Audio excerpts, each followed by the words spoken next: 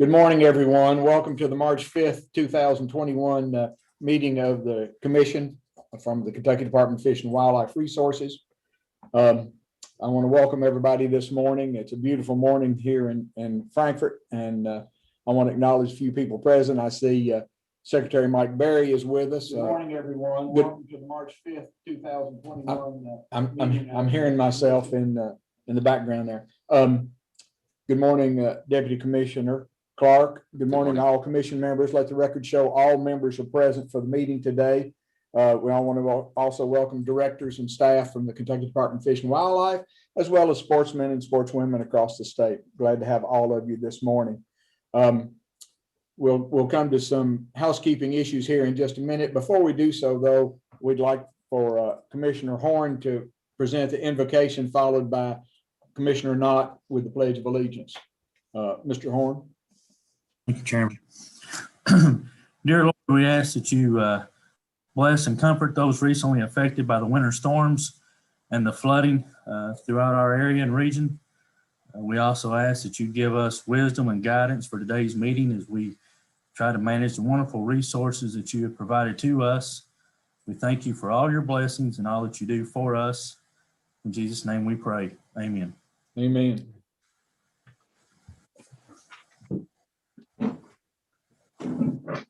Please join me at this time for our pledge to our flag. I pledge allegiance to the flag of the United States of America and to the republic for which it stands, one nation, under God, indivisible, with liberty and justice for all. Thank you, gentlemen. Everyone may be seated. Before I make a few remarks, let's let Secretary Berry say anything if he'd like to. We don't get to see him much with the COVID-19 pandemic, but Secretary Berry, anything you want to say this morning to us? I just wanted to say hello to everybody, welcome you, thank you for the great work you're doing for the Department of Fish and Wildlife. A special thank you to Deputy Commissioner Clark. There's lots going on, and the staff does a tremendous job. One of the nice things about COVID is that our strengths in tourism as it relates to outdoor recreation has really come to the forefront, and more people across the country are realizing how Kentucky is a place that you can go and you can have what we're calling in tourism a safecation. Congratulations to the record number of men and women who are signing up for fishing and hunting license and that are going to view the different wildlife opportunities that we have. So just thank you for all the work that you all do. You have a huge agenda today. You don't need to hear me drone on. So just again, happy March, everybody, and keep up the good work. Thank you, Secretary Berry. I believe that with the increase in hunting and fishing license across the state, I believe tourism will also see that when summer comes and we get out of some of the lockdowns and some of the requirements for fighting the COVID virus, we'll also see a big uptake in tourism for the state. So that you all better get prepared because I believe it's coming, Secretary. Also, thank you, sir. Also, I want to do a few housekeeping issues. I want to remind everybody when we vote, since we have trouble hearing at times, please raise your hand, leave it remained holding it up until we get a correct count. We'll ask you to let your hand down when we get the count. And also, if you need the floor, please recognize if someone else is speaking and either wait your turn or ask for the permission to speak so we don't run over each other with those. I also want to remind those in the public who are watching today, I want to read a short segment about comments if we see or hear public comments today. Because of the virtual live stream format of this meeting due to COVID-19 pandemic precautions, public comments will be handled in the following manner. Those wishing to comment about a topic on the agenda may email their comments to fw.publicaffairs@kentucky or ky.gov between 8:30 a.m. and 10:30 a.m. Eastern Standard Time on the day of the meeting. Comments will be read by department staff up to 3 minutes total per commenter during the public comment time on the agenda. Commenters must include their first and last names, Kentucky county of residence or state of residence if a non-resident, and organizational affiliation and position if an individual is an officer or official representative for a particular organization.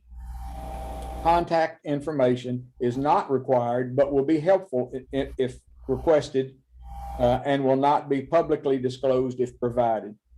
The commission chair reserves the right to decline public readings of any comments that are libelous, profane, derogatory, or of others, or not relevant to the meeting agenda. The commission will review all public comments. Also, I want to turn that now over to Deputy Commissioner Clark for his remarks and some updates from him. Thank you, Chairman Kleiner. We appreciate the opportunity to share some things on behalf of staff and the department operationally. And we realize that the agenda is heavy, and so I'll try to be as expeditious here as I can be. First, want to welcome, in addition to the commission, it's good to see you, albeit virtually. Look forward to being with you in person, hopefully later this year, maybe even our next meeting.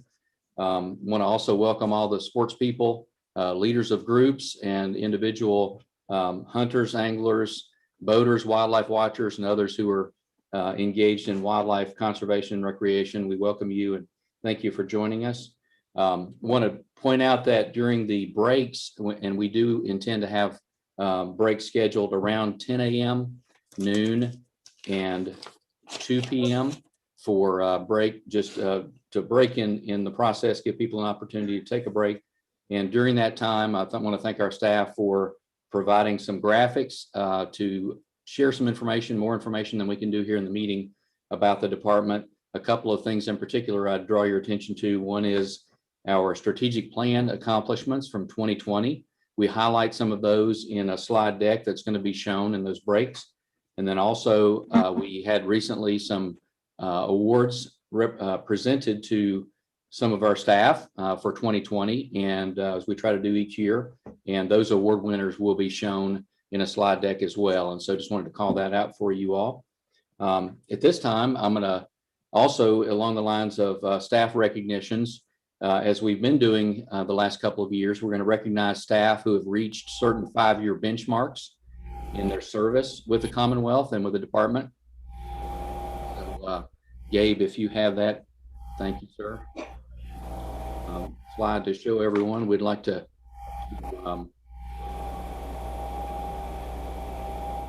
call these folks out. At the last meeting, we recognized folks who had crossed the threshold into 5 or 10 years of service.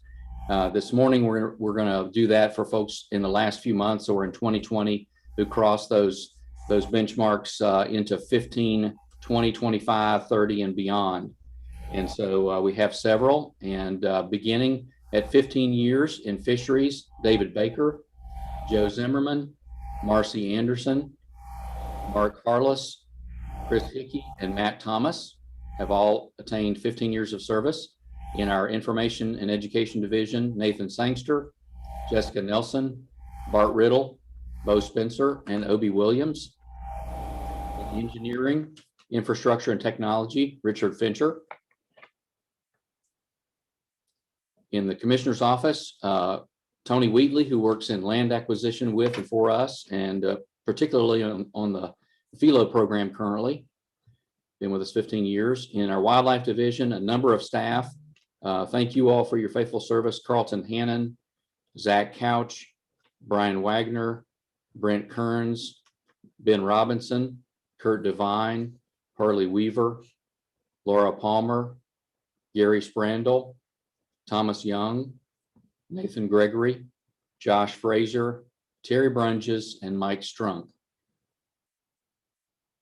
In administrative services, Melissa Trent, Tanya Wilson, Amanda Cook, and Lori Hill. Law enforcement, Jared Alley, Travis Neal, Jason Estes, William Earlywine, Corey Ellis, Robert Horn, Scott McIntosh, Jeremy McQuarrie, Glenn Smith, Barry McCoy, and James Beckett. Next, at 20 years of service, we have in fisheries, Mildred McKenzie, Amy Akers, Jeff Ross, Dave Dreves, and Jared Campbell. In I&E, as we call it internally, Lee McClellan, Adrian Yancey, Dave Baker, and David Beck. In law enforcement, Shane Carrier, Lucas Hurt, Daniel Richardson, Jeffrey Whittinghill, David Kuhn, and Lee Cope. Marketing, Brenda Hill, Administrative Services, Jason Monarch and Beth Frazee. And in wildlife, Dan Crank, Scott Buser, Philip Matlock, Laura Burford, Willie Cook, and JJ Baker. 25 years of service. Us old timers. In wildlife, Gerald Burnett, Kevin Tucker, Wes Hodges, Kevin Raymond, and Tim Creer. Fisheries, Eric Cummins, Michael Buckler, and Jared Campbell. I&E, Calvin Roberts.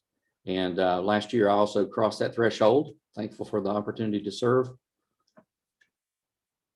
And 26 and more. Really getting to the cream of the crop here in terms of service. In fisheries, Rod Middleton, Mike Harden, Jeff Spencer, Brian Gray, Jeff Crosby, Mike Buckler, Pete Besant, and Dirk Bradley. In I&E, Jack Lee, Philip Williams, Tia Edwards, Bruce Armstrong, Bill Fannin, and I think we accidentally had Tia cut in there, pasted in there twice.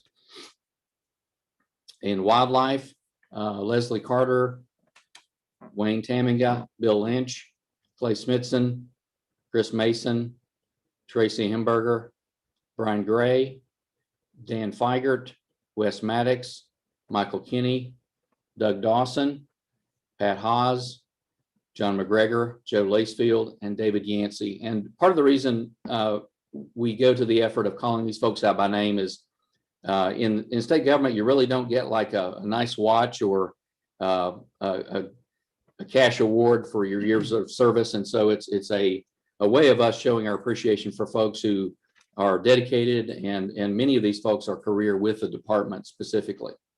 And then also engineering IT, Chip Quarles, who has helped us a lot with these meetings, especially as we transition to the new meeting format and enhancing our graphics. So thank you all for your faithful service to the department, to the sports people, and also to the commission in helping to advance our mission. So we appreciate all of you.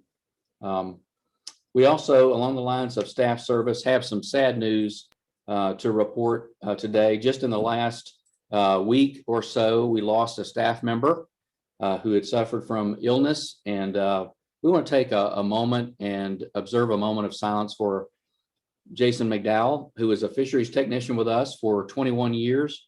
And if you just please remember his family in your prayers, we'd appreciate it. He was just a great employee and friend to many of us, but also a very dedicated employee and avid participant himself. So let's observe a moment of silence, if you would please, for Jason McDowell.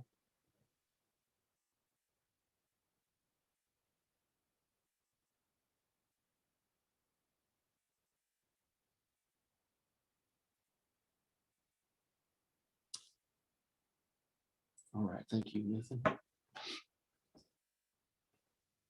Thank you, Deputy Commissioner. Yes, sir. I actually have a few more comments, if I may, sir. Okay, Thank you. Wanted to just give a quick update to something that actually many commission members, several commission members were involved in 2018 and 2019, a group, our first working group under what became our new meeting format. We had some commission members and staff who together were trying to look ahead with the department in ways that we could improve our communications, our marketing, and also our public relations. In fact, that group was an ad hoc working group called the Public Relations Working Group. They have since finished their work, dissolved, but they left with us several charges. One was to investigate and pursue, if it was feasible, a new license delivery system, which could include enhancements ranging from an app for licensing and other department service delivery to improve customer service.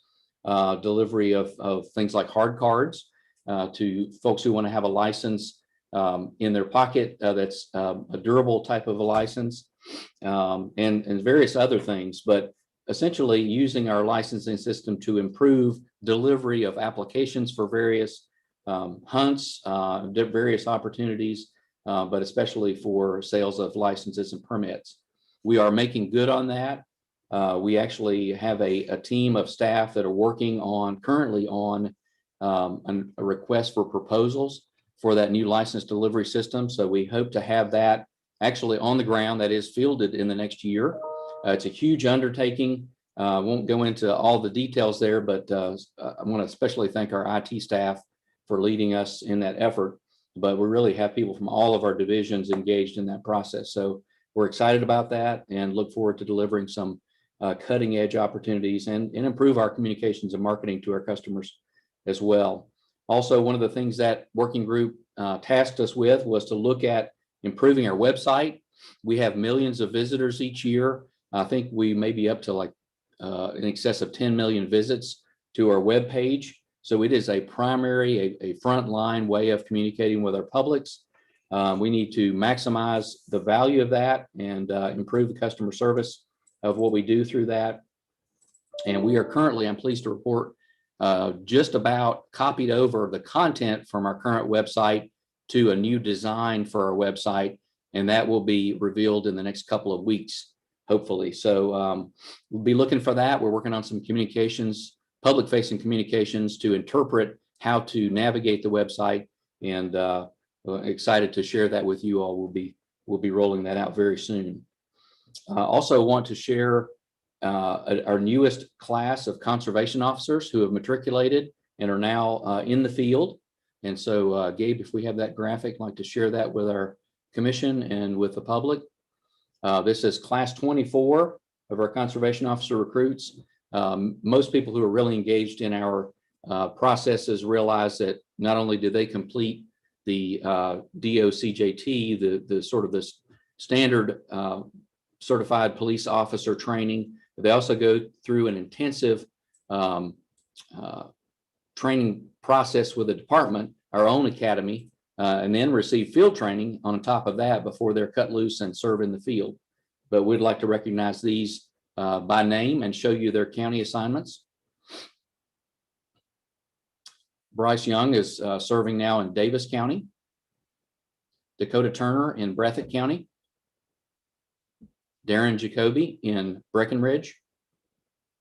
Connor McAvoy in Jessamine. Samantha Fioro in Harrison County. Travis Abrams in Jefferson. Kurt Bolgren in Henry. Joseph Braden in McQuarrie. Logan Reynolds in Bullitt. Tyler Hanna in Muhlenberg County. Jonathan Seagraves in Carter. And we look forward to lots of good reports from them. We actually have had positive feedback from the public and other stakeholders about their service already. And so we're excited to have them in the field. Also want to call out and thank our conservation officers with joining other first responders in the last couple of weeks or few weeks, both with the ice and snow issues that we had, emergencies related to that, but especially in the last week with flood rescues and relief, literally responses in the hundreds. That is our officers going out typically in pairs or more and responding to these needs, calls for emergency assistance, rescuing people from homes that literally are in the upper floors or on the roof of their homes or otherwise in need of assistance, taking food to people who are isolated, even rescuing livestock. We see a picture here on the far right of some horses that were freed that the owners could not get to. And so our officers were able to free them and get them to safety. And so thank you, officers. You do so much for the Commonwealth. Typically mission focused, but a lot of times you run into situations that are not normally in your line of duty. And we thank you for that, for your work. We also want to call out, as Colonel Gibson had pointed out in the previous meeting, that we're developing what we're calling life jacket loaner stations. And Gabe, if you're able to pull up that graphic to show those, just for folks who may not have been in our previous meetings, we have 2 different prototypes, and these are available for donation. Folks can, groups or individuals who want to help us improve boater safety, folks who are using the public waters of the Commonwealth can donate the materials or even donate materials in construction of these on public waters access sites. Gabe, if you proceed to the second slide. We have a goal of establishing 10 stations this calendar year at several locations across Kentucky. In fact, we have our first sign up for a donor on a lake in Monroe County. We're excited about that. If you are interested, if you are a business or a sportsman's group, or you otherwise would like to donate the materials or construction of one of these loaner stations to go at a public access site for people who arrive on site but don't have life jackets, and they're going to play in the water, they're going to go out on a boat or a jet ski or whatever to check out voluntarily a life jacket and then bring it back, we'd love to sign you up. So contact Marcus Bowling. His email address is here, marcus.bowling@ky.gov. You can also reach out to your commission members. They're going to have informational packets and receive inquiries as well for these loaner stations. Thank you. And then finally, just wanted to give a quick call out. As you all know, Kentucky, as Secretary Berry also called out, Kentucky is a destination in many regards for our wonderful outdoor opportunities. Specific to the department, we've received accolades over the years for a variety of different things, ranging from elk to deer to fishing. And in the last couple of months, we've received some additional new accolades. And I just want to bring attention to those. I don't have graphics for those, but just wanted to praise our program staff and the department and express our thankfulness for the resources we have here. One of those accolades is Abu Garcia is celebrating its 100th anniversary as a company, and they're calling out the top 100 fisheries across the country. And they've given us multiple kudos, identified several of our fisheries as being top fishing destinations. They haven't released their top 10 yet, the final 10, but in the top 90, we have Lake Cumberland, Kentucky Lake, and Dale Hollow Lake. And so we thank Abu Garcia for recognizing what we have in these fisheries and for making that publicly known. Thanks to our staff who support those fisheries. Also, Wide Open Spaces has joined dozens of other outdoor authorities in naming Kentucky a top deer hunting state. They named us one of the 10 best states to deer hunt after the 2020 season. And then finally, onX Maps similarly has joined a variety of outdoor authorities in naming Kentucky a top outdoor destination. This year, a top 10 turkey hunting state. And they named us the best state for a variety of hunting terrain. So ranging from the bottomlands in West Kentucky to the Appalachian Mountains, Kentucky offers something for everyone in turkey hunting. And again, Chairman Kleiner, thank you for allowing us the time graciously. Sure. And I'll turn it back over to you for moving forward with our agenda. Thank you, Deputy Commissioner. On behalf of the commission, for that long list of dedicated employees, we say thank you for your service. For the new officers that are sworn and ready to go into the field, we'll pray for your safety as well as we pray for the safety of all officers in the field. Thank you for your desire to serve the Commonwealth. I also want to extend some kudos to the staff of the Kentucky Afield magazine. I'm going to hold up the 2020 winter, see if I can get in there, the winter edition of the Kentucky Afield magazine. If you notice it, it's in a hunter or a outdoorsman with a canoe on a large creek. Inside this is the 75th anniversary issue of Kentucky Afield and Happy Hunting Ground. It is full of great historic moments in the history of the department. I want to especially thank the staff, especially Editor Dave Baker, Associate Editor Lee McClellan, and all those in arts design, the writers, Rick Hill, the illustrator, for their hard work. I would encourage all sportsmen and everybody to get a copy of this. It is a great historic reference for things that happen in the department. So congratulations on a great magazine. I hope everybody gets an opportunity to read that. On with action items, gentlemen. The first thing on our agenda today is the December 4th, 2020 commission meeting minutes. I hope everybody's had a chance to review those. Are there any questions, additions, or deletions to the minutes of December 4th?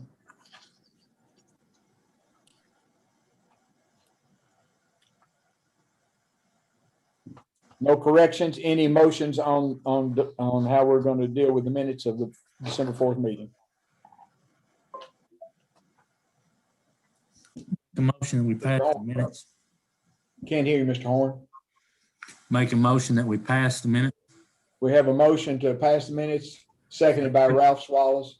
All in favor of that motion, please signify by raising your hand. Motion carries. Thank you, gentlemen. The second is the quarterly financial statements. Lisa, are you with us? Lisa? Yes, sir. I'm There here. she is.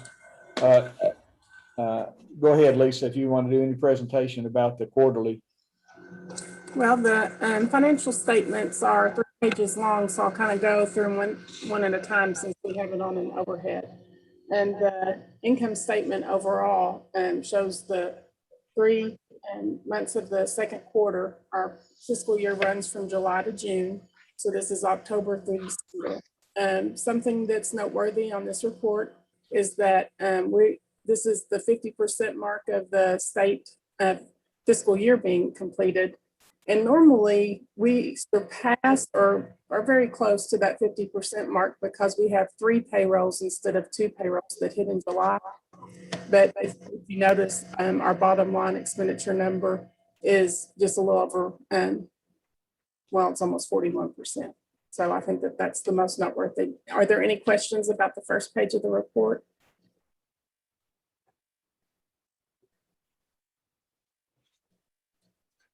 Proceed, if you would, Lisa. Okay, the second page of the report compares December for the last to the last 2 years, and also the fiscal year to date, July through December for the last 2 years.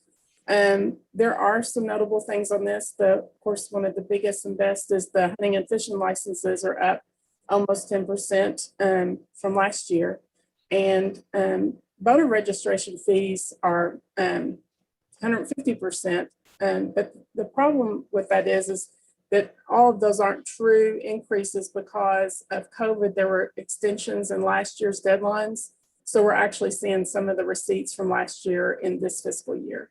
But still, that's phenomenal. I've also made some notes at the bottom of the report that kind of show some of the receipts that are down because of COVID closures. And, the Salado Center has been at a lesser capacity and our camps were down. And really and truly, part of the reason why our expenditures are down, is that we did not have camps last summer that bleeds over into this fiscal year. Do you all have any questions about this report? All right, and then our last report is the cash fund balance. And it's broken down into the types of funds, and if you'll have any questions. I assume everybody has that copy and has had a chance to go over them. Any other questions for her, for Lisa concerning the quarterly financials? I'll entertain a motion concerning those quarterly financials. I'd like to make a motion, we accept the quarterly report. I have a motion from Doug Morgan to accept the reports. Is there a second? I have a second by Paul Horn. Is there any further discussion concerning those quarterlies or any statements you want to make about those to Lisa? Any other questions? If there are no other questions, all in favor of accepting the quarterly financial statements as written, please signify by raising your hand. Motion carries. Thank you, Lisa. Next issue on the action items is bobcat hunting. Mr. Garland, are you with us? Yes, sir. Okay, fire away, sir. All right. Good morning, everyone. I'll start off just a quick introduction here. We all know we had Morning, Laura. Laura Palmer's here with us too, our fur bear biologist. She's going to do a quick presentation, but We've talked about this a couple of times, and as you all know, we have been working with University of St. Thomas, Minnesota, to develop a cost-effective method of monitoring bobcat populations that the commission approved back in 2018. Unfortunately, our participation in those surveys has been low and not allowed us to accurately get enough sample size to get accurate data in those on those surveys. So Laura's going to run through a quick summary of the action items today, and then do a little presentation, and then we'll come back and read the action items and take any questions. Morning, everyone. Can everyone hear me okay? No, you need to speak up a little bit, Laura. Get a little closer to your mic, please, Okay. ma'am. Is this better? A little better. Is there anything IT can do to make that better? No. Robbie, can you hear? Yeah, I was gonna say, Doug, I think you have a vacuum cleaner going in your background. You might want to mute yourself. Okay. I don't have a vacuum. Laura, if you can, maybe get a little bit closer and just speak up to a little bit. If you Okay. would. Is this a little bit better if I speak loud? That's a little better. Okay.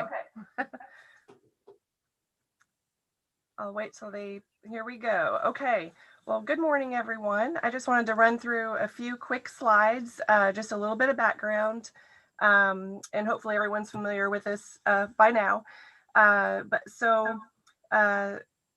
Many wildlife populations, which I'm sure you all are familiar with, deer and turkey, black bear, etc., and including bobcat, which we may not be very aware of. So many of these wildlife populations drastically declined as a result of habitat destruction and unregulated harvest from the 1600s to the early 1900s. This was a period of market hunting, which was basically a free-for-all of harvesting wild game for market. Wild game was sold at markets, and the railroad facilitated transportation of animals and furs all over the country. At this time, much of the colonization and Western movement was driven by beaver, the desire for beaver fur to send back to Europe. And so the exploitation of wildlife went unchecked until the early 1900s, when the conservation bobcat populations declined, as I mentioned, along with deer, turkey, elk, bear, all kinds of non-game wildlife as well. And so the Midwest was one of the areas where bobcat decline was greatest and has been one of the last areas to recover. And so you can see on the slide, bobcats were considered scarce in Kentucky in 1974 and had nearly disappeared from the Corn Belt states of the Midwest. The Mammals of Kentucky book, just a little tidbit of interest, mentioned in 5 trapping seasons from 1968 to 1972, fur buyers in Kentucky purchased 24 bobcat skins, averaging about 5 per year. And the average price back then was about $4 to $9. Next slide, please. So bobcats have made an impressive comeback throughout their range, most of their range, and they are considered stable. We do know in Kentucky bobcats are abundant, more so in the western, southeastern areas, and even in the south. Since I've been here, we've had many reports and noted telecheck increases in kind of this area from Frankfort north, which is kind of this last area to fill in. And so the Kentucky bobcat harvest season reopened in 1987 with a harvest of 93 bobcats. It was then in 1998 and 1999, in the 98-99 season, expanded to a portion of Western Kentucky. And then in 2003 and 2004, it was expanded statewide. And so currently the U.S. Fish and Wildlife Service monitors the status and management of bobcat populations under the Convention on International Trade in Endangered Species of Wild Fauna and Flora, abbreviated as CITES. And so CITES is an international agreement that was created in 1975 to ensure that international trade of certain wildlife and plant species does not threaten their survival. A federal CITES tag, which you can see in this picture, is required to be attached to a bobcat hide by the harvester prior to it being sold within the US, prior to it crossing state lines, or exported from the US. And so that is a federal requirement. Next slide, please. And so as the US Fish and Wildlife specifies, that states that allow harvest implement regulations to control harvest so that bobcat populations are not adversely impacted by the harvest. These regulations vary between states and tribes and include measures such as restricting harvest season length, restricting harvest methods, establishing bag limits or annual trapping quotas, and instituting mandatory reporting. Such regulations ensure long-term sustainable use of the species and support bobcat conservation goals. And so the states and tribes do provide annual updates to the service. That is a requirement on the status of the bobcat populations and any regulatory changes they may have put in place, especially regarding CITES tagging. And we in Kentucky strictly follow the federal tagging guidelines. There are some states that are a little bit more stringent and require tagging of all pelts or hides. We only require tagging if they are to be sold, which is what the federal requirement is. Next slide, please. Okay, so as far as monitoring, we know that bobcats are a valuable fur bearer. They're popular. They are, historically have been trapped for fur by fur trappers. Peak market conditions back in 2012, 2013, bobcats were selling for about $100 each. Even out west today, they sell for hundreds of dollars. They have a nicer pelt in the west. They're what they look for is the bright white bellies and dark contrasting spots. So they are a little bit more valuable out west. They're popular in Kentucky on the taxidermy market, also as a prized harvest to hunters and trappers, and kind of this emerging fad of predator management as well. So all those things together kind of are putting, could put pressure on the bobcat. And this is a fur bearer that, has a lower litter size than others. There is a juvenile survival rate can be highly variable. Most of that's due to starvation or available prey is what that's based on. And so sound data are necessary to defend harvest against ever increasing opposition to hunting and trapping and to responsibly and properly manage bobcat populations in Kentucky. And so many states are moving towards integrated population models, which, as are we, it is a cost-effective and robust means of estimating abundance of wildlife populations over large spatial scales, such as statewide, which, most populations are managed on a statewide basis by each state agency. As Chris mentioned, we have been working with a statistician in Minnesota to develop these models. Bobcats are tricky as opposed to, different bear, elk, turkey, because this is an animal that's both hunted and trapped. And so that makes the modeling a little bit more tricky, but our statistician we have been working with has mastered that. And so this modeling incorporates various data sources, and one is harvester effort, and we gain that by sending surveys to hunters and trappers asking how many days they hunted, or how many nights they had traps out, and we'll get to the bobcat permit would help us gain that harvester effort data from hunters.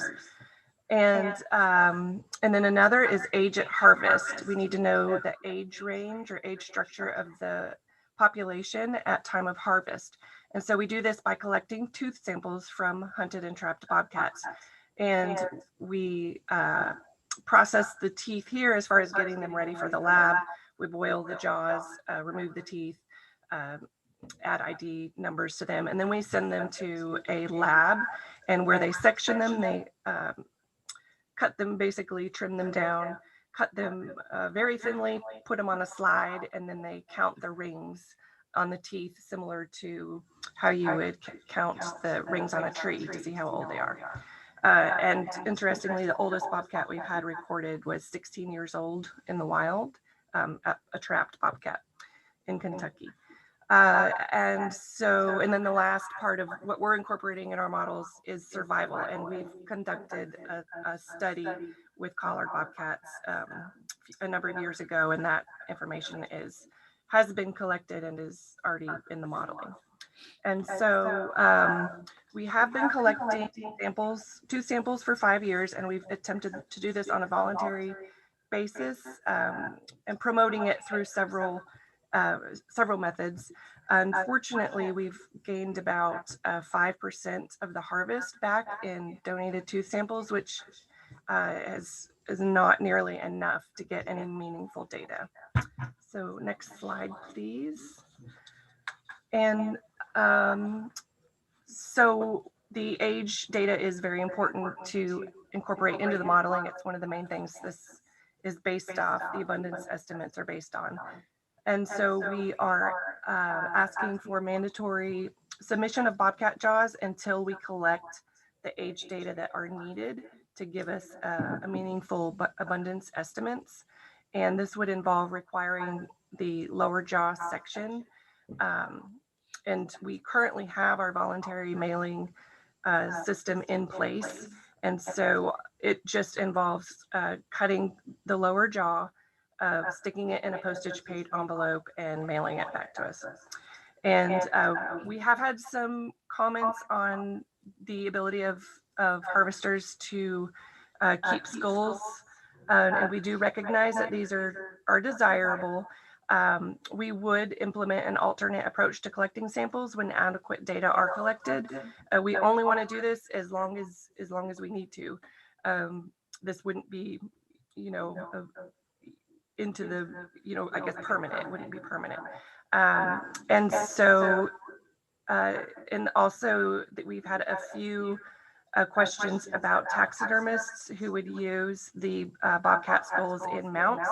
I've talked to some folks, and there evidently are very few taxidermists who actually do this, but we could give them an exemption if that's the route they wanted to go. And then those wishing to keep their skulls could go ahead and boil the skulls. Whenever they boil the skull, remove the tooth, and then we usually get double teeth. Some people will submit the whole lower jaw instead of just one half, so we have extra teeth, and we could send them an extra teeth to replace that one with. Next slide, please. Okay, and so along with this, we had mentioned the effort data that are needed for the model. We are requesting a bobcat hunting permit for bobcat hunters. This would allow us to do a few things and collect some different data. It would allow the Wildlife Division to identify bobcat hunters before they start hunting. And that's important because this would allow us to notify them either through an email or a pop-up when they purchase their license, to let them know to save the jaw section or the skull after they hunt their bobcat. Right now, we have an option where when they telecheck their animal online, they can opt to donate the jaw or the tooth, but unfortunately, by this time, a lot of them have thrown the carcass or discarded the carcass. And so this would allow us to let them know upfront that we are needing these samples. And then also it would allow us to share instructions for collecting hunter effort and let them know just to keep track of how many days they're attempting to hunt bobcats throughout the season. That I feel like would give us better data at the end of the season when we send the follow-up surveys, if they have had a heads up to kind of keep track of that as they go along. And lastly, the bobcat hunting permit would provide an accurate list of bobcat hunters to survey for effort data immediately upon the close of season. Right now, we have no way to target bobcat hunters because we don't have a specific permit. And try to survey 300 to 400,000 hunting permits is not feasible. And so I believe those are the main points I wanted to cover. And so Chris and I will take any questions. Thank you. Commissioner Lear. Thank you. When you say it wouldn't last forever, about how many years of are you projecting your? So usually these models, depending on sample size, take about 5 years. Once we get going, those first few years, we would have a better idea of how long. We would hope for 5 years. You know, it may be 4 to 6. It's hard to say until we start getting that data into the model. Commissioner Horn. Bobcats are in all, correct? 120 counties. Yes. Doing stocking, they have naturally propagated throughout the state or in all counties, correct? I'm sorry, I'm having a little bit of echo issue. They do occur throughout every county. Is that what you asked? Yeah, we've not done any type of bobcat stocking program. They've naturally moved and then are in 120 counties, correct? Yes, that is correct.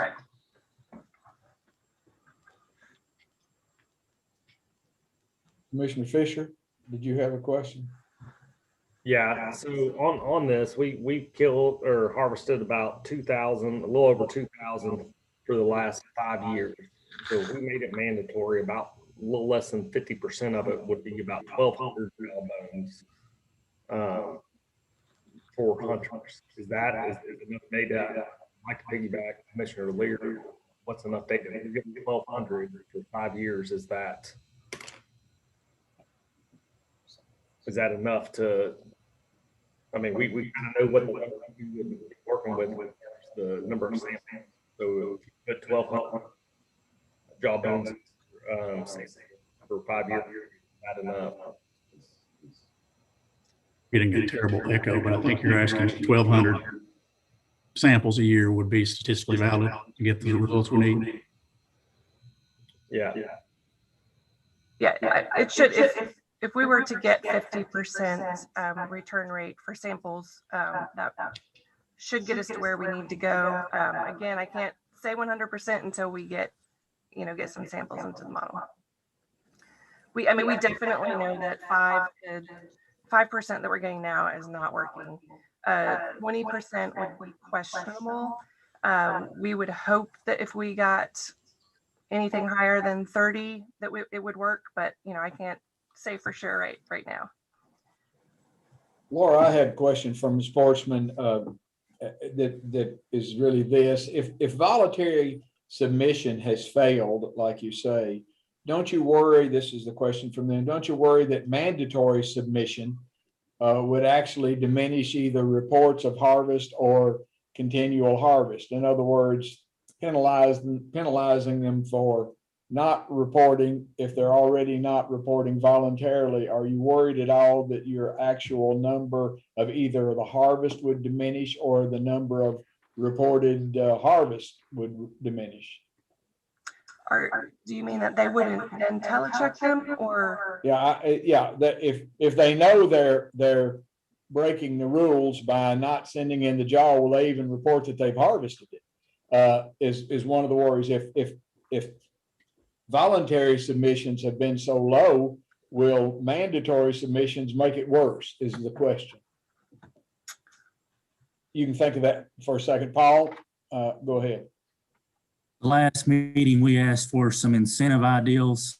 The department come up with any incentive ideals. I have a couple, but wanted to see what your all's thoughts were first. Did you get that question, Laura? Yes.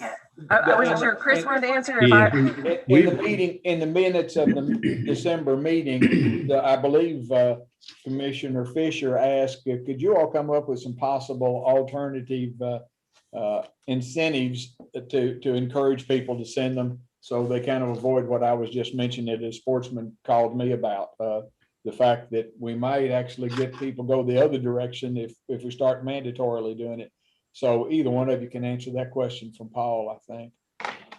I think we could do that. And we've looked at, obviously with the 2 submission, they can get the age. We can look at other incentives such as drawings or gifts that we could provide. Hats has been a big one. We've had incentives programs with our small game program for decades really. And, unfortunately those don't seem to really work.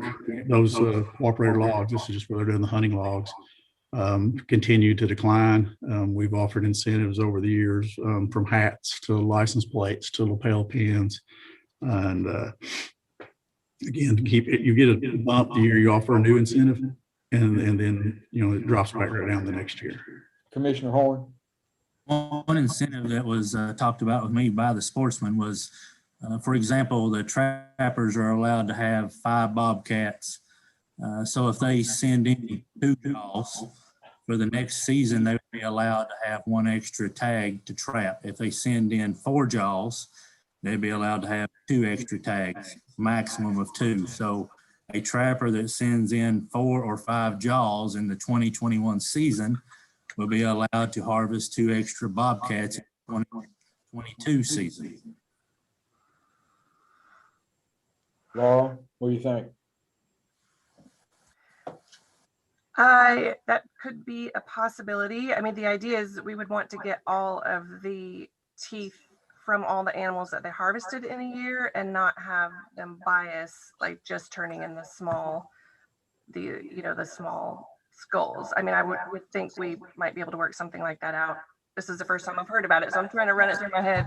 But I would think if they, and Chris, I definitely defer to you, but if they were to return in all of their 2 samples from the cats that they trapped one season, we could do that, I think. Commissioner Morgan? I can see, it's obvious to me for obvious reasons how a trapper or a taxidermist would not have much problem complying with sending the internal part of a bobcat to the department, because during their process, that's readily available to them. But your average hunter that would harvest a bobcat is going to send it, most of them, to a taxidermist. I'm just not comfortable with requiring a hunter to take that jawbone from that bobcat and mailing it to the department. If you want to take the word hunter out, I don't have a problem, but I just can't support mandatory a bobcat hunter mailing in a jawbone. I'm sorry, I can't do it. Laura, do you know how many, do you all have numbers on how many bobcats are sent to taxidermists within Kentucky per year? No. Because I'm just wondering if you wanted to make it mandatory, could you mandate that the taxidermist in his job send those samples to you as part of the work he's going to do for the hunter and manning? That's why I wonder how many taxidermists wind up with either just to skin for the hide or to actually do a mount of that. There's where a lot of those bobcats are going to wind up, as you all have said, is that taxidermist, instead of mandating a hunter, would you consider, or would it be feasible to mandate, if you want to call it that, a taxidermist to take a small section to send to you as part of the job he's doing for the hunter or a trapper? Yeah, let me comment on a couple of those things. Okay. So let me back up. We may have numbers of bobcats that are sent to taxidermists, and law enforcement might be able to jump in there. I'm not sure what's required as far as taxidermy reporting, as far as what species they mount. So I would defer to law enforcement on that one.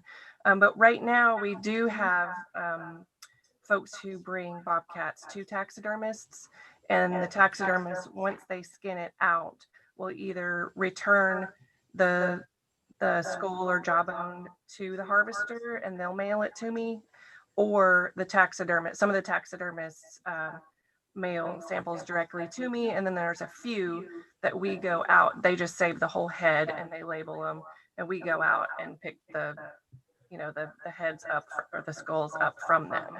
So, yeah, there's definitely ways that the taxidermist can help, skin the animal first, and then we get the tooth later on, or the jaw section or skull later on. Mr. Chairman, may I ask a quick question? Sorry Go about ahead, that. Mr. Clark. So, Laura, correct me if I'm wrong here. So part of your, if I'm following you correctly in your proposal, part of your desire to have the permit in place is to be able to communicate on the front end with prospective bobcat hunters, those who intend to hunt or harvest bobcats, and then be able to provide them with instructions so that they can know, again, proposed here, but know what's expected, like in terms of mandatory tooth or jaw submission. And then options, for example, if they intended to take it to a taxidermist, they'd be advised, okay, the taxidermist can do this and ensure compliance through the taxidermy process. If not, then give them detailed instructions, like to Commission Member Morgan's concern, give them instructions on how to submit that jaw, step by step on how to do that. So we have had, I will say, we've had good success in cases where we have like in advance, like you're proposing, have sort of a captive audience, so to speak. We have good experience with communicating with them and then compliance after that. I think it's a challenge here is to be able to support an expanded bobcat hunting opportunity going forward. I think the Wildlife Division here is proposing, here are some steps we can take to ensure we have good data to be able then to, make conscionable recommendations to you all to expand the harvest or the opportunity to harvest in the future, albeit it might be 4 to 6 years before we could do that. So one way to do that would be through the permit and then communication explicitly with these prospective bobcat hunters, and then following up with them if they're not going to use taxidermists, they can go through their use the information that's provided by wildlife to harvest those teeth and jaws and submit them. So yeah, go ahead, Chris. So there's another option to be in that information. If you had that direct contact with the hunter, you could direct them, to their area biologist also to assist. We have the Find My Contact information. I'm sure our area biologist would be willing to assist too if someone wasn't going to the taxidermy process or needed assistance with the jaw. Yes, Commissioner Fisher.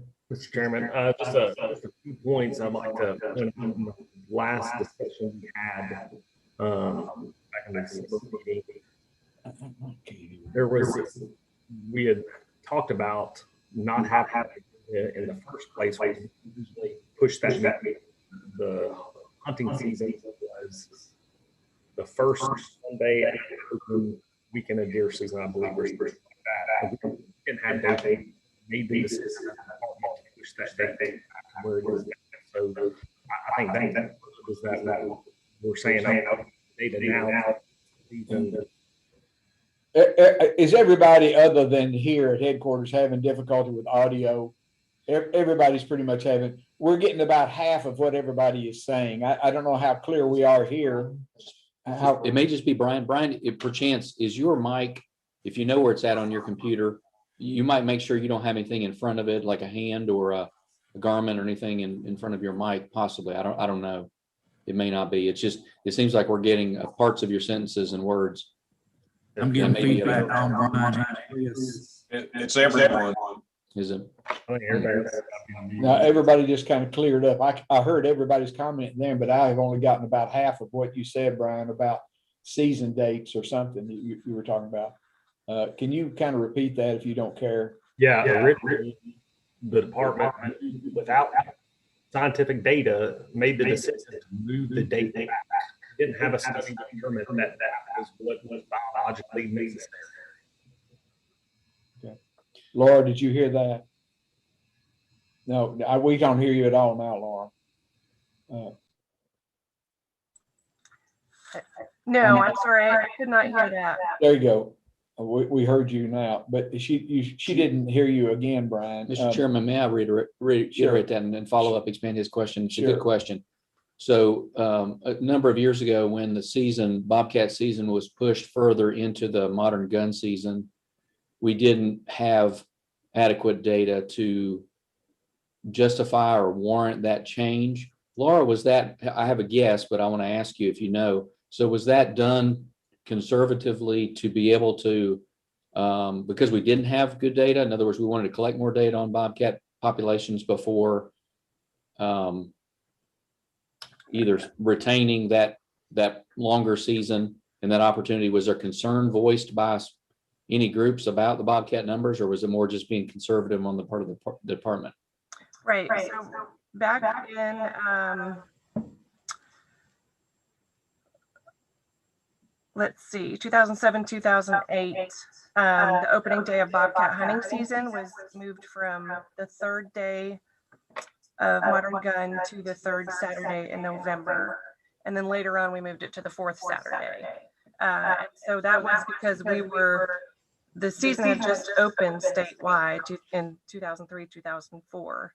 And we were seeing pretty big increases in, and there was a smaller research study done by EKU to essentially let us open up the season statewide.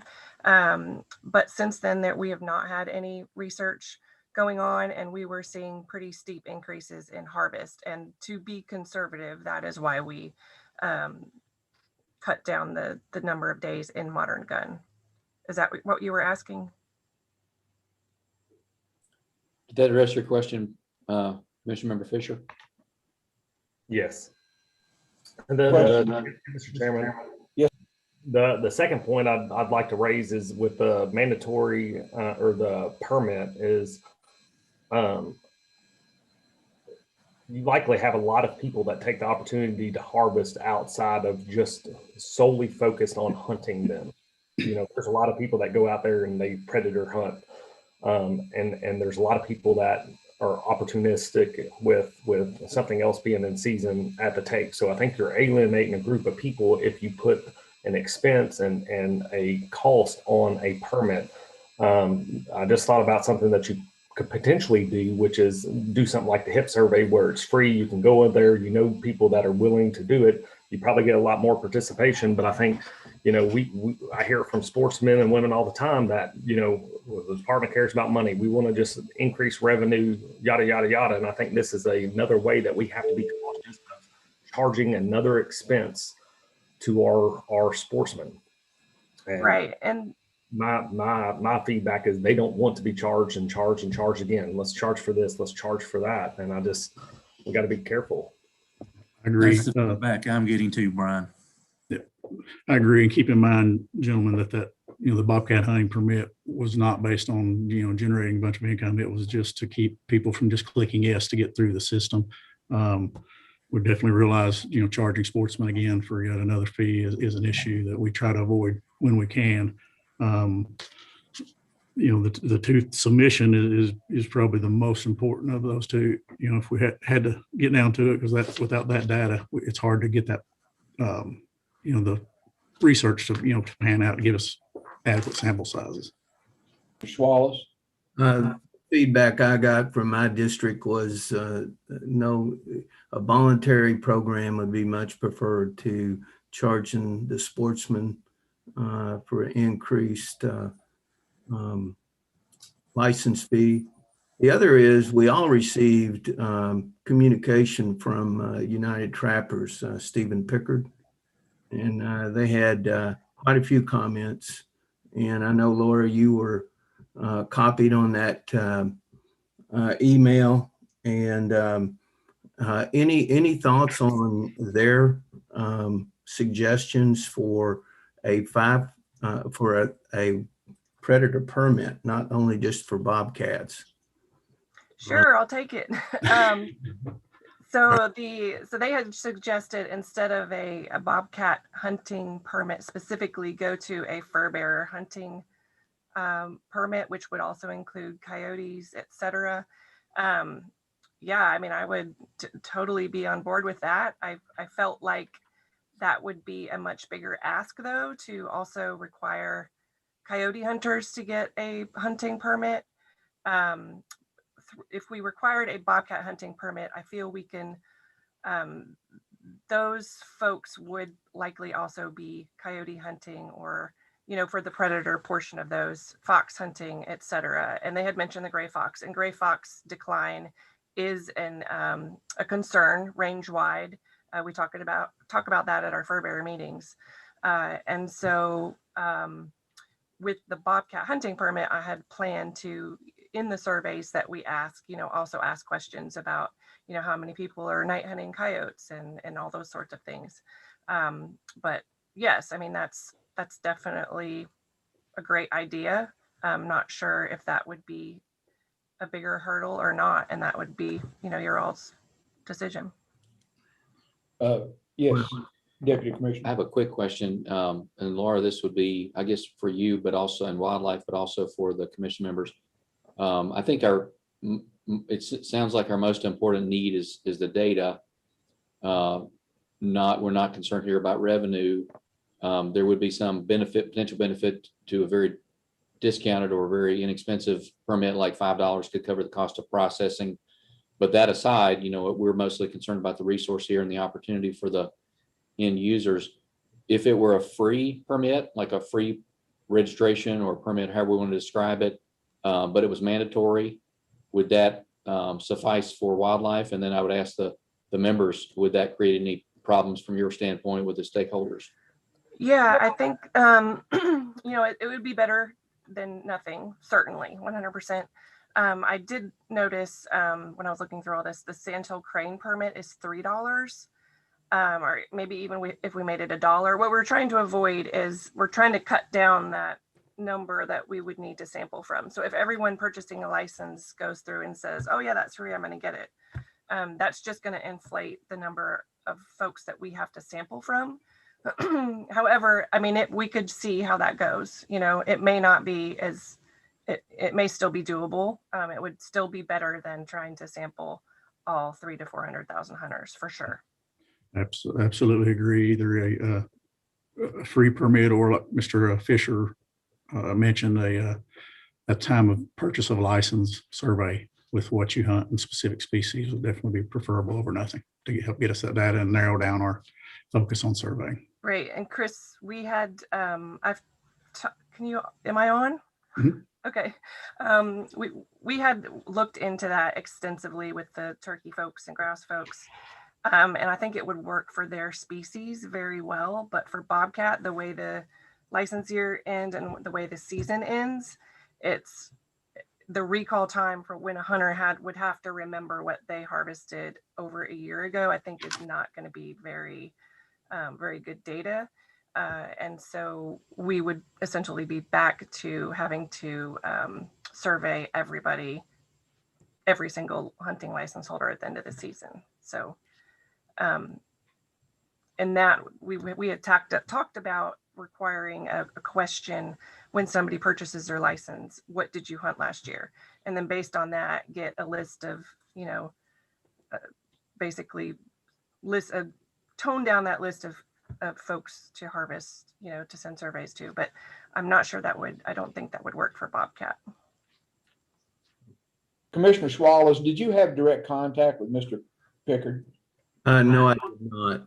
I reviewed it and looked at his recommendations, and this came from United Trappers. We received that on February 12th. All commission members got it.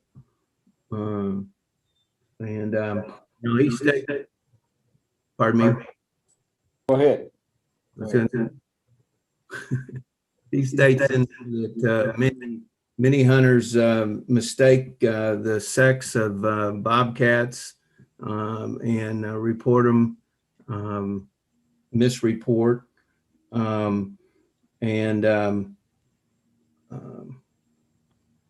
just more of a voluntary than a mandatory.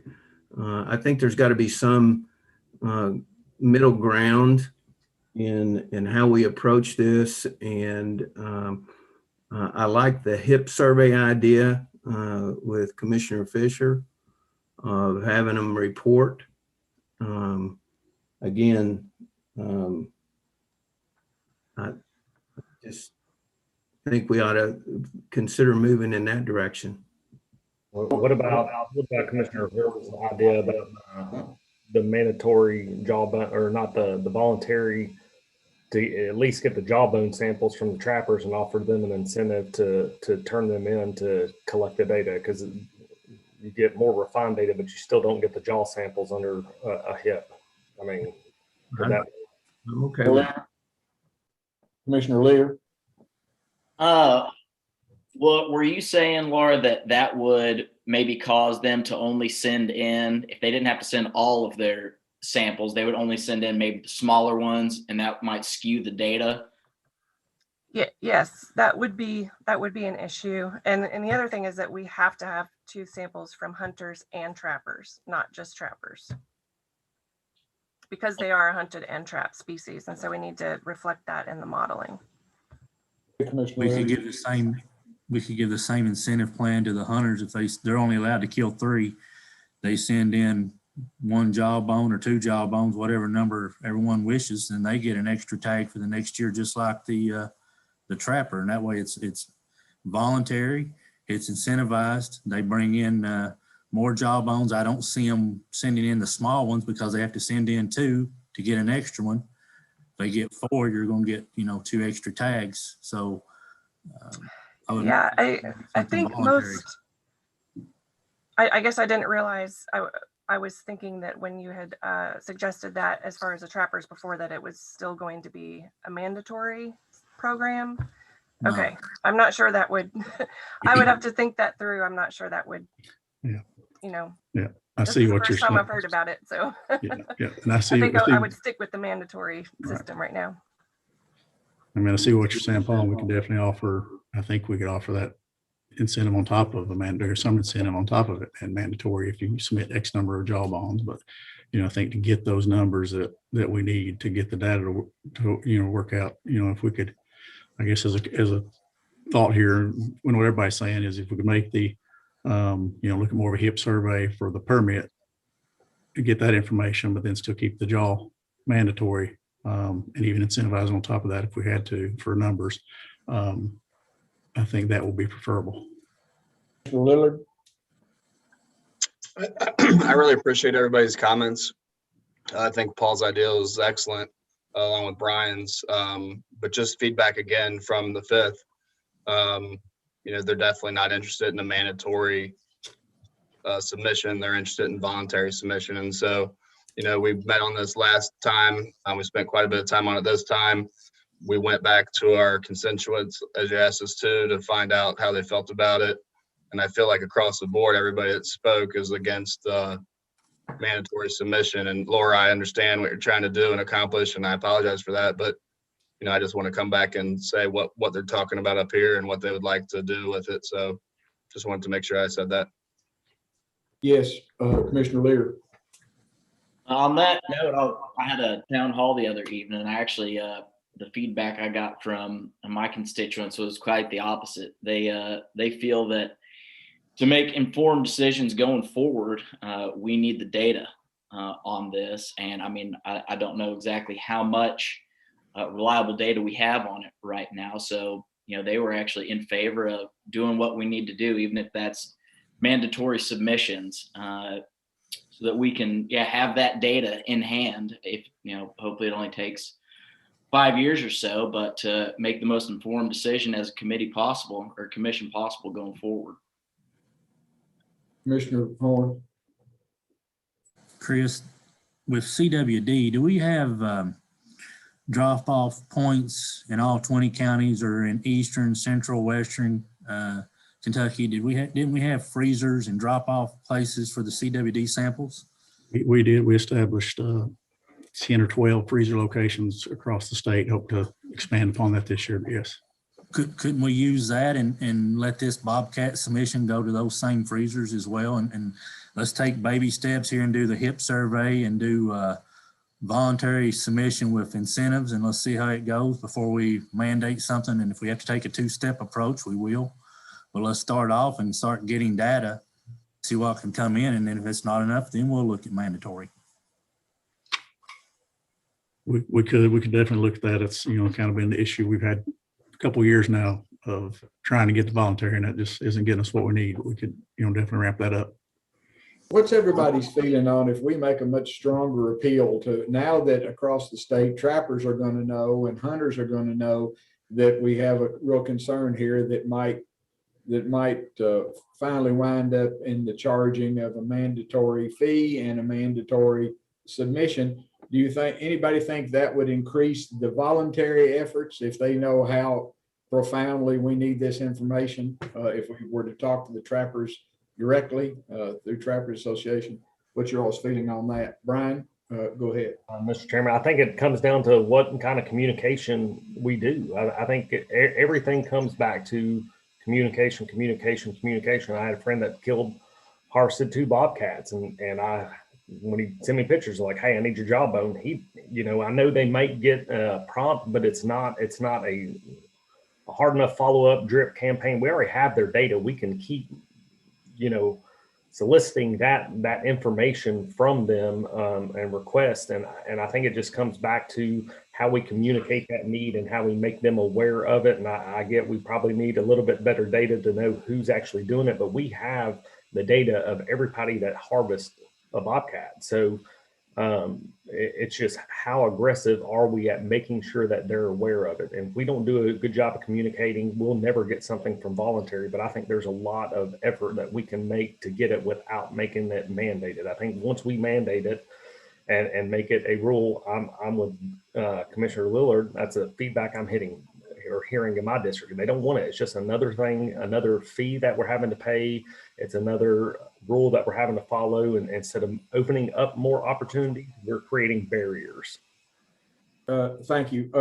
In the interest of trying to move on, then there are really 3 issues here before the commission: the mandatory submission of bobcat jaws, that question, the retaining the current gun season, and then the third item is create a bobcat hunting permit. With the discussion we've had, are there any motions or anybody want to bring forth a motion for the commission to consider? I'd like to make one more comment. Speak up just a little bit, Commissioner Horn, if you would. We've not really talked about the season, but the feedback I'm getting here is that everyone would like to see it come in the 3rd Saturday in November, moving it back 1 week. So there is at least some opportunity during the deer hunting season. So I'll leave with that comment. That's the feedback I'm getting. They would like to see it come back to the 3rd Saturday in November like it was before it was moved this last time. Other comments on seasonal change date? Anybody else heard anything from their districts? Brian, did you have a comment? My district's the same. They want to push back up more opportunity during deer season. And keep in mind, gentlemen, this is kind of how we got where we are. That was the initial request, was to back that up and provide more opportunity, which we really want to do. It's what we're about, is opportunity. But with this particular species, we just feel like without this information to have sound numbers on that, we just it'll be tough to move that season back anymore. Other comments or motions from the floor? I have a comment, Mr. Chairman. Mr. Chairman? Yes, Mr. Morgan, go ahead, sir. As far as the $5 permit, I don't really support adding any more expense to the average person out there, especially a person that's going to go out and enjoy the outdoors. We're receiving stimulus money from the federal government to sustain ourselves through this problem. I don't think their intention was to use that to send a department a $5 permit. So I don't think it's a good idea to add any expense to the sportsman at this time. Thank you, Mr. Morgan. Other commissioners' comments or motions from the floor? How do you want to deal? How does the commission want to deal with this issue? Those 3 issues. Mr. Chairman, may I? Yes. Comment? Just to reiterate, in case I was unclear, which I often am, and I apologize, there is an option for a free mandatory, be required, but a free permit. So if it were to be implemented, if that were to be required in order to identify prospective bobcat hunters and communicate with them, provide instructions and survey them. That's something we could develop a communications campaign for and include in the guide, and directly communicate with those folks without any added expense to the sports people. Thank you, Commissioner. Other comments or motions concerning bobcat hunting? So would anybody be opposed to Commissioner Horn's idea of the incentive to? Can you all hear Commissioner Fisher? Can everybody hear him? Not well.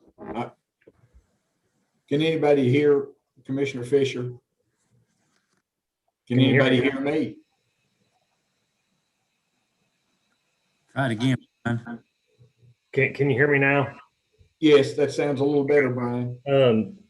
So is anybody opposed to Commissioner Horn's idea of an incentive on the submission if a trapper, harvests 2 or more bobcats and they submit every jaw, that they get an extra tag, and if they do 4 or more and they submit every jaw, they get an additional one up to 2.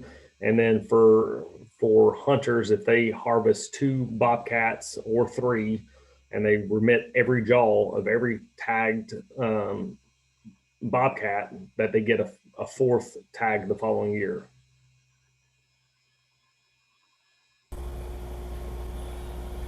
As long as it's not mandatory, I think it's a pretty good idea. If a person has the initiative to go ahead and do that and send that data in for us, he ought to be rewarded for it. Him or her should be rewarded for it. I don't have a problem with it at all. I think it's a good idea. So Paul, could you state that again, your suggestion? I know you're not making that as a motion yet because we've got these other 2 issues, but can you state again what your idea was on incentives? So in the current hunting or trapping season, if a trapper submits 2 jawbones, they are rewarded with 1 tag for the following trapping season. If they submit 4, because they're allowed 5, if they submit 4 or more, then they're allowed 2 tags in the following season. If a hunter, which is allowed 3 bobcat tags, submits 2 bobcats or 3, doesn't matter, they have to submit 2 or more, then they are rewarded with 1 tag for the following season. Okay. And what's your feeling on the non-charged permit that the deputy commissioner was talking about in order to keep up with who's hunting? I would rather they have a hip survey, or they just interview the people that have a hunting license, a trapping license, or a sportsman's license, because a lot of people are deer hunting or out hunting, and the bobcat is an opportunity, and they take advantage of that opportunity. They don't necessarily buy a bobcat permit just to go out and bobcat hunt.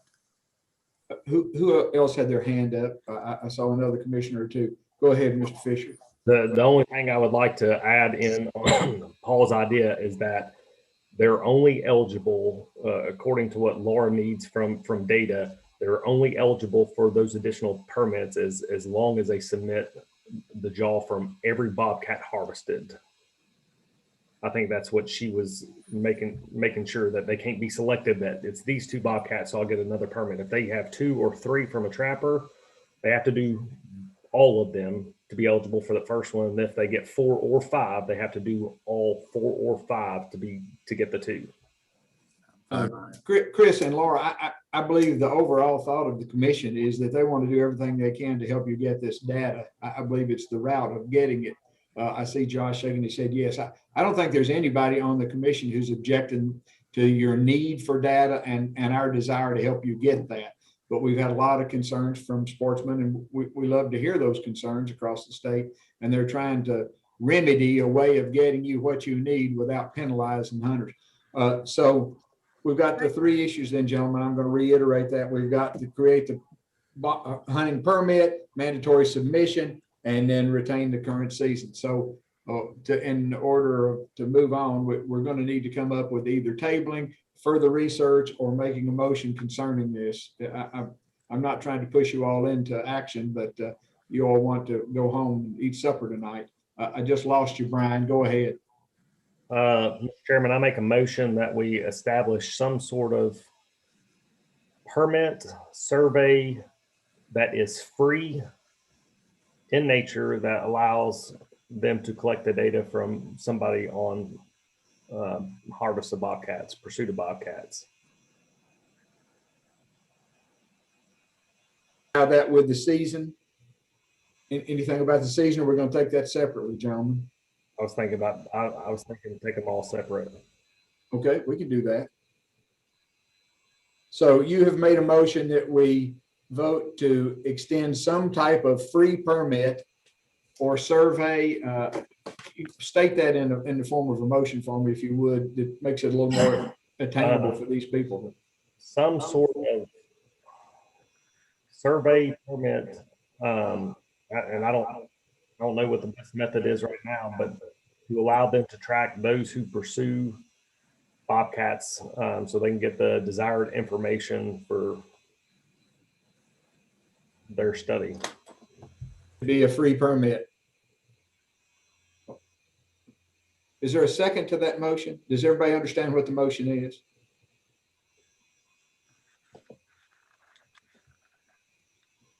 No second to that motion? And that motion dies on the floor, Brian, if we don't have a second to that. Other comments? I think Josh or someone may have seconded. Josh, did you, we're having audio troubles here still. Josh, did you say something? Oh, it's Ralph, did you? That motion. Say it again, Ralph. I second the motion. Okay, we do have a second. Further discussion on a free permit or survey means in order to keep up with the number of bobcats or bobcats harvested each year. No further discussion. All in favor of that free permit / survey to be conducted by the department and whatever means that Chris can come up with Laura, that as long as it is a free permit, please signify by raising your hand.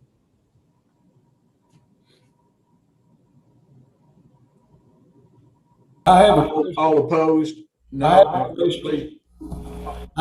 Discussion is over. We're going to have to take a vote first, and then we'll come back and see another motion if we have to.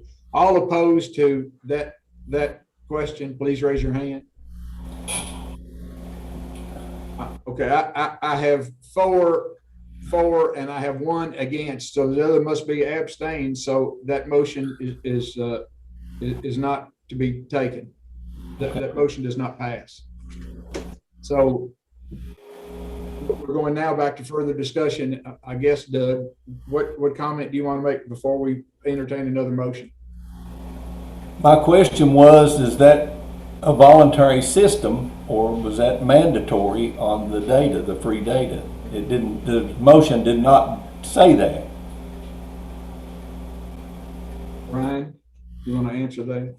Yeah, it stated it was a free permit. Free permit. You're looking up Robert's Rules of Order now, what we do. I was on the, you may know, Yeah. I don't know, like if you have a significant number that abstains, Yeah. if the motion carries with a less than a majority, I think it would be those who vote, as long as you have a quorum present. If you have abstentions. I noticed that Ms. Cronin is with us. Ms. Cronin, do you know the answer to that? If we have 4 fours, 1 against, and the remainders abstain, that's not a majority. 4 is not a simple majority. Do you know how that's handled in Robert's Rules of Order? I do not. Our resident expert is Stephen Fields. Secretary Barry may know as well. Mr. Fields, are you with us? I haven't seen you on there. Yeah, I have my video off. There he is. But have you consulted the 2-inch thick book on what happens in the event we have? Give me a few minutes and I can verify, but I do believe we need to actually have a majority. Yeah, I think that motion died. I think the motion dies on the floor and another motion has to be made. If we don't have a second to the, we had the second, but we did not have a majority, So that motion's defeated to my knowledge. That would be my initial thought, but let me put eyes on an actual rule and I'll get back to you as soon as I can. Thank you, Mr. Fields. I did not acknowledge that Sarah Cronin joined us when we started the Bobcat issue. And I hope it's because she has a desire to trap or to hunt bobcats. If not, I'm still welcome Ms. Cronin to the meeting. And Secretary Berry's still with us, just for those who might not be able to see. Thank you, Chairman. Mr. Fisher, welcome, Ms. Cronin. So Mr. Fisher, what would you like to add? I'd like to make another motion that we offer an incentive for a voluntary submission of bobcat jawbones for both the hunter and the trapper, basically written out just like Paul said, so that if they trap 2 or more bobcats and they remit the jawbone, that they will be eligible for an additional tag the following year. And if they trap 4 or more and they remit every jawbone of harvested or trapped bobcat, they would be eligible for 2 additional bobcats the following year. Every bobcat jawbone harvested has to be submitted. And on the hunters, if they harvest 2 or 3 bobcats, and they remit every jawbone for harvested bobcat, they would receive an additional tag the following year. Okay. Is there a second to that motion? Mr. Chairman, I'll second that. I want to add one little sentence to the end of that, Brian. And it is only goes on as long as Sarah needs the data. Correct. Laura, as long as Laura needs the data. Laura, yes, sorry. Second. Okay. Yeah, I don't mind. We have a second to that motion then. Is there any discussion? And then I'm going to repeat the motion again here in just a second. Any further discussion concerning the incentive program for trappers and or hunters harvesting bobcats? Any further discussion? Then the motion on the floor, as I understand it, is an incentive program for all those harvesting trappers. It is not a mandatory submission. It is a voluntary submission that if a trapper traps 2 bobcats and sends in the jaws of both of those, he receives 1 free tag the next year. If he sends in 4 jawbones, he receives 2 the following year. If a hunter harvests 2 or more in the hunting season and submits 2 jawbones or 3, he receives 1 tag the following year. So those are bonus permits? Those are bonus permits for the following year. Mr. Chairman. Yes, sir. Just a point of clarification on that is that as long as they submit every jawbone from harvested or trapped animal, that they can't just submit 4 if they trap 5. They can't submit just 2 if they harvest 3. That it's every jawbone of a harvest animal. I think Laura said she needed all the data and not allow them to pick or choose. So I want to make sure that that is clearly defined in that. So you're saying then for a trapper, he's got to submit, if he traps 5, he's got to submit all 5 or 4 or more.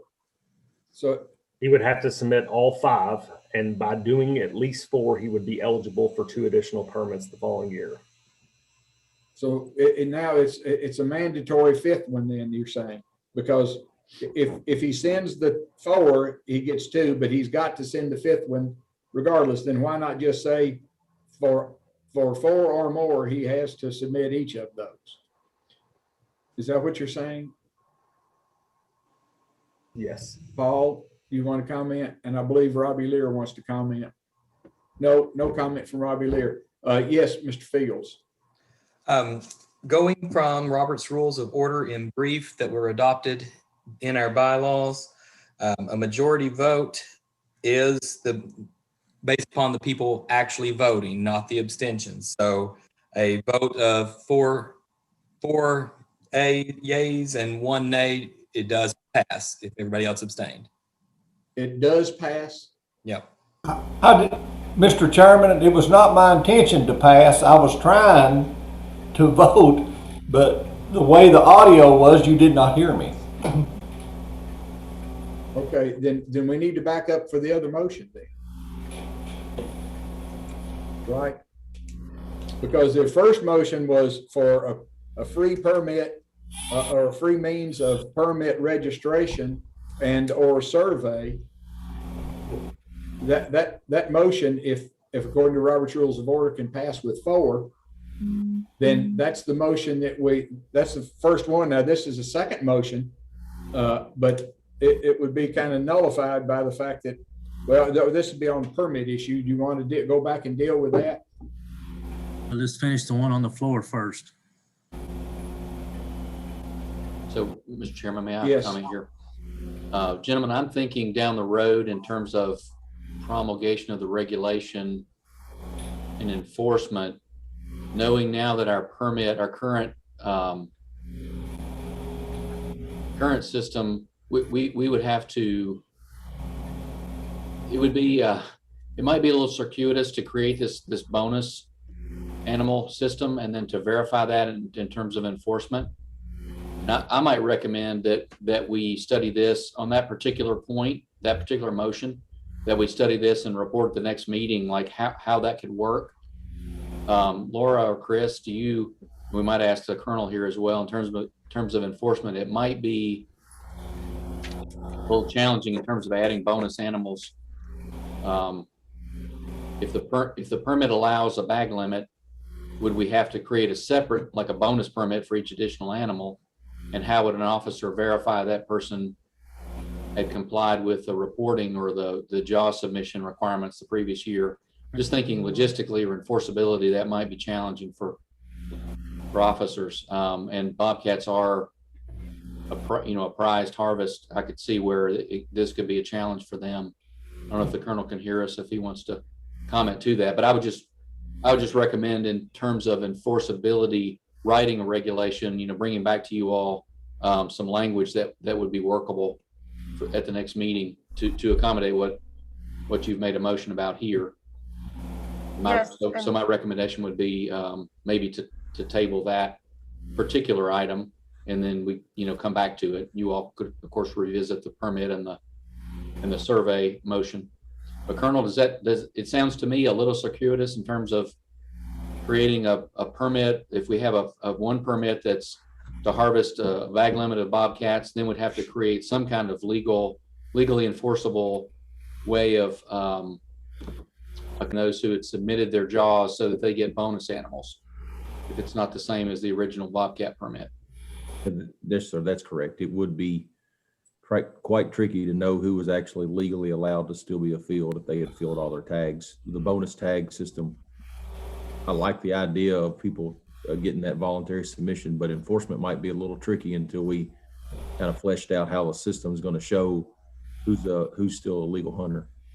And the other question that was asked earlier, I responded to you, but I didn't know that we got it on the record about the taxidermist issue that Laura questioned. That's KRS that requires 150, I think it's 411, requires taxidermists to maintain those records for 5 years. And that's the answer on that one. It is not mandatory for taxidermists to report those records to us. They are only to maintain a suitable record is what the KRS requires for. So that would require us to visit each taxidermist to inspect those records if we were to get that information. So that would also require a reg change, or actually a KRS change, because that's KRS, not reg.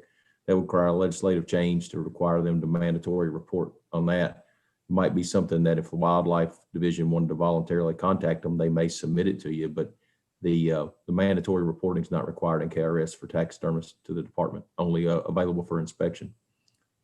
So enforcement would be difficult, though. Can't hear you. Mr. Chairman, thinking about that here, as most people know that Sandhill Crane Hunt, the department mails out tags to people when you're successful in being drawn for Sandhill Crane. So when you're have submitted your obligation, we're talking about rewarding that permit the following year. So in doing their study and their jawbones, would seem to me that some type of additional tags can be mailed to that individual that has been successful in completing their obligations, can be mailed to them, and then they can have those in their possession. That way law enforcement doesn't have to deal with that at all. They either have the extra permits or they don't, and so in their possession. And so that would make law enforcement seem okay to me. I also had one more comment concerning the other thing a while ago. When a person telechecks, do you not have that contact and know who they are and all that same thing as if you were creating the permit earlier? That's why I did not support that. It seemed like it was a redundant thing, and somebody could clear me up on that. Thank you. We do have the telecheck data for successful bobcat hunters, but not the unsuccessful bobcat hunters. This Okay. allows us to get information on the people who aren't successful. And Kenny's exactly right on the incentives. I think because they do have to telecheck the bobcat, you should be able to go in through Chip Shop and look at the records of who harvested 2, 4, whatever, and individuals, and then issue them a authorization or something for the following year to take that extra bobcat. I would just ask that if we're going to issue those the following year, that they be specifically identified to the hunter that's earned that privilege, and that not be something that could be transferred to another. That tag's not a transferable tag. It should be clearly identified that, for example, Paul Horn met the requirement and Paul Horn has been issued the additional bonus tag. That way it's not got a monetary value or tradable to another hunter to allow that incentive to be moved from one person to another. Mr. Chairman. Yes, sir, Mr. Knox. And following the colonel's lead on that, the way that Sandhill Crane, in other words, your tag has a specific number on it, 3010, 3011, and that's assigned a name to you. And so anytime that tag number is used, it's going to go directly in line back to that individual. And so that would be a way of doing that I know of now. There may be better ways or whatever else, but that's just something to throw out there. Mr. Chairman, Yes, sir, Mr. Morgan. I would call for a question on the motion that's before the committee. Thank you, Mr. Morgan. So on the question or the motion that's been made about incentive presentations of 1 tag for the trappers, for 2 for forward tags filled and the jaws sent by trappers, they would receive 2, and for hunters, 2 or 3 would receive 1 bonus tag, as per the same way they do bonus tags or the tags for Sandhill Cranes. So we have a motion and a second to that incentive program. We're still going to have to go back to this permit because I don't think we want that permit to overlap with this incentive portion either. This is just strictly dealing, is that right? Paul, you made the motion. No, or did you make the second? Brian, you made the motion. So this is strictly an incentive and not part of the permit thing. We're going to have to go back to that issue here in just a minute because it passed, and restate that before we go on. But the motion before the floor then is an incentive program to trappers who send in 2 jaws or more, or 2 jaws will get 1 bonus tag. If a trapper sends in 4 or more, he receives 2. And if he sends the 5th one in, it's still mandatory that he send that, but he not receive another tag for the 5th one. So if he traps 5, he has to send in at least, or he has to send at least 4. No, he's got to send all 5 of those and gets 2 bonus tags, right, Brian? Yeah, I think it'd be easier written as to be eligible, all harvested bobcats. Yes. Have jawbone submitted. And I'd like to move to amend the motion to state that it's a non-transferable permit. Yes, non-transferable permit. And then for hunters, 2 or 3 requires the 1 tag, bonus tag for the following year. Again, Let's see if we get that slide up. yes, we need to type that up because we're going to have to go back to this permit thing too. Did we type that one up? Gabe have that? Gabe, if you're at your Okay. desk, would you please bring that slide up for us so we can see that, the verbiage of that motion?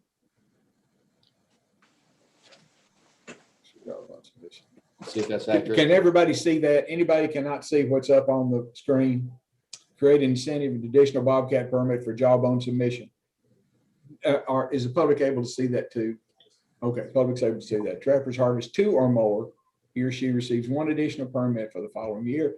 If he or she traps another 2, that's Or for 3. trappers. It should be 2 or 3. The intent is for them to turn in everything that they got. If they get another. Yes, okay, so there's a 5.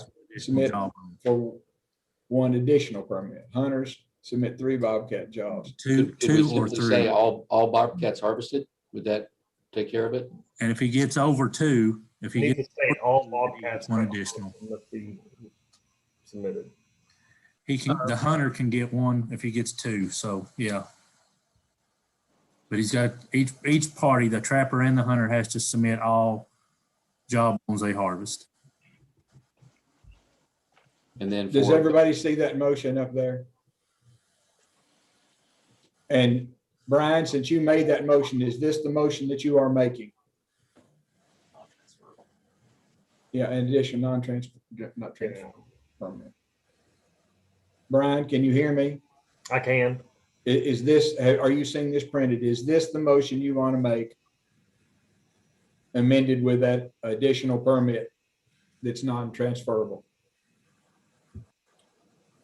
In both instances, they had to submit all. Yes, I think that's the only thing that is left out is all jawbones for harvested animals have maybe to a be. separate bullet there, Gabe, maybe like a last bullet after additional permits, just say, hunters or trappers must submit all harvested or jaws from all harvested bobcats to be eligible. For hunters and trappers to be eligible, all jawbones hunted or trapped shall be submitted.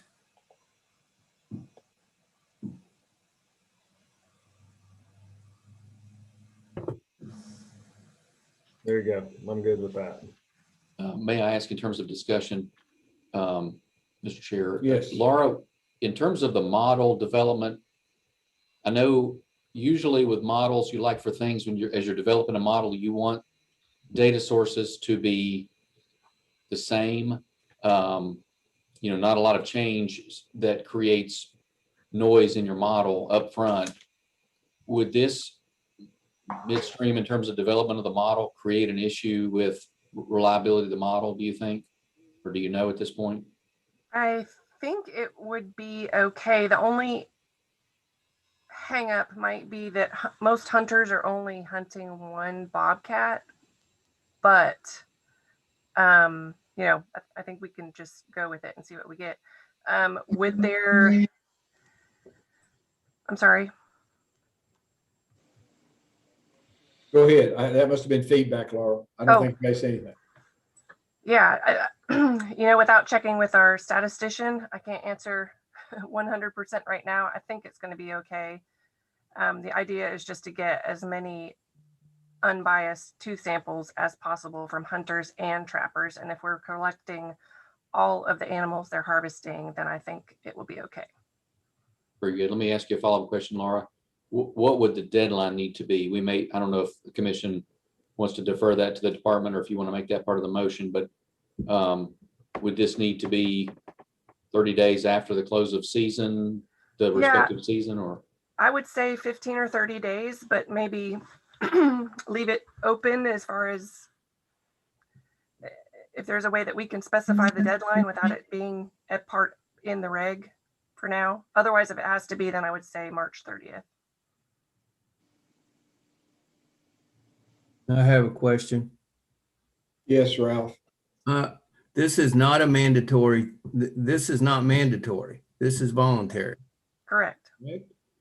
It reads to me like it's mandatory. Where it says hunters, trappers must submit all jawbones. Trappers, I mean, if yeah. I want that down there to say, to be eligible for the extra tags, you must submit all instead of hunters must submit all, because that makes submission of jawbones mandatory for all. That's the way that says, right?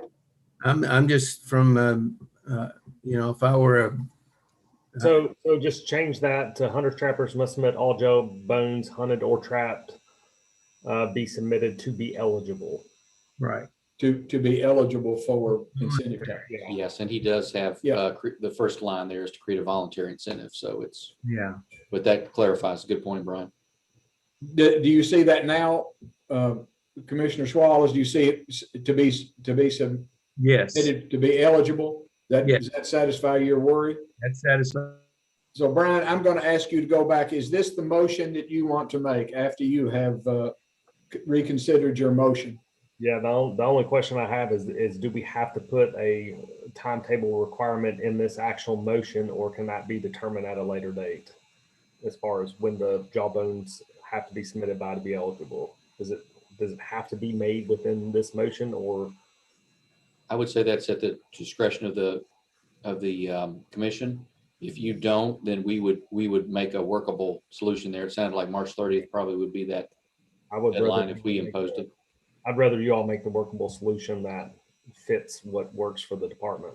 But yes, this is the motion. As long as it wouldn't create any hard feelings as far as us putting that in red. I don't think it will, but does that need to be in this for legal, Mr. Field? Does that need to be in this, that we relinquish the time this has to be submitted to the department's decision?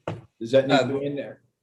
No, as long as we're drafting a reg that complies with what you're asking for, I think we're good. You all generally leave the details up to us on getting a precise, the precise wording and meeting the precise deadlines and so forth.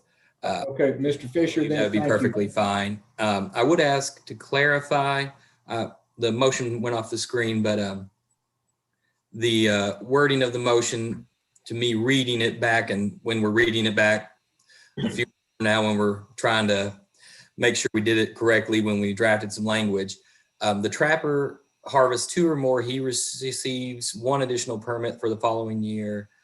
Could we just say if the trapper harvests 2, because basically I'm just saying, making sure 2 gets you 1 permit, 4 gets you a second permit, but if you harvest 3 or 5, you still have to turn in all those jaws, correct? Yes. Okay. 2 get you 1, 4 or 5 get you an additional 1. Okay, everybody has read this motion made by Brian Fisher. And Mr. Horn, is this your second to this, the motion as it reads? Yes. Okay, now if you'll flash back up where I can see everybody. All in favor of the motion as written, please raise your hand.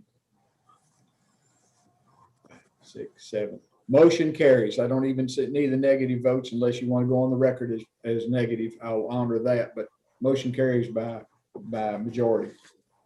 Okay, we have resolved that portion of the Bobcat issue. Now we still have the season dates to contend with.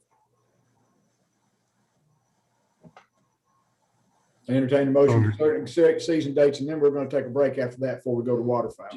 Did you want to revisit that first motion? Just make sure those who voted for it.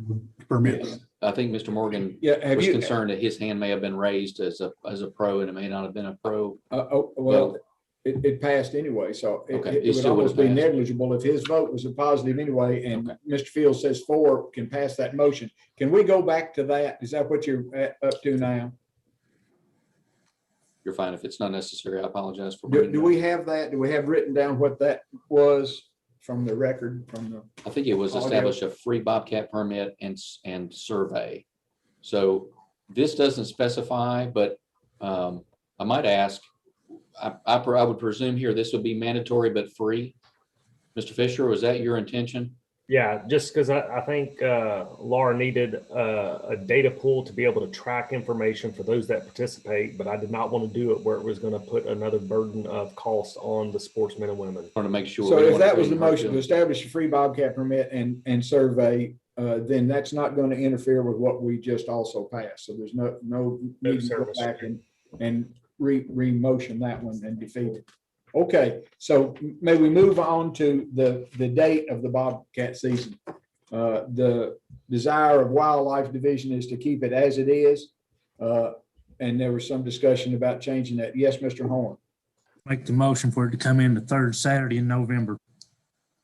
I'll second. Is that Ken Knott seconds that? So Paul Horn wants the season for Bobcat hunters to come in the 3rd Saturday in November for hunting. And that's been seconded by Ken Knott. Is there any discussion concerning changing that date to the 3rd? Mr. Lear. I'm just confused how we're looking to change the dates if we just we're talking about how we need more data on the Bobcats. I mean, that's definitely going to raise the number harvested. So if we don't have the data, I'm just kind of confused as to why we're trying to move the date of it right now. Yes, sir. Mr. I'll Horn. address that. It was changed without any data, Mr. Lear. You mean it was changed to where it presently is without data? Yes, it Then- was changed from the 3rd to the 4th without data. When was that, Ms. Palmer? Do you know when that was changed? How many years ago that was changed? Yes, but I would like to point out that that was making it more conservative and we were reducing the harvest because of that. So we, that's kind of, I guess I'm confused where he's coming from on that. What year was that changed? Let's see here. It was It was 2012. changed 2007, 2008 season. It was changed to the 3rd Saturday, and then 2012, 2013 was changed to the 4th Saturday in November. Ms. Palmer, did you say from your statistics that the number of harvests has remained pretty stable for the last 3 years? No, it's not. It has not been. It's just been the trend line is up and down. We would like to see it more stabilized. Yes, Mr. Fisher. Mr. Chairman, if I'm looking, we all got a data packet in here about bobcats. I don't know if there's a way to put that graph up there. But in 2007, 2008, we had come up from the 87, 88 season and harvested 1,736 bobcats. That was when it was opening weekend or the Monday after. And we kept pushing it back and we hit a peak in 2013, 2014 of 3,200, and we've been down in the 2,000 to 2,400. I think this year, I had the numbers up a while ago, it was over 2,200 bobcats with lots of various changes in there. So we're not going to have really reliable trend other than maybe between 1,900 and 2,300 bobcats. I think moving it 1 week is not going to statistically significantly affect the data. It's going to do what the sportsmen and women are wanting us, at least in my district, to push it back. Their preference would be opening day of gun season if they had their way, which it has never been. So I'm not an advocate of that, but I think this is a good compromise to give them one additional week at the latter part of deer season, when you don't have as high participation in deer season for the requirement that we're putting on them of a mandatory permit. Mr. Chairman. Discussion, yes, Mr. Knott. One more comment I'd like to make. We are talking about moving the season on a species that the amount of harvest is regulated by bag limit, just like deer hunting is regulated by bag limit. So you're not going to move it a weekend and have a really tremendous amount of over harvest because you are limited by bag limit. I understand that a lot of hunters only take one, but I also think that they would continue to probably that trend will most likely continue. That's why I don't have a problem with moving the season. It's not unlimited for them to kill them. Thank you, Mr. Knott. Mr. Jones, have you heard from hunters in the western part of the state concerning bobcats? We can't hear you, sir.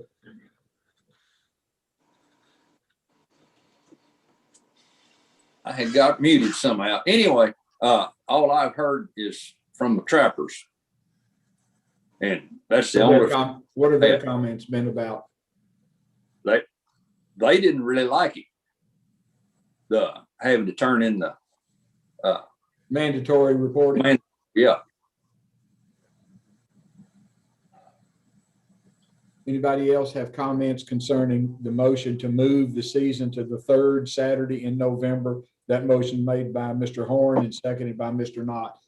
Any further discussion? Go ahead, Commissioner. So I believe just this, and I apologize for the redundancy if it is redundant, going back to a point Chris or Laura, I think, made earlier, is that a significant, it may have been last meeting's presentation, but a significant number of deer hunters would harvest what we might describe as incidentally while they're deer hunting, as opposed to people who would actively go and harvest bobcats in the course of proactively predator hunting later, like after the deer season or late in the deer season.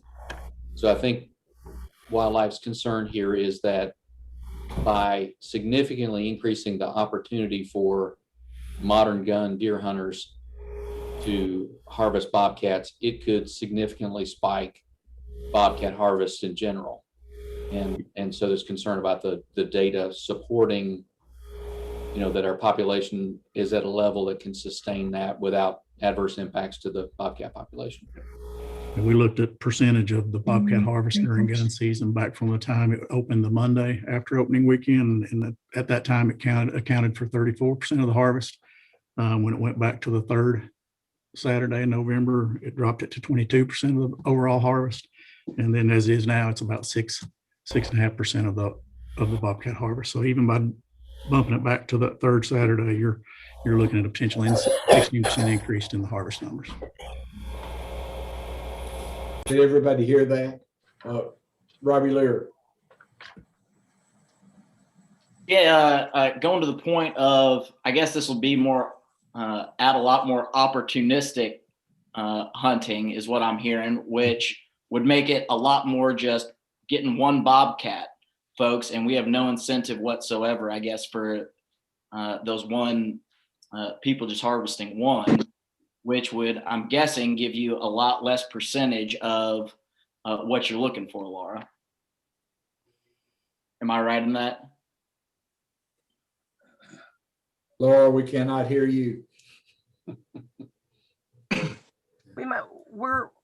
Can you all hear me? Okay, were we allowing an incentive for the bobcat, for the hunters taking one bobcat? No. No. Okay. Other comments? The motion on the floor?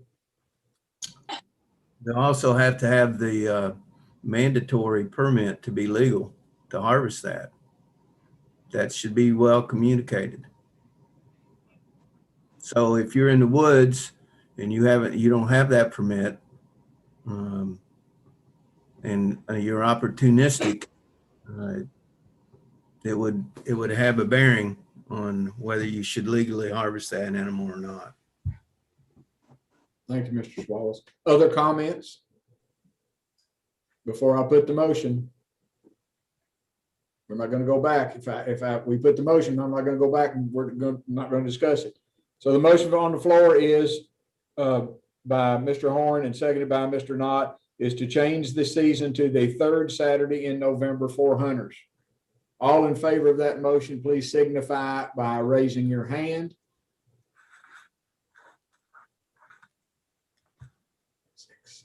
That's 6. By opposed, no. Please raise your hand. So 6-1, the motion carries. Are we not discussing now the permit fee? Is that out of the picture at this point? Permit fee for hunting? Out. Since we made this other, permit and survey, that's free, right? So we have resolved our bobcat issues in the hour and a half or whatever it's taken us to do that. I want to declare about a 10-minute break. Please come back in 10 minutes. Those who are watching will be back in 10 minutes. Thank you very much for your time. Resume at 10:45. 10:45, we will resume. Thank you, Commissioner.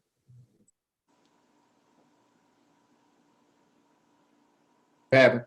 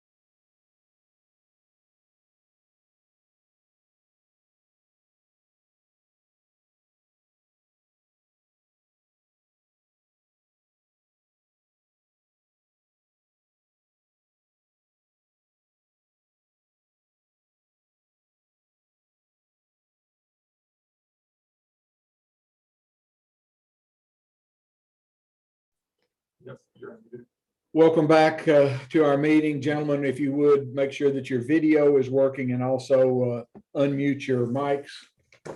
You may have to get your video to come back up. I think they did away with that, so we'll wait for a minute for everybody to get their videos back up. I see Brian Fisher and I see Robbie Lear. And I see Chris Garland and I see Brian Clark. That's all I see at this point. So the rest of you, if you can hear me, please get your video call back up. There's Mr. Knott.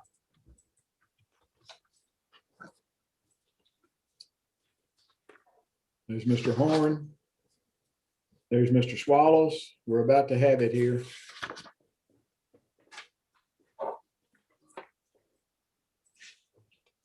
Need Mr. Lillard. I need Mr. Jones. There's Mr. Lillard. Josh, I was trying to figure out what it was different. It's that beard, the big beard's all gone. You look nice. Doug Morgan, I still like one more. I hope everybody on YouTube is able to video this. So let the record show that we have a full complement of commissioners back after the break. Our next issue to deal with is waterfowl hunting requirements. Mr. Garland, do you want to run with that one? Yes, sir, Chairman Kleiner, thank you. Next action item is to enhance WMA opportunities with waterfowl hunting requirements. The Wildlife Division recommends amending waterfowl hunting provisions for Ballard, Boatwright, South Shore, and Sloughs WMAs to enhance opportunities as outlined in the provisions below. Again, you all have seen this multiple times. I'll run through each of these. The proposed amendments for each area and then take any questions if that pleases the commission. Go right ahead, sir. For Boatwright, we'd require all hunters during the regular season to check in daily at our morning check station. Require all hunters to stop hunting by 2 p.m. daily and check out of the area by completing the post-hunt survey and submitting at the drop point by 3 p.m. Allow for the creation of hunting units. Allow hunting away from the blinds within the units, mirroring the Ballard WMA spacing requirements, which was like 25 feet of each party member. Remove specific limits on number of parties and hunting units, and close the boat access December 31st to January 31st, except those participating in department managed hunts mirroring the Jenny Hole provisions of sloughs. On Ballard, we're going to change the description of the Ohio River hunting exclusion zone, coincide with the removal of Dam 53. Basically, this would match the southern boundary language with making the northern boundary 50 yards upstream of the northern border of Ballard WMA. Would shift that line less than 200 yards and have no meaningful impact on the waterfowl utilizing the area. On Ballard, Boatwright, and quota hunt areas of the Sloughs WMA, we propose to change the daily shot shell limit to 25 shells. On Sloughs, the Jenny Hole unit quota hunt periods, we recommend changing the allocation of hunting access from 5 days of a Thursday through Monday to 2 days and 3 days respectively, a Thursday, Friday, and a Saturday through Monday allotment. On the Sloughs, Grassy Pond, Powell's Lake, and Highland Creek units, we recommend removing the 14 seasonally drawn blinds from these units and allowing the units to be hunted as walk-in areas. And on South Shore WMA, we recommend removing the requirement to hunt from the blinds on the WMA.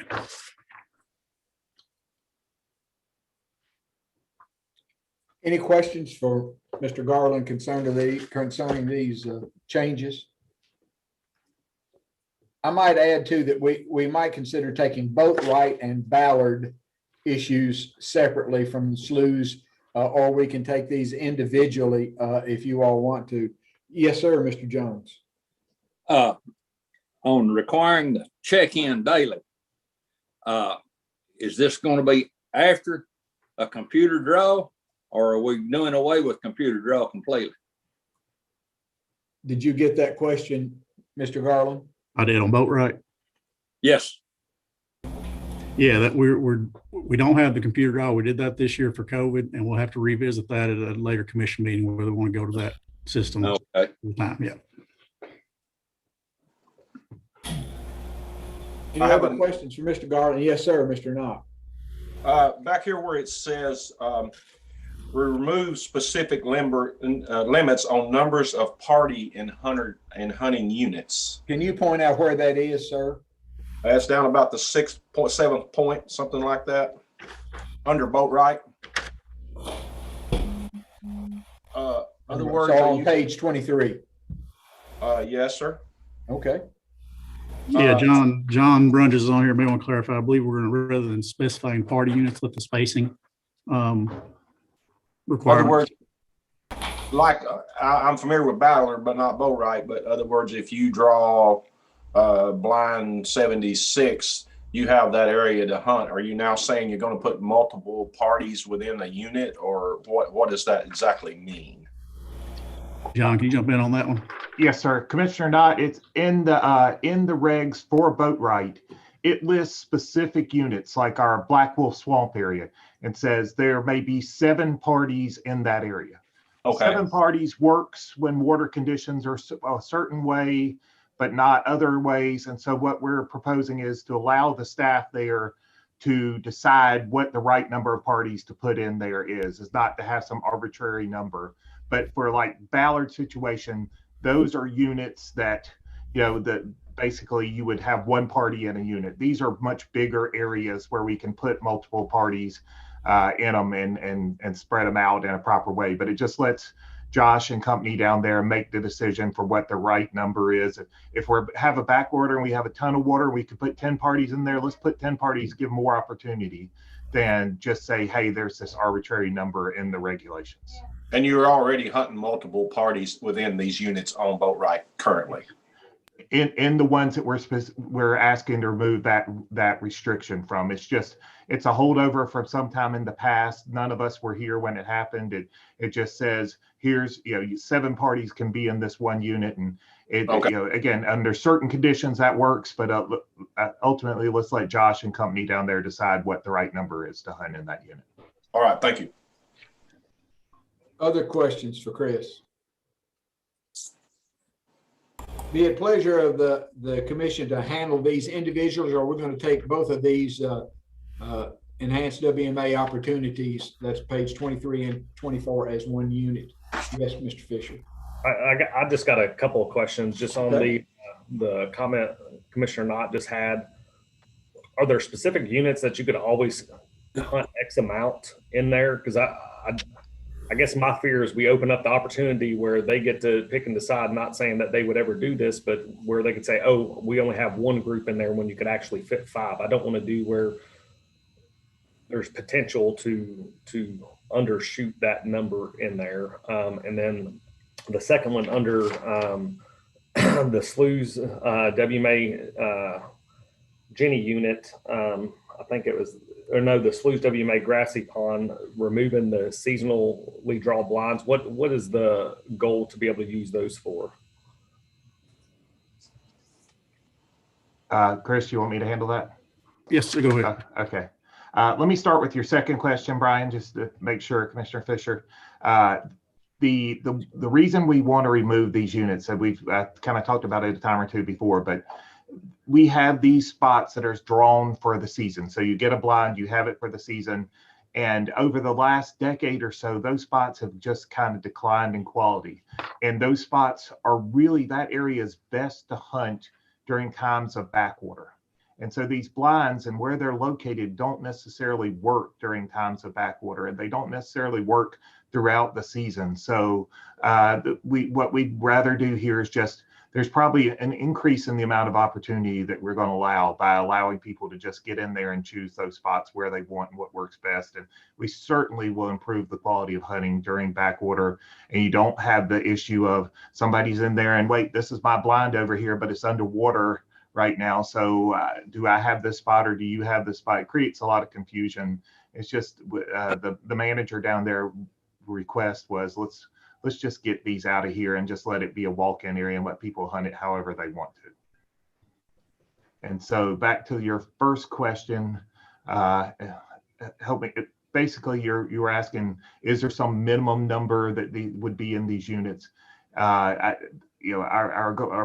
guess our proposition didn't have a lower number of people, but again, the idea is we get as much, Boatwright, we try to provide as much opportunity as possible. Before this year, almost every single person who showed up got to hunt. There was a spot for everybody to hunt. And so our goal isn't here to take away opportunity. It's just I think mainly Josh's concern with me was that there are times when they could put more than the 6 or 7 that the regs allow in there. And so let's get as many parties as we can that want to in there in times when it allows it. And if it's completely dried up and there isn't much going on, then people probably aren't going to select that area and want to hunt in there anyway. Other comments or questions for Mr. Garland? Yes, sir, Mr. Jones. Okay, to Black Wolf Swamp, when we have low water in that area, that is when it's the best. I have been there when you can almost wade the whole thing. We have more ducks because of low water. When the water gets high, you don't have near as many ducks in there as you do. I just don't really understand the logic behind this. I just don't understand it totally. You're looking at it backwards from what it actually is. And Mr. Jones, I do not manage the area. Josh and them are the ones that manage the area. I've never hunted Black Wolf Swamp. You have a lot more knowledge of the local area. I just know that Josh asked that based on conditions, that there are times when the number 7 is less than what they could put people in there. And so the goal here is to provide that opportunity when we can. And if there's not, if there's not enough, whatever opportunity, then we reduce it. But it allows Josh the opportunity, rather than just some arbitrary set number of 7, that they are allowed to do what they think is best to manage that area. And forgive me if I stated it backwards of the way it was. It's been months and months ago that Josh and I talked about this when we originally asked this. So, but the idea is to give our manager down there the opportunity to provide as much opportunity as possible. Morgan. Mr. Morgan. Maybe I thought that through my discussions going through South Shore over the last 2 weeks and touring it and visiting it, and I thought that there, if I'm not mistaken, Chris, isn't there a 200-yard regulation in waterfowl hunting? Yes, sir. Any hunting party must be 200 yards from another hunting party. Okay, if you have a place that will allow that 5 groups 200 yards apart, then don't it regulate itself? Yes. Mr. Jones. Mr. Morgan, in hunting in the timber, there is no 200-yard route. It has not ever been. The only time you have to be 200 yards apart is when you have a boat blind. Then you have to be 200 yards apart, or you're in a state marked spot. You have to be 200 yards apart. But in Black Wolf Swamp and in most of Buck Lake Swamp and Flat Lake walk-in, no, sir, you do not have to be 200 yards apart.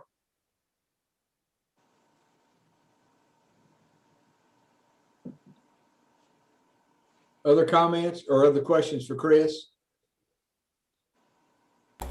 Mr. Chairman.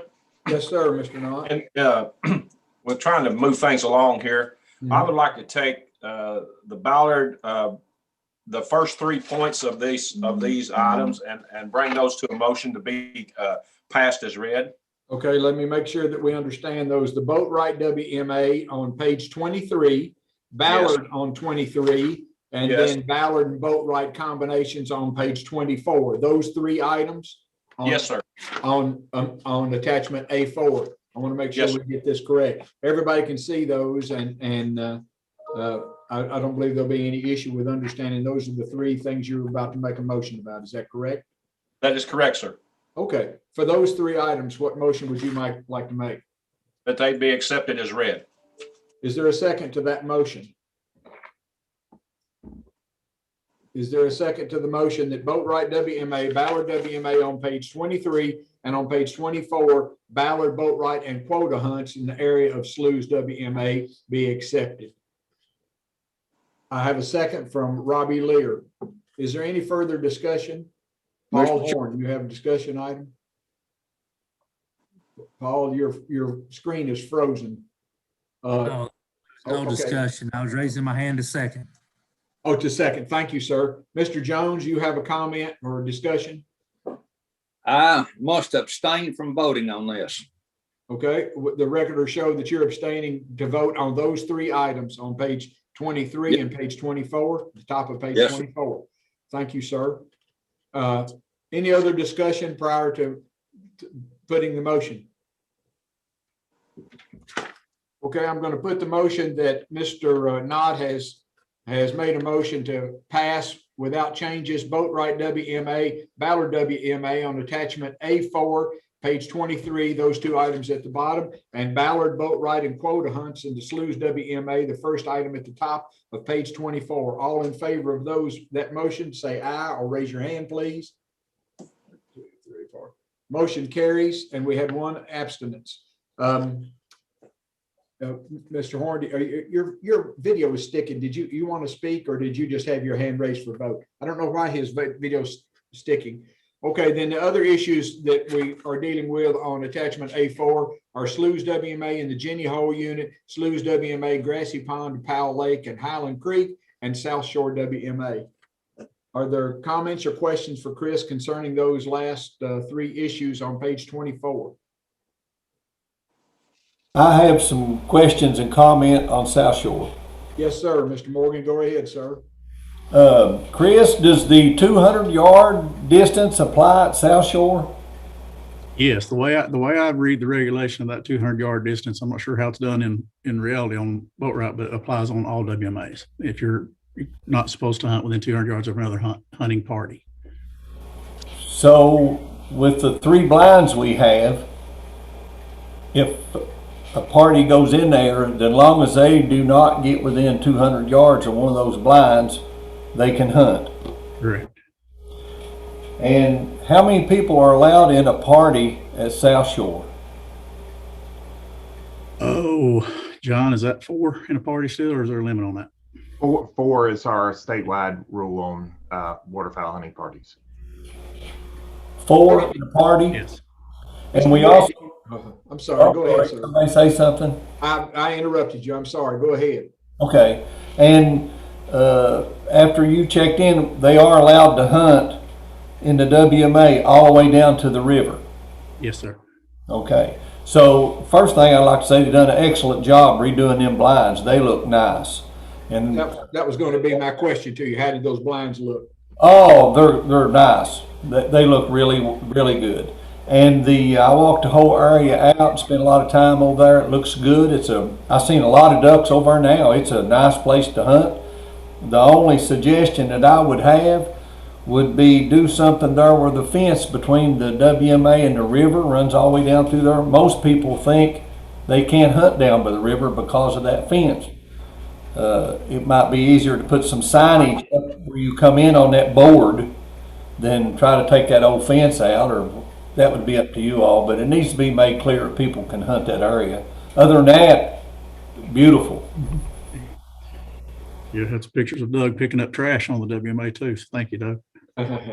Mr. Swallows, did you have a comment? Did I see you raise your hand? Okay. Any other comments before I ask for a motion concerning these 3 issues? We'll accept a motion from the floor concerning the Sloughs, Grassy Pond, Powell Lake, Highland, and South Shore. Mr. Fisher had his hand raised. Mr. Fisher? I had a question. On the Sloughs Jenny Hole unit, is there a reason why it would be a Thursday, Friday, and maybe like a Wednesday, Thursday, or something where you put a day break in between potentially 2 different hunting parties? I guess this should be to John, to maybe give it some rest or a day of rest from potentially somebody hunting it over the weekend.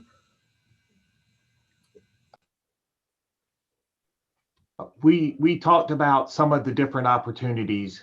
A 1-day rest, I went back and read some of the literature. 1-day rest doesn't generally result in a significant increase in harvest. It generally takes 2 days of rest. And so we looked at how mean, the possibility is you could go with, 2 days and then close for 2 days and then have 2 days, but then you'd, instead of having 5 days of hunting, you might only have 4. So we looked at it a bunch of different ways, and we kind of just came back to this. This was the way that the area's been set up, and this was the best thing that we could kind of come up with without seriously reducing opportunity. And still maximizing those days. Yeah. And the exact days, it doesn't really matter. Your predecessor was very adamant about having a day on Monday because there were some holidays that came during the waterfowl season, allow that hunting on Monday. So that's why we pushed it's a day different than Ballard. It's Thursday through Monday versus Wednesday through Sunday.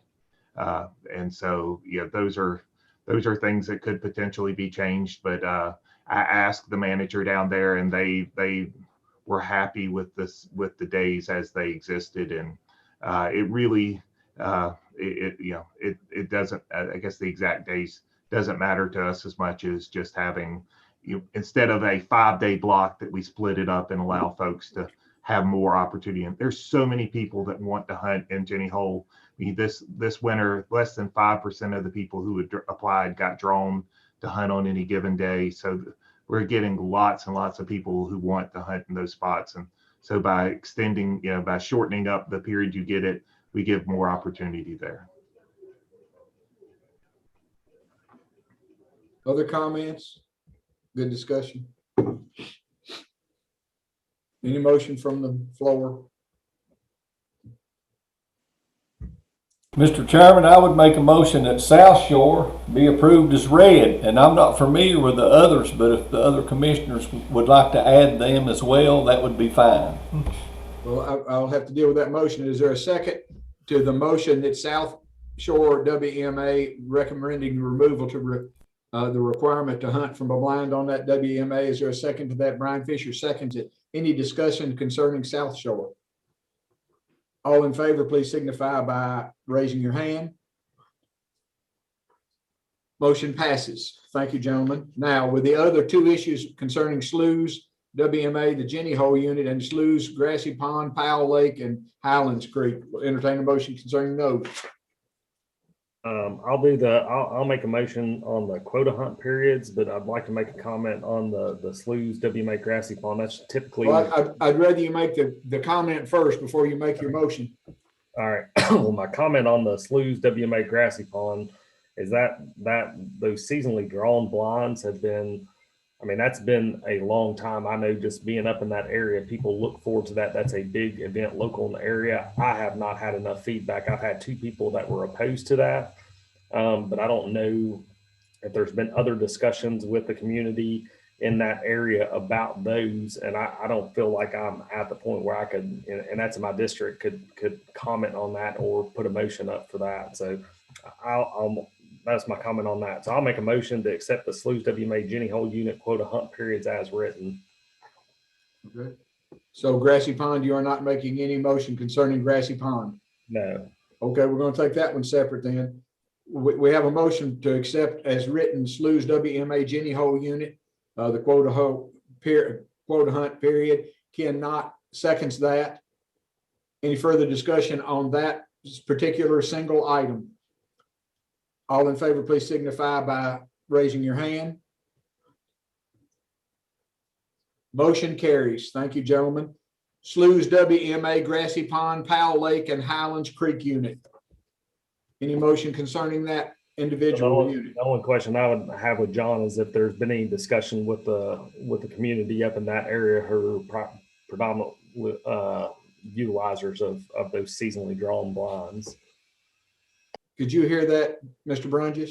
I did, and there hasn't been formal discussions. I guess the area manager, Thomas Young, who runs the area, has talked to a number of people.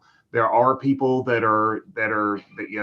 these seasonally drawn blinds are the way it's always been, and this is what we want.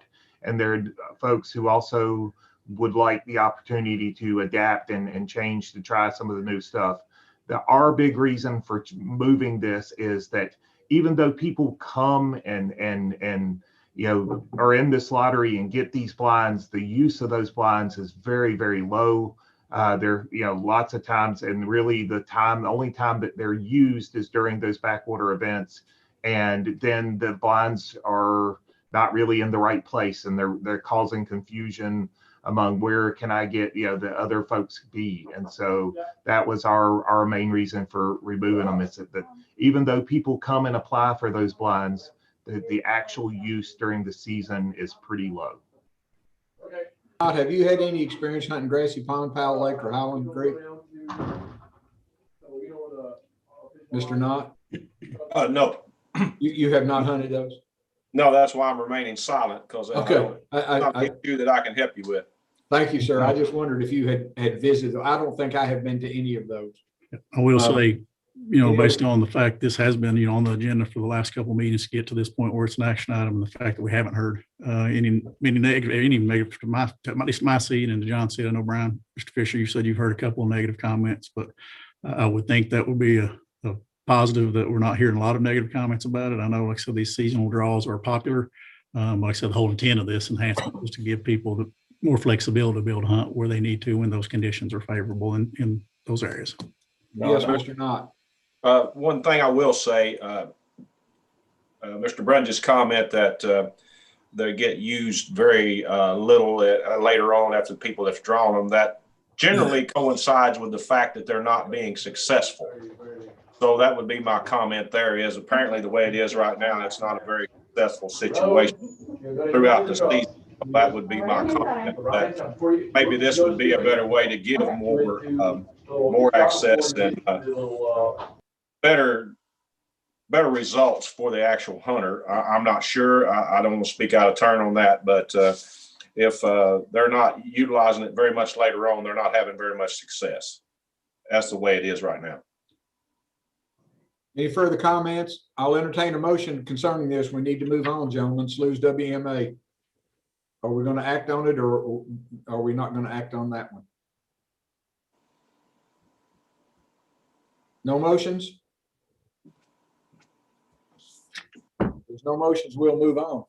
No motions concerning that, then we can't make a decision about how to handle that request from the Wildlife Division. Can we move it on to the next meeting, and then maybe I can reach out to John and we can try to figure out if there's a way. You can make that motion, otherwise it's dead right there. So if you want to make a motion that we move that on for further consideration next meeting, we can certainly vote on that. Otherwise, it's a dead issue. I'll make that motion to move it on for further consideration.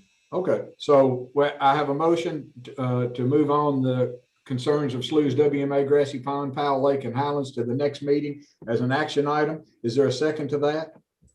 There's a second from Ken Knott. Is there any further discussion?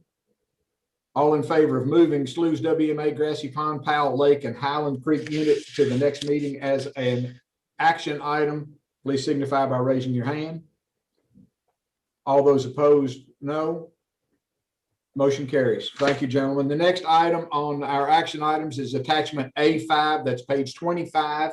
Mr. Garland, do you want to take that? Yes, sir. This is a action item. The request is to repeal 301 KAR 4020 and move the relevant portions to 301 2.222. This regulation contains specific entry rules for Ballard WMA and allows the closure of the area during the flood events.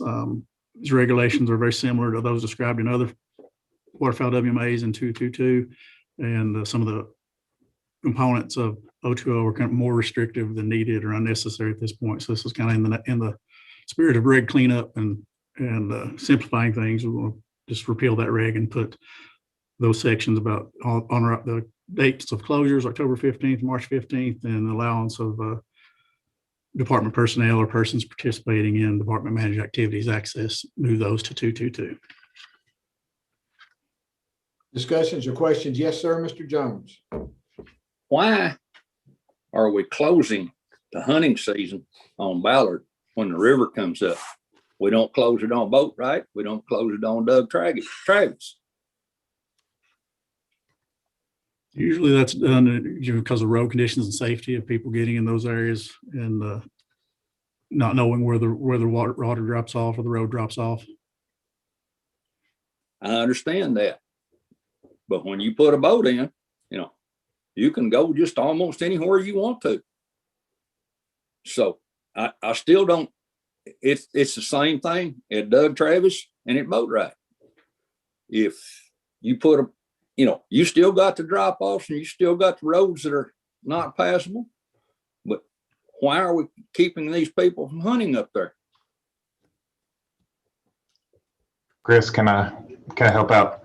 Yes, sir. Commissioner Jones, this is one of the topics that were a big part of our discussion at our wetland review that we held at Ballard. It is something that we are looking at and something we're considering.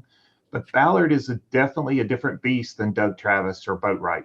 Those are folks hunting those areas that are local folks. They know the area. They know this. They haven't been putting in for 5 years to get drawn at Ballard. You put in for 5 years, you get drawn for opening day, you've got a backwater event. I'm going no matter what. I got to get out there. And then you put people who aren't necessarily knowledgeable about how to run boats in backwater. Where you put boats in at Ballard, you're going launching through trees with a 4 or 5 or 6 or 7 mile an hour current going through those trees. When we started discussions, Josh was really in favor of doing this. And the more they looked at how you would get people in safely, the more he worried about the idea that somebody could really get seriously hurt or killed, because these are not folks, again, these are folks coming from Eastern Kentucky or Central Kentucky that don't live in backwater, don't spend that much time in boats. And so it's not off the table for us, but we really want to be careful with this and want to make sure that we do the right thing and make sure that everybody's safe doing it. And maybe what would basically would have to come up with a system where people could, you know, give up their spot, be refunded preference points, and then allow, you know, folks who have experience. But it still worries us. So it's not off the table. It's something that we're looking at and our waterfowl committee is looking at, but it just, for safety's sake, we have not implemented that yet.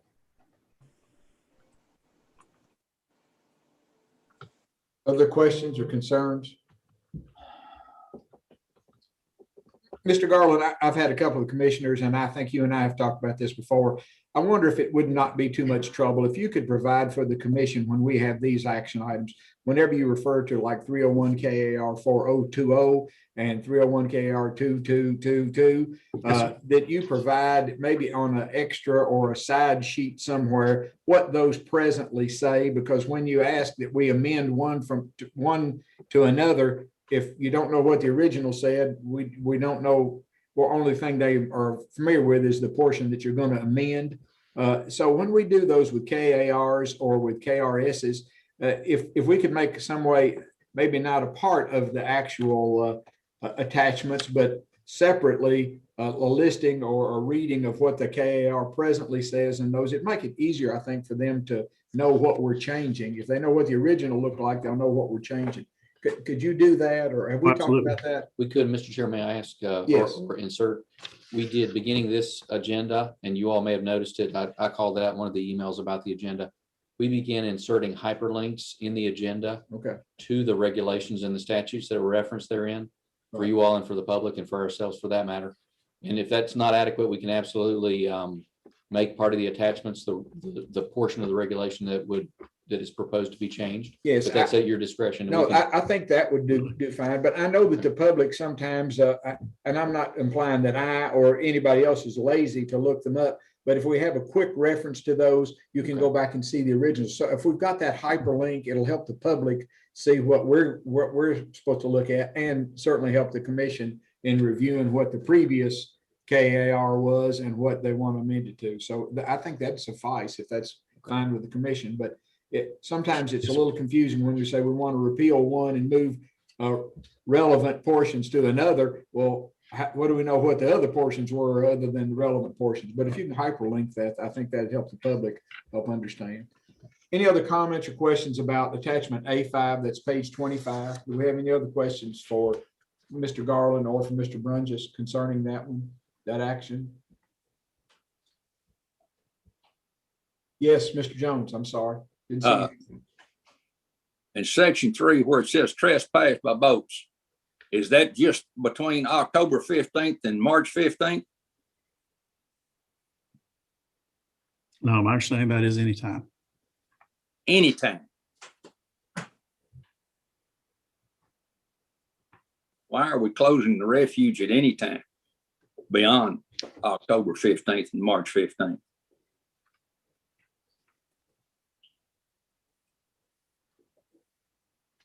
Gentlemen, is there an answer for that? That is my understanding. I don't know the history of that regulation to tell you. It never has been that way. It's never We've got, been closed.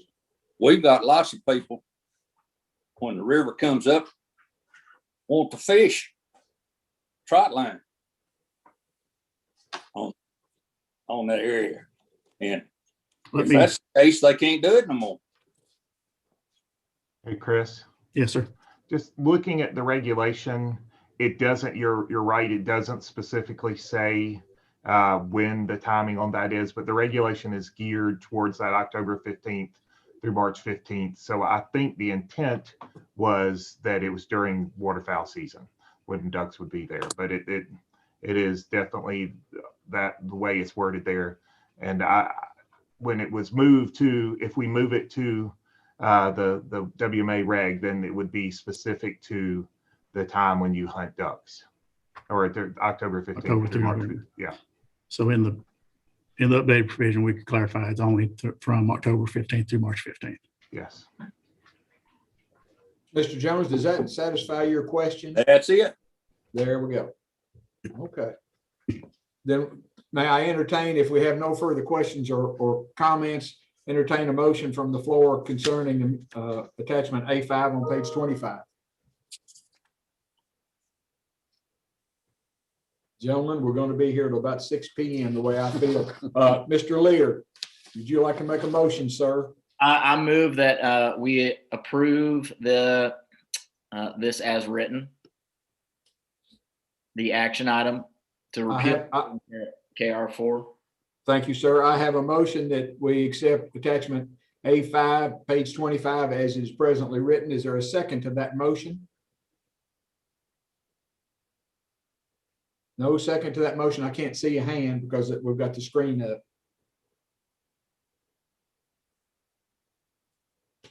No second to that motion. I'll second it. David Jones seconds that motion. Is there any discussion about attachment A5, page on 25? Any further discussion? All in favor, please signify by a raising of your hand. I have 3 hands. All opposed, raise your hand, please. I have 1, I have 2, I have 3 oppositions and 3 for. There's a no majority in there, so this issue is not going to be decided today. Is that correct? We'll move on to attachment A6.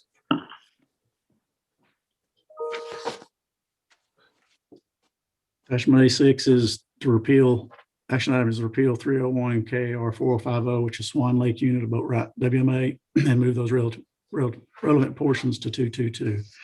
And you have what the relevant portions are in front of you.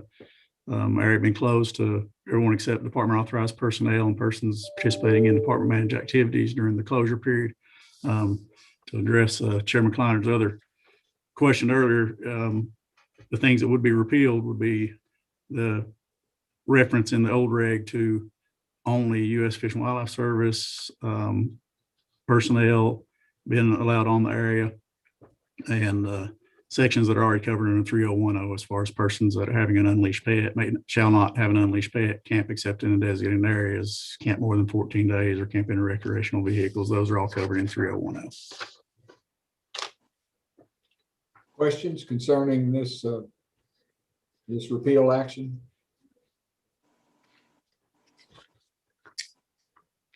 It's page 26. Make a motion to accept it as written. I have a motion to accept page 26, attachment A6 as it is written in your agenda. Mr. Lillard, is that a second? I have a second from Mr. Lillard. Any further discussion concerning attachment A6, page 26? All in favor of that, please signify by raising your hand. Thank you, gentlemen. Motion carries. Attachment A7, Mr. Garland. Yes, the next action item will be a proposed wild turkey population study. The Wildlife Division proposes a wild turkey research project to be conducted jointly with Tennessee Tech University. Dr. Brad Cohen is lead investigator, and Tennessee Wildlife Resources Agency Turkey Program Coordinator Roger Shields. In short, this project would provide pertinent information to our agency and our southern border states regarding the status and management of wild turkeys. And here to do a short presentation for you guys on this today is Dr. Bradley Cohen, Assistant Professor for Tennessee Tech University, and Zach Danks, our Turkey Program Coordinator, and Dr. Christine Casey, our Wildlife Veterinarian. Dr. Casey and Dr. Cohen, welcome. Zach, also welcome to the meeting. Would you all like to begin with your presentation? Yes, sir, if that's all right with you. Oh, it's great. Go right ahead, sir. All right, once I see that presentation up, I'll get moving. Let me just first start off by thanking the commission for having me here today, and for Zach and Chris for offering me to start the discussion on what we hope is a really promising project. I'll try to look into the camera. I got split screen, so it might go a little sideways. Next slide. I'm trying to sit here clicking on it. So let me give you a little bit of background and get into our head a little bit on where this project started.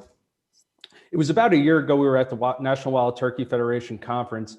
Myself, Zach, and Roger Shields, the program coordinator for turkeys in Tennessee, were sitting there thinking about and ruminating about some of the presentations we had and talking about some of the concerns about decreasing turkey populations and really the uncertainty we have with how differences in season timing and the duration of season may affect gobbler harvest. Really, it underlied a bigger thing is we don't really know what proportion of our gobblers every year, especially in the past 2 decades, are being harvested now, even though we have all kinds of decoys, all kinds of calls. You know the story. People are probably better at harvesting gobblers than they were. Next slide, please. And you don't have to be a biologist to know that something's going on, right? Any turkey hunter or any technician or anybody that works in this field will tell you from any hunter they've talked to that we're more and more hearing the same complaints. Worst season I've heard. Gobblers they're gobbling in the tree and then they shut up. There used to be a ton on my property. Now there isn't. I have to work way harder to get way less. You know, myself, I used to think I was a decent turkey hunter. Not anymore. All right, next slide, please. All right, that slide on your right-hand side or that graph, don't worry about it. All it's showing you is basically how many poults are being entered into the population per hen. What that's showing us is basically how many every year are being recruited into the population. Higher numbers are good, lower numbers are bad. Clear trend over the time. That's from like, you know, Kentucky has that little red arrow, but for the past 30 years, we have seen decreasing numbers of recruitment. So even though harvest remains the same or stable, we are recruiting less individuals. And there's fairly strong consensus that something's wrong. Next slide, please. So why even worry about male turkeys? You know, I'm happy to go into it if you guys want to avoid lunch and talk more, but basically you have to understand that turkeys are not like other game animals that we manage for where the males are just an expendable surplus. You know, you can shoot as many as you want and they'll breed as many females as they can. No, it's quite different. Males actually do contribute to the productivity of a population. And like I said, I'm happy to go through the biology, but it's a 50-minute talk in my wild bird ecology class, so I'll save it for right now. We used to think that basically if you could keep gobbler harvest around 30 to 40%, you were doing all right. That would keep the population productivity pretty high. And usually our studies with banding rates about 20 years ago showed that, yeah, we were about at that rate. However, some of the research I'm doing with Dr. Mike Chamberlain at UGA and Brett Collier at LSU, all the GPS units we're putting out on these male turkeys, it's stunning how hammered our gobblers are getting. Basically, we see that 60%, so 2/3 of the gobblers that we tag every single year with GPS tags get killed that year. And 50% of those are literally in the first week or so of April, right? Where beginning of the season, more or less. That is troubling.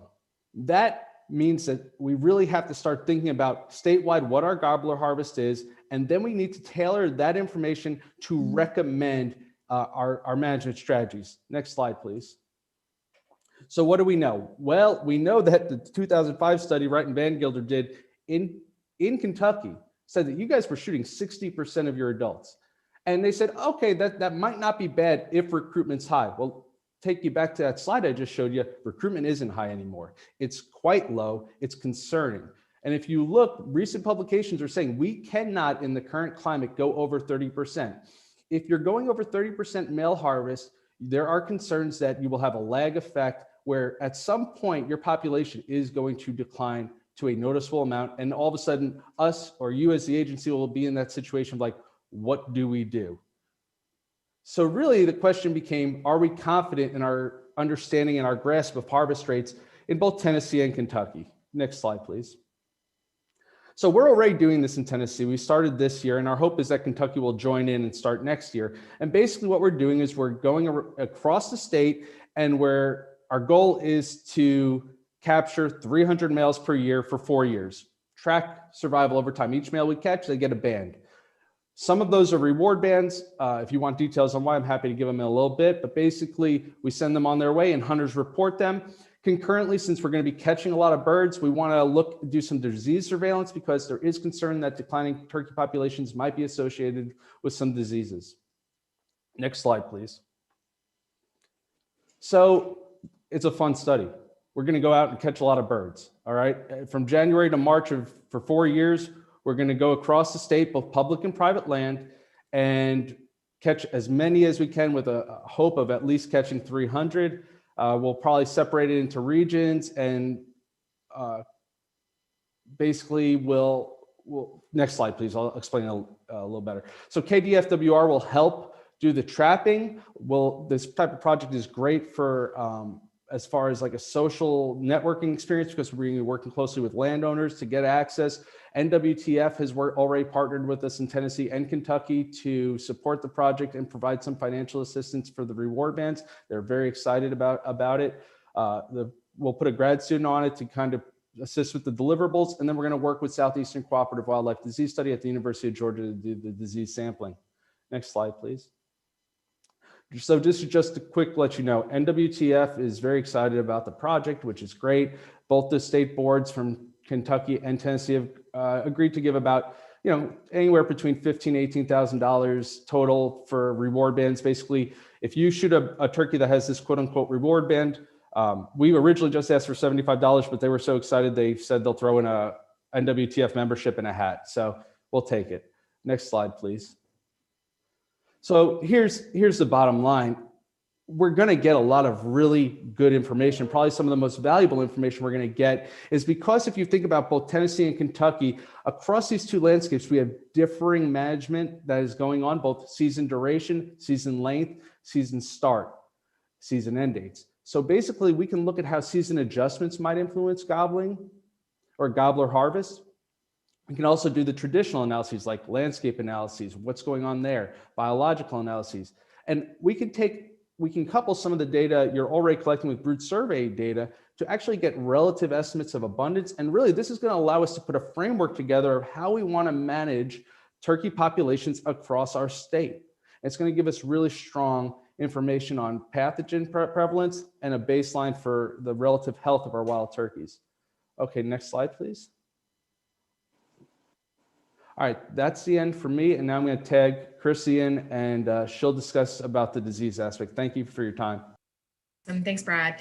So like you said, I'll take it from here and give you guys a little update on what's happening. So really, from a disease perspective, there are some concerns for turkeys. And I brought these up to Zach, and he had mentioned this opportunity that he was going to be putting a proposal forward for catching birds. And I was like, great, awesome. I would love to get my hands on some birds and collect some samples, because really here in Kentucky, we don't have a statewide health assessment.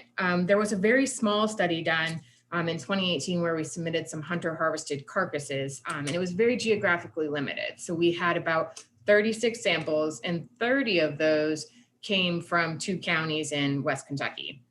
And as you can see, so on the right is a chart of some of the pathogens they were screening for. So there are some pathogens of concern in that list. And really what a statewide study would do would give us a better picture of the true prevalence in the population, which is what I'm interested in.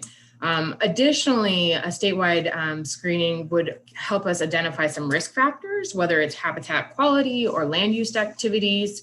And really the idea, you know, like Brad mentioned, you know, there's these reports, these anecdotal reports of population declines. And really to address that, we need to start with building a foundation and getting statewide prevalence as a base rate. And then additionally, there are other states out there that are doing statewide health assessments. Specifically, North Carolina completed one, and our results would be directly comparable because we're using the same lab and same disease or collection protocols. Next slide. Your acronym there for DZ, is that disease? Yes, it is. Yeah, yes. So the big ones here, so this is just the whole list of pathogens that we would be interested in. And I've put two in particular in bold, and that's because these diseases aren't well understood. If you could, we'll just click next so I can pop up an image. Perfect. Okay, so this was a study that was out of SCOTUS. And it was looking retrospectively, so into the past at turkeys that had been submitted to them. And really it's because this LPDV virus, it was first reported in wild turkeys in 2009. And since then it was like, oh gosh, well, we need to look and see what's happening. And what we realized is that it's actually pretty prevalent in the population. However, we know it's there, we know they're being exposed, but we don't know what it's doing to the population. And so, you know, SCOTUS currently has some ongoing studies like an experimental infection trial so they can figure out the pathogenesis. So how the pathogen infects the animal, what kind of disease it causes, and characterize that. Then what we would do is extrapolate that into what is our prevalence in our state. So that's what I was talking about, building those foundations, the baseline prevalence. Next slide.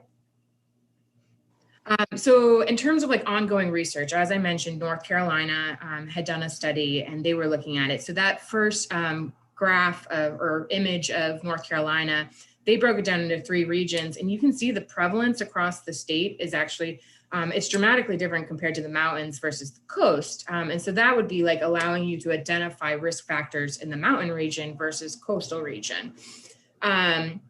So what we've been doing currently, what this study would complement is really our enhanced surveillance for LPDV and REV. You know, in the past 2 years since I've been here, I've been submitting sick birds or birds with wart-like lesions to SCOTUS for testing. And of those in 2019, 8 out of the 13 were positive for these viruses.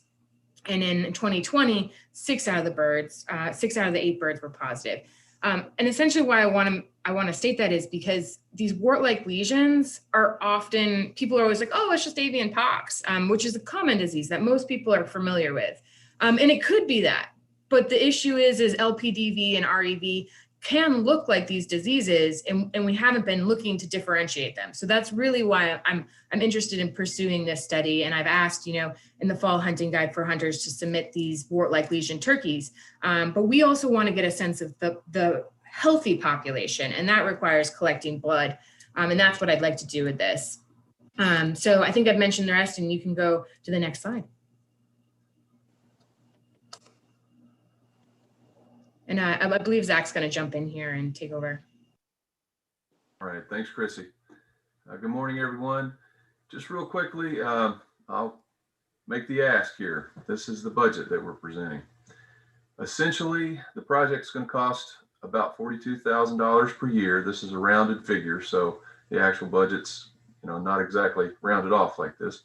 But for 4 years, we're looking at about $167,000.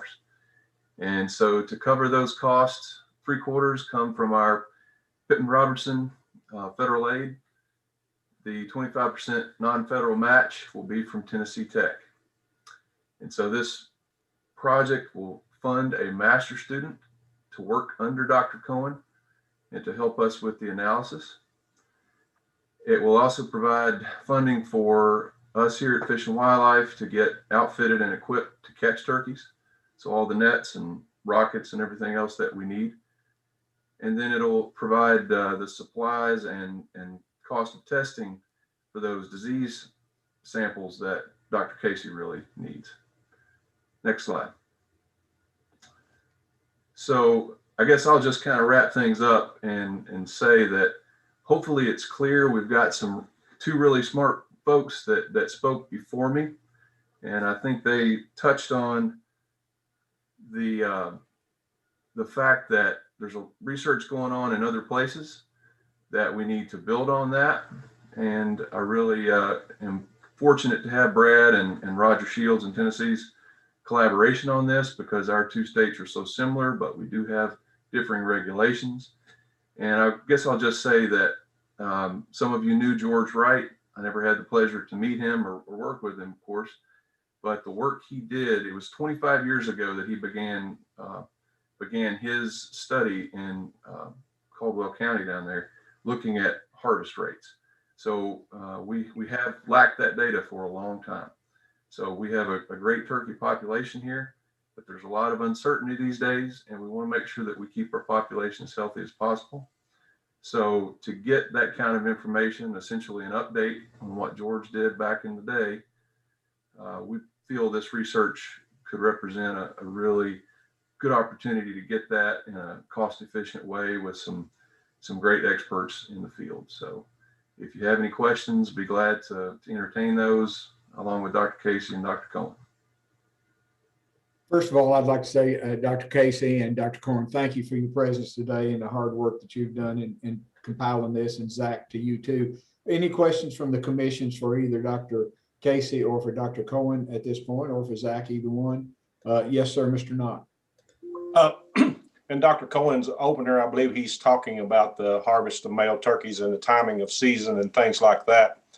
And I know with a Kentucky-Tennessee kind of a study here, it's talking about those taken out of those male turkeys, but Tennessee's season comes in some 3 weeks prior to Kentucky's season. And I wanted to ask the question from the graphs I saw, or I think I saw, that recruitment back into the population looked parallel pretty much as a decline. Is that what they see as a decline, is the same Tennessee over Kentucky, or is it different? That's a great question. So while there's two things going on there, the one is an assumption that that 3 week difference has always been the case, and that's certainly not the truth. But also, harvest isn't the only driver of productivity, right? So we could see that those trends are relatively similar regardless, but probably that some of the bigger drivers of productivity are also habitat loss, habitat changes, maybe something like that there's just enough turkeys on the landscape and they've reached carrying capacity. But there is a little bit of differentiation in that Tennessee has seen more notable declines than Kentucky.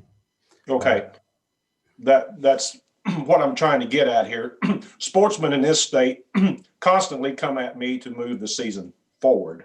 Mm-hmm. Okay, I know Tennessee, I've hunted there, lived on the state line, and Tennessee hunted earlier, started some 3 weeks. The last weekend in March is their opening season, and ours has generally been somewhere in a relationship to the 15th of April. Mm-hmm. And so if Tennessee has a steeper decline, then that's something. If they're parallel, then I'm thinking it's not that, it's something else. Mm-hmm. And so that's just my question. So the sportsman would better understand, is that legitimate or not?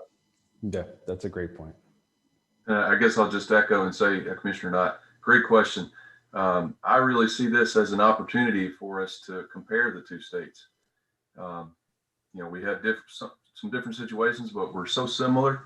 And with the big difference in season timing, and with our hunters always wanting to start earlier, or, this would provide data to help us understand if in fact our more conservative structure is perhaps what's helping us maybe not see as steep a decline at this point. So, okay, certainly a great question. You're really getting at the heart of it. So hopefully it'll be helpful to the sportsmen ultimately in that regard. We also have a four gobbler bag limit, which is that's a good point of comparison as well. I'm curious, if I may, sure. What's the harvest rate or success rate? I don't like to call it success because hunting is success, I believe. But anyway, Dr. Cohen, do you happen to know, or Zach, do you know what the harvest rate is in Tennessee compared to Kentucky for the average hunter?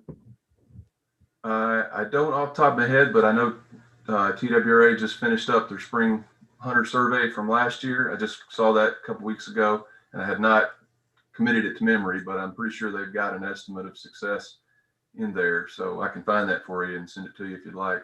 I do think they reduced their bag limit to 3, I think now, statewide turkey bag limit to 3.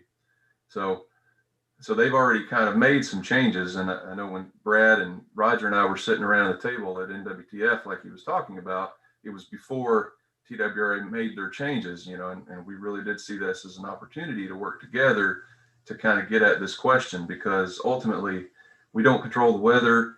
It's hard to control predator numbers, but we can control harvest regulations. So in terms of being smart with what we can do and can control, we thought it prescient to try to look at this question. So the states are still different enough in terms of their season timing that I think we can get at that. So. Yes. I wanted to clarify the 60% of all tagged turkeys are gobblers. Did I hear that correctly when you said in your report? No, that's a good question. What we see is that of the male gobblers that we put GPS tags on, 66% are 66% die that year, of which most of that is hunter associated mortality.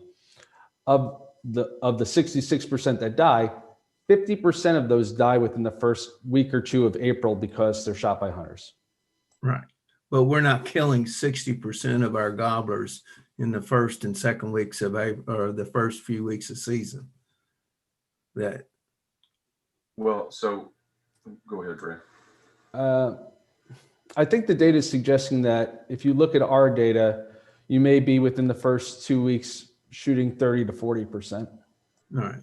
Okay. Yeah. I was going to say I would be really alarmed and say, why aren't we reducing our bag limit, reducing our season? Because we're not going to have any turkeys in a few years at that rate. So I think your concern is good, Commissioner Swallows. And essentially, when we ban these male birds, we're taking a sample, right? We're doing our best to get a representative sample across the state. And what was alarming from the work George Wright did years ago was that on his study area, those hunters were efficient, and they were removing 60% of the adult gobblers on that landscape in that time frame. Now, what we're proposing is to try to do this across the state so that we get not just one area, but we get, we see what's happening in a lot of places. So, Commissioner Fisher?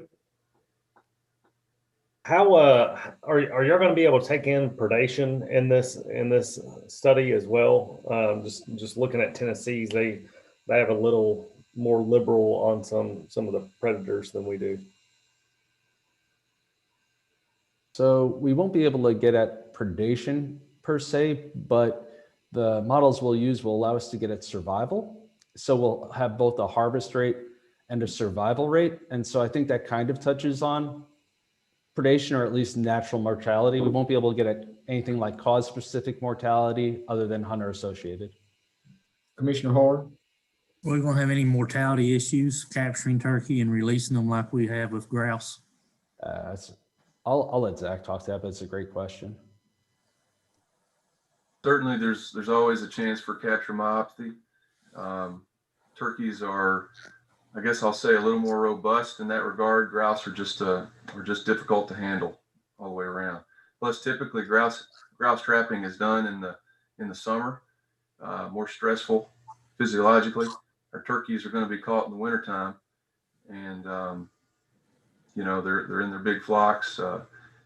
I think the capturing and handling protocols have been developed over decades for handling turkeys, helps us to minimize that. Certainly we could expect to see some, but we would do everything we can. We've got, one thing that I'm hopeful for about this project is that we have such great field staff. And those folks are used to catching ducks. We can get them trained up. We also, Dr. Brunges on the call, JB did turkey work for his graduate work, his PhD work. So we've got some in-house expertise. Brian Clark was even involved back in the day. So certainly we're going to be turning over, every leaf, trying to make sure that our staff have the best information and we do this as best that we can. And they'll That is be, amazing. Oops, I'm they'll sorry. be released back on the same ground that they're captured. They won't be any moving or transplanting. They'll just be captured, data taken, samples taken, and released. Exactly. We're just capturing the birds so we can put a band on them. Otherwise, we don't want to influence their movements or their location in any way.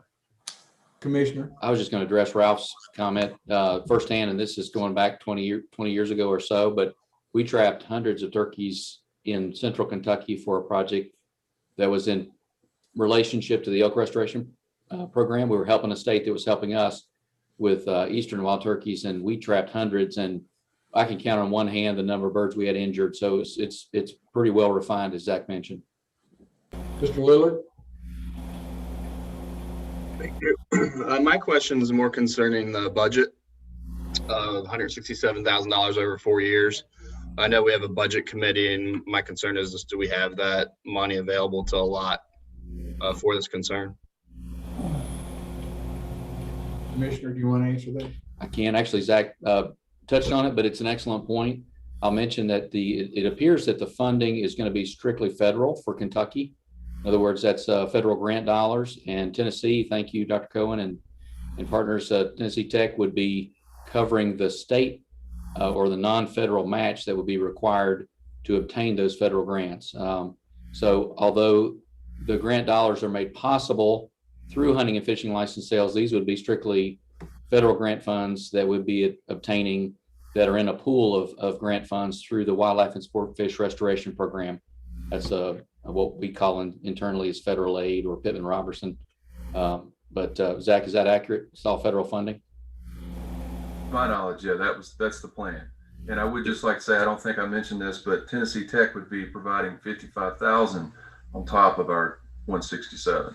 So that's their portion. And Morgan? I'll also state that the master's student under Dr. Cohen is also co-funded by TWRA.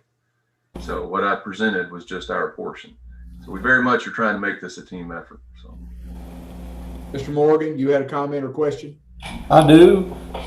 Before I was commissioner, and since I have been commissioner, I have heard, I don't know how many sportsmen in the 8th district say that when they trapped the grouse up here, that the numbers plummeted to virtually being extinct. You just don't see any grouse up here anymore.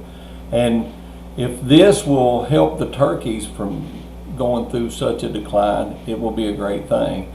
And I am hopeful that the turkey population is not affected by this trapping. And the more assurances we get of that, the better I'll feel about it. And I just wish that we could have had some sort of study like this where we could have slowed down or stopped the decline of the grouse in this area, and maybe that's still possible. Thank you, Mr. Morgan. Mr. Knott, you had a comment or question, sir? Well, sir, this is a wonderful presentation, and I think the sportsmen are hungry to hear about our turkeys and all this stuff. And so we've got a thick book here to get through, and I'd just like to get to the question. If I need to bring a motion to approve this or whatever at this time, I don't want to cut anybody short, but we've got a lot of stuff. And so to try to move it on, I'm fully in favor of it. It doesn't cost us much. And so I think we should do it. Thank you for your comment. Any further before we let Mr. Knott make a motion here? Any further questions or comments for Dr. Casey or for Dr. Cohen or for Zach? Thank you. Now, Ken, would you like to make that motion concerning attachment A7, page 27? I'll move that we accept this research project as stated. I hear the motion. I have a second, I think, from Brian Fisher. Is that correct, Mr. Fisher? Is there any further discussion about this motion? Then I'll put the question to you on attachment A7, page 27. Motion's been made to accept it as it is written. All in favor, please signify by raising your hand. Opposed, raise your hand. Motion carries. Thank you, Dr. Cohen. Thank you, Dr. Casey and Zach. I hope you all report to us maybe progressively as you continue your research. Mr. Chair, thank you for the opportunity. Thank you, sir. Thank you, Dr. Kleiner, and all of you. Thank you. Mr. Cohen, just wanted to thank you for joining us. I know you had to make time to join us, and kudos to Zach and Dr. Casey for bringing this forward. I wanted to thank the commission for being responsive to the sports people, and also our staff for responding as well. And this is an example of that. When we see trends, when the public sees trends, we want to be responsive and do right by the resource. And this is an example of doing that. You all as a commission considered changes last year and going back to the previous year and concluded we didn't have adequate data to be able to ascertain, whether changes were happening and what the impacts were to our population from various factors. And this is an example of us trying to respond, to that lack of knowledge and bring forward some good information. So kudos to staff and to the commission. Thank you, Commissioner. We have three more items, attachment A, 8, 9, and 10. I'd like to get through all three of those, and then we may take a half-an-hour break for lunch because we still have discussion items and new business as well as executive session. So let's go on with attachment A8. Chris, you want to do that one for us?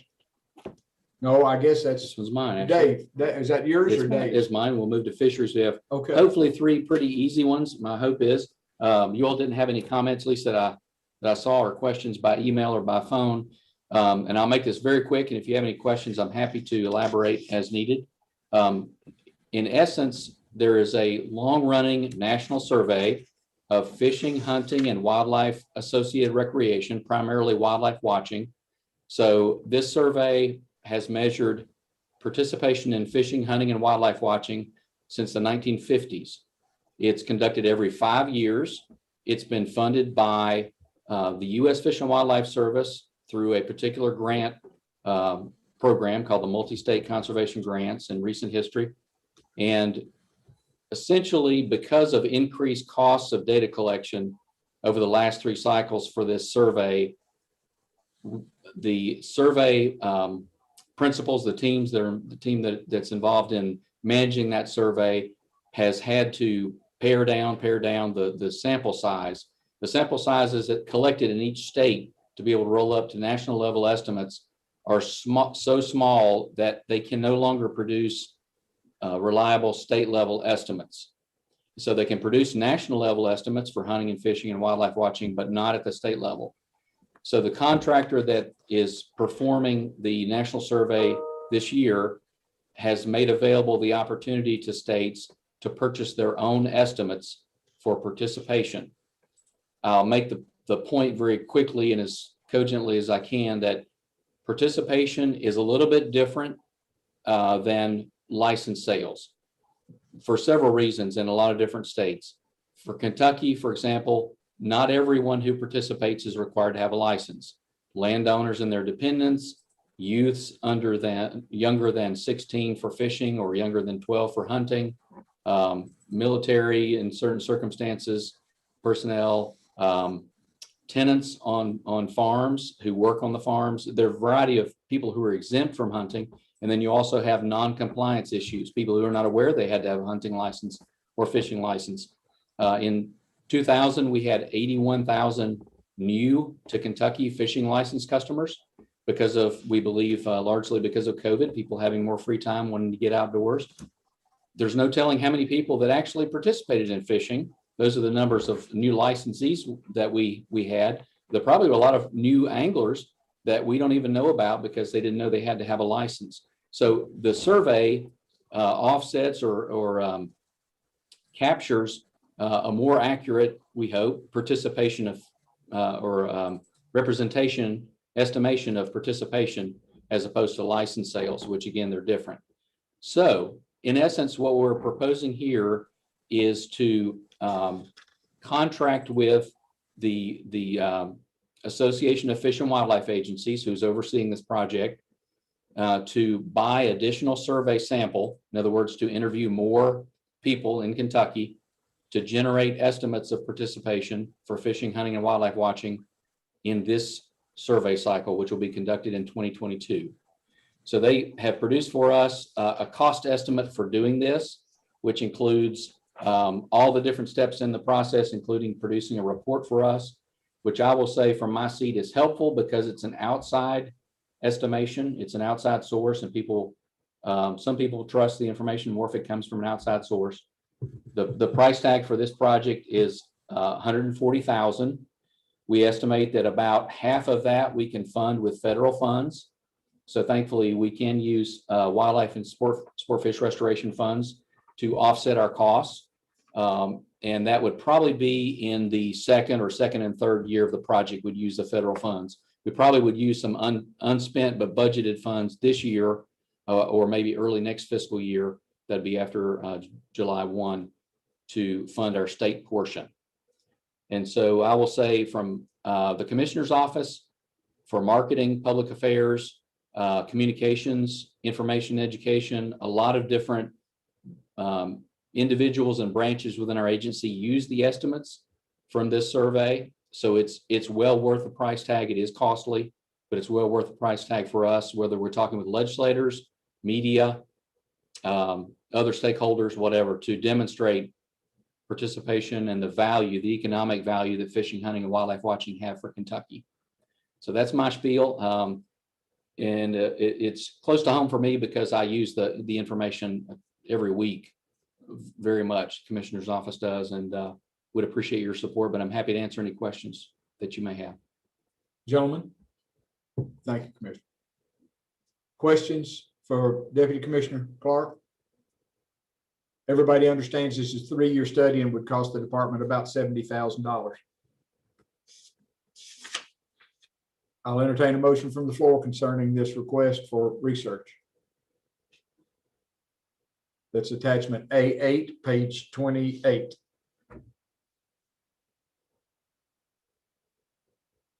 Gentlemen. Mr. Horn. I'll make the motion, Mr. Chairman. We have a motion that we accept this proposal for research from Mr. Horn. Is there a second? Mr. Morgan seconds it. Any further discussion or questions concerning this issue? All in favor, please signify by raising your hand. Opposed, raise your hand. Motion carries. Thank you, gentlemen. Thank you. Yes, sir. Item A9 is the next item, action item we have. It's page 29, A9.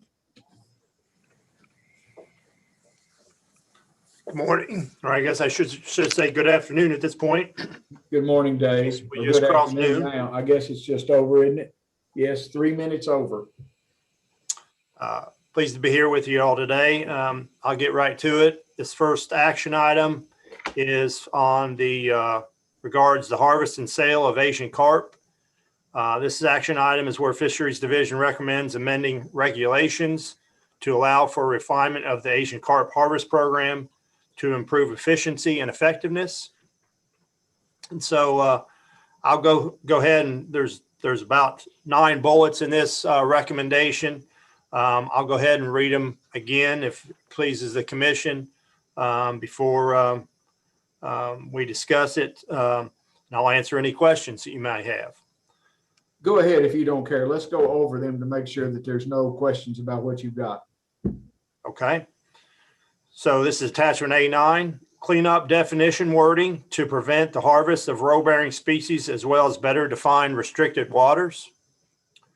Commercial fishers would be allowed to set their nets in any fashion instead of being restricted to whip net sets. The participant requirements would be edited to change the phone number to call to sign up for the program, to remove the need to provide the fish buyer's phone number, and clean up wording on what fishing location information is needed and notification requirements for changing fishing locations after assigned. Commercial fishers would be required to mark the ends of their nets with floating buoys, and all fish harvested, possessed, and transported under the program would need to be kept separate from fish harvested by any other methods. The removal of immediate submission of daily harvest cards with a new requirement to submit that information at the end of each month. Allowing those fishing with free Asian carp only commercial license to fish in both commercially restricted and open waters.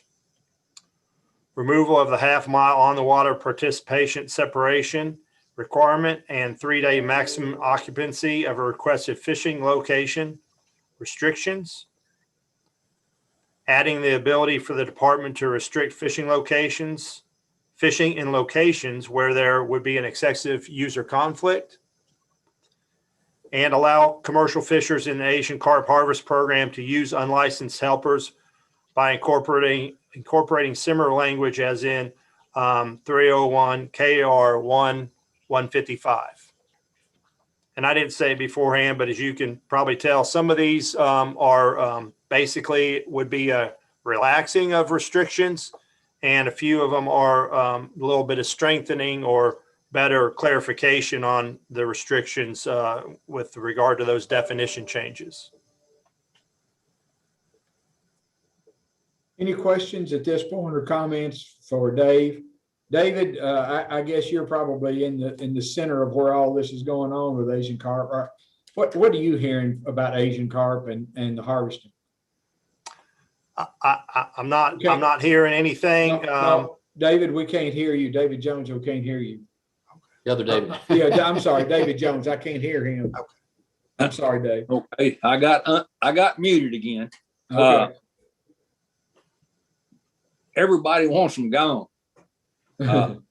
Yesterday, of course, the river's rising, and yesterday, you could have caught a lot of them in the road before I got to my place. And, if they'd have jumped in the back of the truck, I'd have got a whole truckload. I have never seen that many in the middle of the road before, but they need to be gone bad. Okay, Kenny Knott, thank you, Mr. Jones. Can't hear you either, Kenny. Mr. Drees, would you get in the weeds on the second bullet point there, please? Explain that to us a little bit. The whip net set is where the net is it's used with a gill net or a trammel net to encircle the fish, and this is simply allow them to set the net in any fashion where they could set them straight, they could set them in any way they want, basically. So we weren't sure why this wording was in there, but it's basically a relaxation of the regulation. Okay. They haven't been setting them in straight lines before this? I think in the Asian carp harvest program, they may have been, but it would have been in violation of the current regulation, which says that they have to set their nets with a whip net set. Okay. All right. I would just want a little clarification, especially for any sportsmen that might be listening as to exactly what this meant. Okay. Thank you. Yes, Mr. Horn. I think Ralph had raised his hand before me if he wants to go first. I was just going to say these loosening and changes, Dave, would help us take a lot more Asian carp than we currently are. Yes, the hope would be that it would allow them to take more Asian carp than we currently are, and the restrictions are really, for example, the first bullet is just trying to make sure that we're clear that they can't take roe-bearing species or catfish that are over the trophy regulation requirements. Those are kind of the restrictions that we're trying to address and make sure they're clear. That's the second part of my question, and my comment is that this would not in any way damage the catfish population and the other species that we have. No, this would ensure that they have to follow those regulations. Very good. That's Mr. all. Horn. With marking the end of their nets with buoys, is that enough to keep conflict down between the motor boats and the nets and keeping nets to be entangled in propellers? There is a part of the regulation which says they have to be set. If they're set less than 3 feet below the surface, they have to be tended by the program participant. So basically, the commercial fisher is supposed to be present if they're set less than 3 feet less than 3 feet under the surface. And that would not change. That would still be in effect. That would still be in effect. Yes, sir. Thank you. Any other questions or discussion? Yes, Mr. Knott. Mr. Chairman, I move that we accept these items as stated. I have a motion to accept attachment A9, page 29, as it is written. Is there a second? I think Mr. Lear is seconding, or Mr. Lillard. Mr. Lear, I think you got it first. So we've got a second. Is there any further discussion? All in favor of attachment A9 as is written on page 29, please raise your hand. Any dissenting votes, please raise your hand. Motion carries. Thank you, gentlemen. A10 is the next item, action item we'll deal with on Fishkill.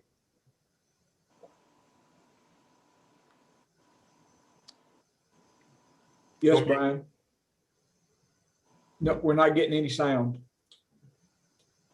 I was just going to make a motion to accept A10 as written. We beat this up pretty good last time about raising the price of the fish kills. So I have a motion that we accept A10 on page 30 as it is written. Is there a second to that motion?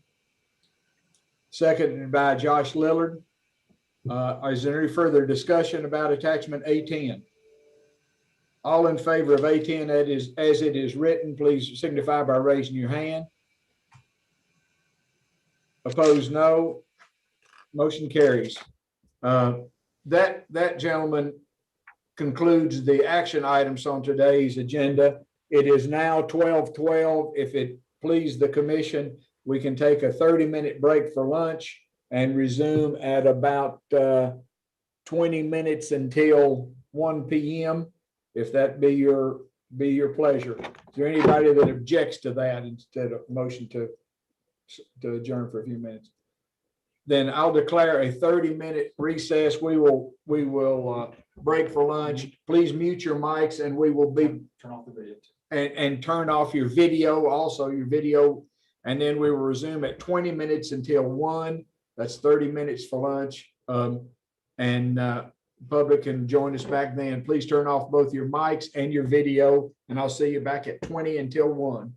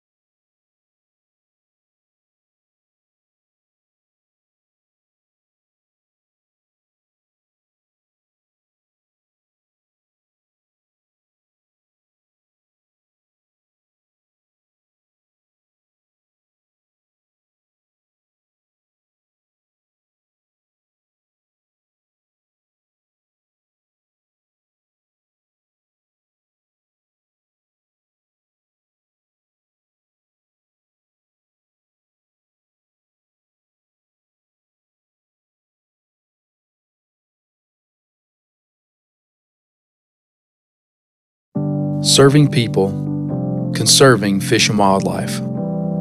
At the Kentucky Department of Fish and Wildlife Resources, we take those words to heart. We are conservation officers, wildlife and fisheries biologists, conservation educators, engineering, IT, communication specialists, marketers, administrators, and customer service representatives. It's our mission to conserve, protect, and enhance Kentucky's fish and wildlife resources while providing outstanding opportunities for you to enjoy hunting, fishing, trapping, boating, shooting sports, wildlife viewing, and related activities. At Kentucky Fish and Wildlife, we protect the resource and public safety by enforcing hunting, fishing, and boating laws across Kentucky, provide public hunting and fishing access for the management of more than 1 million acres of natural areas and waterways, provide quality fishing opportunities for anglers close to home by annually stocking more than 5 million fish in public waters, build and maintain public boat ramps, shooting ranges, bank fishing access areas, and other public facilities, restore streams and wetlands on private and public lands using special grants, assist private landowners with fish and wildlife habitat improvement, inform and educate millions of youth and adults through education and outreach programs. Not only are we responsible for the conservation of the few dozen species in Kentucky that are hunted, fished, or trapped, we are responsible for all of our state's incredibly diverse animal species, nearly 1,000 of them. All of this is accomplished with funding through user fees and grants instead of state taxes. The majority of the department's revenue comes from the sale of licenses and permits, federal funds, excise taxes on outdoor-related equipment, and boat registrations. Hunting, fishing, and other wildlife-related recreation generate nearly $6 billion in total economic impact to the Commonwealth, supporting about 70,000 jobs. All of us at Kentucky Fish and Wildlife seek to be good stewards of the great outdoors, leaving it in better shape than we found it. Passionate and mission-focused, that's who we are. Serving people, conserving fish and wildlife resources, that's what we do.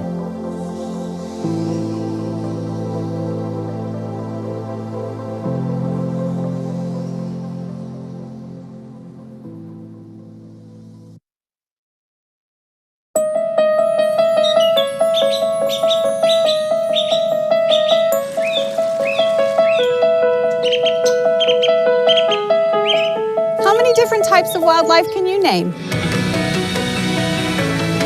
Did you know that Kentucky is home to nearly 1,000 species of wildlife?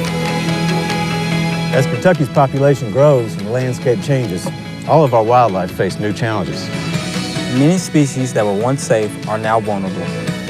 The Kentucky Department of Fish and Wildlife has a team of scientists dedicated to the monitoring and study of animals that are not hunted, fished, or trapped. Bats, lizards, snakes, salamanders, mussels, raptors, songbirds, and darters. Current funding isn't keeping pace, and there's still a lot of work left to do. We need to expand the community of people just like you, who are conscious and committed to conserving Kentucky's wildlife. We work every day to improve Kentucky's landscape so that these species can thrive. And now there's a way for you to jump in and help. Be our partner in this work by becoming a member of our new and exciting Kentucky Wild program. Your involvement in Kentucky Wild will help ensure that future generations of Kentuckians can enjoy our state's wildlife. Together, we can purchase research equipment, improve the quality of habitat, and fund survey and monitoring projects for our state's most vulnerable species. Fortunately, we know that good wildlife management works. The recovery of the bald eagle is just one example of how people can help wildlife. When you become a member of Kentucky Wild, we'll work side by side and do our part to keep Kentucky wild. Help me keep Kentucky wild. Help me keep Kentucky wild. Help me keep Kentucky wild. Help me keep Kentucky wild. Help us keep Kentucky wild. Help me keep Kentucky wild. Help me keep Kentucky wild. Help me keep Kentucky wild.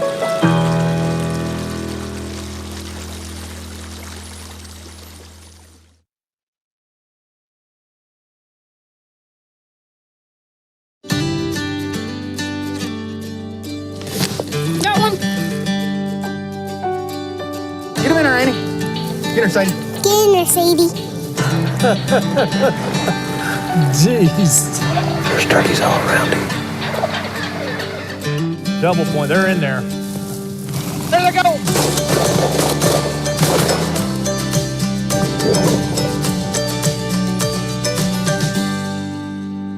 I can't think anything I'd rather do, so.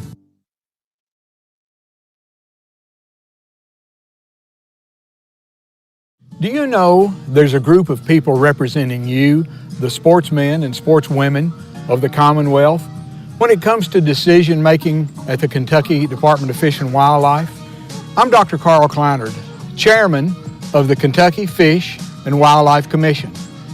I'm one of 9 district commissioners whose job it is to oversee the Department of Fish and Wildlife and advise the commissioner on actions to take that are beneficial to the department and in the best interest of wildlife and conservation of natural resources.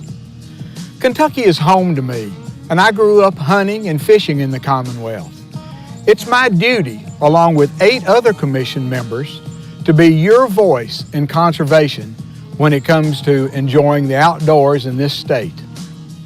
Every decision made on your behalf is well researched, thought out, and discussed before ever coming to a vote. That's our job, and we don't take it lightly. All we ask is that you, the sportsmen and sportswomen of Kentucky, participate in the process. When a district commissioner vacancy arises, we need you to nominate someone for the position. You can come to our meetings, you can reach out to us via email or telephone. Just go online at fw.ky.gov and search commission to find your representative.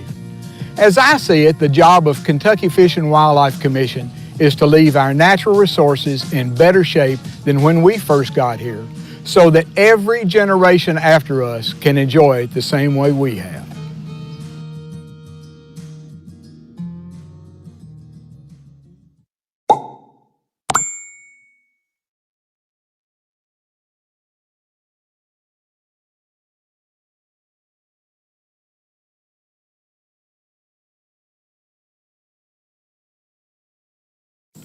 If you catch a catfish in Kentucky, there's a good chance it got its start here at the Peter W. Pfeiffer Fish Hatchery in Frankfort. Each year, the Kentucky Department of Fish and Wildlife Resources stocks thousands of catfish in waterways across the state. All of these catfish originate at the Pfeiffer Fish Hatchery, owned by the Kentucky Department of Fish and Wildlife Resources. This hatchery raises and stocks more than 300,000 catfish annually. In addition to catfish, the hatchery produces saugeye, bluegill, red ear sunfish, lake sturgeon, and alligator gar. However, it's catfish that are the Pfeiffer's hatchery's main focus. The process of raising blue catfish, channel catfish, and hybrid of the two begins in late May to early June in one of the hatchery's many ponds when a catfish pair is placed together in a submerged pen for spawning. The eggs produced by the pair are collected by the hatchery staff, careful to avoid the wrath of the male catfish trying to protect his eggs. The eggs are then transported to a hatchery trough. The trough water is oxygenated in constant motion to produce a viable environment for the eggs as they grow and hatch. The fries start to hatch after a few days and begin to look for food. It's at this time that staff start scheduled feedings for the fry, training them how to find food. A hatching rate of 90% and regular feedings mean that the fry are plentiful and grow quickly. Within 3 weeks of the eggs being collected, the fry are ready to enter one of the hatchery's ponds, a pond that will house these fry and nothing else, giving them the best chance at survival. This happens around mid-June. As many as 70,000 can go into one pond. In the early stages, fry are fed twice a day, then just once a day as they grow and become larger. With no competition for food and few predators, around 70% will grow to 5 to 9 inches by March of the next year. After a few months, hatchery staff sort the catfish into different sizes in different ponds to encourage their continued growth. After about 2 years, the fish are ready for distribution. Hatchery staff use large seines, tractors, hydraulic lifts, and elbow grease to gather the fish and transport them to awaiting trucks. The trucks bring the fish back to the same building where they hatched 2 years earlier, but this time for weighing and sorting. Once weighed, the fish are transported to state waterways. The hatchery transports fish to more than 90 locations across Kentucky throughout the year. Many of the catfish are taken to the Fishing in Neighborhoods Lakes, or FINS lakes, which are found in communities across the state. The department created the FINS program in 2006 to provide anglers with quality fishing opportunities close to home. These lakes are regularly stocked with catfish in the warmer months and rainbow trout in the cooler months. Sunfish and bass are also stocked as needed to maintain healthy populations. For more information on the FINS lakes or to find the stocking schedule, visit fw.ky.gov and search for FINS. The Pfeiffer Fish Hatchery plays an important role in providing great fishing opportunities across the state. So grab your rod and reel and take advantage of them.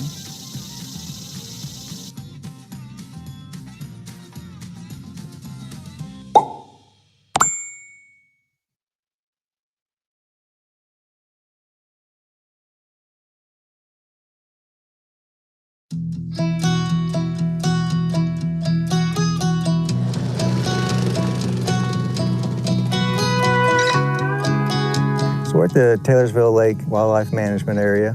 This is called the Briar Ridge Unit of Taylorsville Lake. It's a 1,800-acre section of the management area. Today, we're going to be putting fire to 580 acres of that area. We use drip torches that have a mixture of diesel and gasoline. On the end has a wick, so they light the wick with the match, and it drips lit fuel onto the ground. It has a little loop nozzle on the end. However you set your drip setting, there's an air vent on the drip torch. Fire it serves multiple purposes. It encourages growth of the warm season grasses in our fields, and it also will help us fight invasive species. We have 6 crews total. There are 4 igniter crews that are putting fire on the ground. We have a support crew, and we have a forestry crew that is suppression fire along our fire breaks. And then we also have a crew that is on the water that will be igniting the woods from the boat.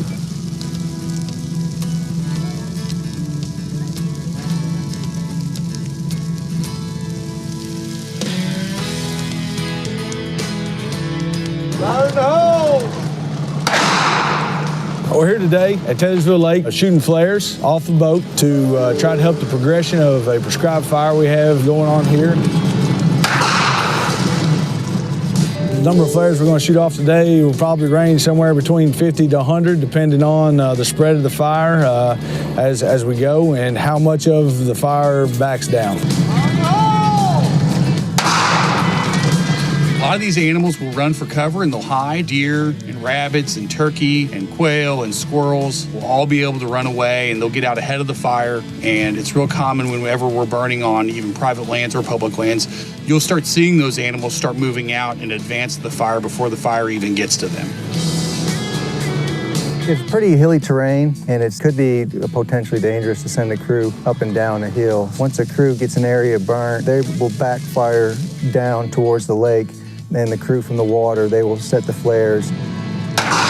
They will reach from the shoreline. They'll put fire up to the flares to match them together.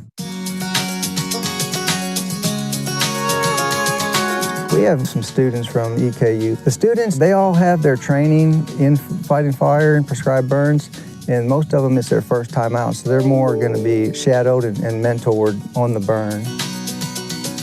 My name is Renee Steinberger. Yeah, my major is wildlife management with a minor in biology. I'm out here today because I'm Red Card certified and I love putting fire on the ground. The purpose of this fire is to increase oak hickory regeneration and open up some of the woodlands for more small game habitat. You will be increasing forest floor cover for smaller creatures like squirrels. In the woodlands and in the open areas within the woodlands, you'll be increasing early successional habitat for things like rabbits and turkey poults. Really, all the animals will benefit from this. You'll be increasing woody browse for things like deer. A lot of the animals here in the eastern U.S. have evolved on a fire landscape, and they've come to exist in some cases rely on management activities. Prescribed fire is one of the methods that allows us to manage the largest chunks of property at one time.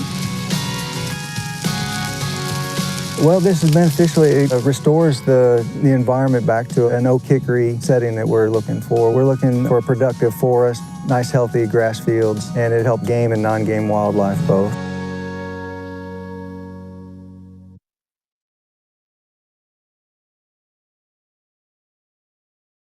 Hello, I'm Christy Stroud, a member of Kentucky Department of Fish and Wildlife Resources Stream Team. If your property has wetlands or streams in need of repair, the Stream Team may be able to help. Stream improvement is expensive, but the Stream Team can fix streams and restore wetlands at no cost to landowners. Costs are paid by the Mitigation Fund, a state trust with the sole purpose of helping restore these important streams and wetlands. These funds are dedicated to fixing problems like unstable creek banks, such as this one, where soil is eroding into the stream. Erosion of soils leads to fish and wildlife habitat loss, smothers aquatic life, and is harmful to downstream fisheries. So what makes a healthy stream? Healthy streams do not look like straight ditches. They have pools, clean riffles, and a healthy combination of rock and woody debris. Trees reinforce stream banks the same way rebar reinforces concrete. Trees on stream banks reduce erosion, filter toxins, and improve aquatic habitat by providing shade, important structures such as root wads that give fish and insect shelter. Do you have a stream on your property in need of improvement or a formerly wet area that's been drained or altered significantly? We use state-of-the-art engineering and construction techniques to restore streams and wetlands. Like utilities, these projects require right-of-way. Approved projects can pay landowners for easements or even fair market value for the property. So reimbursement may be an attractive benefit whether you own farmland, hunting property, or recreational lands. You can learn more about the Stream Team on the department's website at fw.ky.gov. Once there, enter Stream Team in the search box or give us a call at 1-800-858-1549 or email us at streamteam@ky.gov if you have any questions.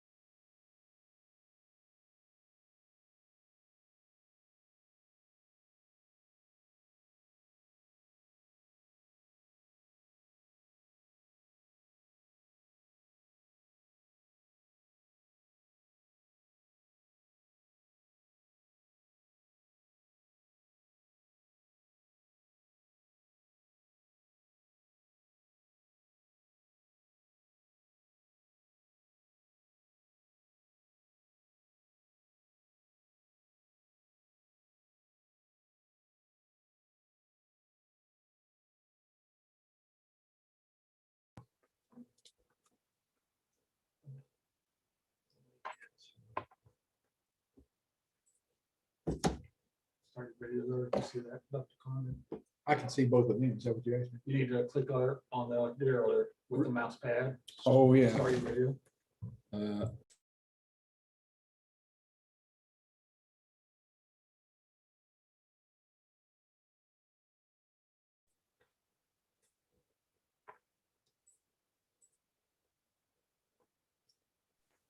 Video, audio on you. Yes, you are. Gentlemen, please remember to turn your videos back on as well as your microphones.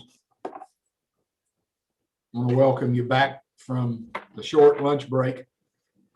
That was pretty short. That's my fault.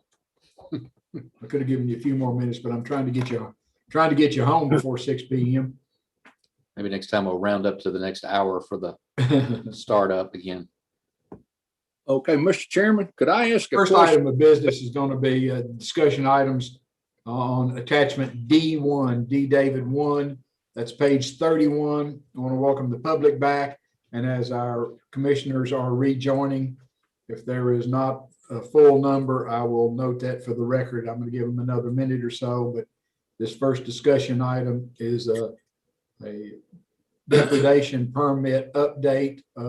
We talked about this issue previously and the commission requested a little more information. So I believe Chris is going to update us on some more information. Are you with us, Chris, or John, are you going to take that? Yes, sir. I'm here. I got this one. Looks like our members are all joining, but Mr. Chairman, I might just remind our members, you have to start your video again if you're not already there. Looks like most of our folks are, but if you're out away from headquarters, just look for the start video. There's Kenny. Okay. So 1, 2, 3, 4, 5, 6, 7, 8. We still have Ralph. Ralph, if you can hear me, you need to start your video. So you want to go ahead, Chris, and start, and we'll wait for Ralph to jump on, or he'll jump on. He's probably hearing the broadcast. This is just an informational item on our deer depredation permits. Pick up just a little bit if you would, sir. Okay, yep. As you mentioned before, Chairman, we previous meetings, the depredation permit process was described. And at the request of the commission, we provided statistics on deer damage reporting with deer control tags issued by county for the last 3 years for your all's review. I didn't receive any further questions from anyone on that. So basically, we obviously always encourage landowners that are experiencing damage and are encouraged by us and conservation officers and biologists to incorporate deer hunting into their management of the deer herd on their property when the scenario allows it. And then we also promote Hunters for the Hungry wherever we can on that. And kind of what we propose to do is kind of work more closely with Hunters for the Hungry. I know they've updated their brochure and their information. We have department staff on the board for Hunters for the Hungry. We work very closely with them. We're a major partner. So we're going to basically reach out to them as part of our deer depredation permit, provide their information to all the hunters who are inquiring about deer depredation permits, and try to inform people more widely that that is an option for them to utilize these deer so that they, are less likely to go to waste. And we can report back to the commission as those steps that we've taken along the way. Out of curiosity, did you provide that depredation tag breakdown across the state online or to stakeholders? Are they familiar with that, or have you had anybody request depredation tag information across the state, sportsman organizations? Since there's a deer concern in Eastern Kentucky, has anybody requested that information on depredation? Have not make that available to public if they request that? Of course. Yeah, I think we can make that available through an open records request if requested. Okay. Yes, Ken. Ken, your microphone is not turned on, sir. Somebody keeps muting me. I don't know what happens, but everybody just check every once in a while, make sure you're still alive. Okay. What I'm getting at here is the deprivation permits in zone 4 counties. I just would like that checked on and used pretty sparingly. In other words, I think we need to give opportunity to all sportsmen within those counties more so than just going to that when we have a little hot spot. I know it's still possible to have a hot spot in a Zone 4 county because of maybe next to a state park or something like that that might cause such a thing. But if we can watch that pretty closely and get those to a Zone 3 or something where the sportsmen all over the whole county has the opportunity and versus one or two people, I just think it's a better for the resource. But you still got to do what you got to do when you have those hot spots. But that's my only thing. I had a reason for that. I had in my district, I had a large number given out in a Zone 4 county last year. And so that's why I wanted to bring that up. Absolutely. We do always try to encourage other means of harvesting those deer through hunting and other usual methods before we get to that step. I absolutely understand. So Chris, did we agree last time and this time that we're going to ask the conservation officers or biologists to attempt to get farmers and the Hunters for the Hungry people together, make a more concerted effort maybe to make sure we don't have that, we step over the wanton waste aspect of depredation tags? Absolutely. Yes, sir. Any questions you all have for Chris about where we stand with this depredation permits? Yes, Brian Fisher. Yeah, on that, Chris, is it the deer control tags? Are they different? Because I think some of the initial conversation when this was brought up was discussing the ability for farmers, landowners to be able to shoot and leave them lay, which is different than the actual deer depredation tags, is the way I understand it. So the deer depredation has to be used by a licensed hunter, can be assigned to it with the firearm within the season that is open, and those people can do whatever they want already with it. So if they want to donate to Hunters for the Hungry, they can. If they want to take the meat, they can. I think some of the commentary was the other law that was passed by the legislature that allows them to shoot and just leave out of season. And Yes. if there's the ability to do anything with those deer so that meat does not go to waste. That was my interpretation of this originally. And I do believe, and then if Kyle's on here, he can correct me if I'm wrong, or Colonel Gibson, I do believe even in a case of the deer damage, the destruction permits, if they request so, they can still utilize that meat. Okay. And that's included with the goal of this? Yes. Yeah. I got are you done, Brian? Yeah. A few comments on this. The DTC or DCT tags can be used during regular gun season. Is that correct? I believe so, yes. Yeah. And part of this with Hunters for the Hungry, in the application process or as they go through, that we could notify that the farmer has to go through, or whoever's having the problem, that they can be notified that they could have Hunters for the Hungry be involved in this process. They currently have 2 refrigerated trucks, current Hunters for the Hungry, and they've applied or asked for are in the process of getting a 3rd. So they can actually have something on site there.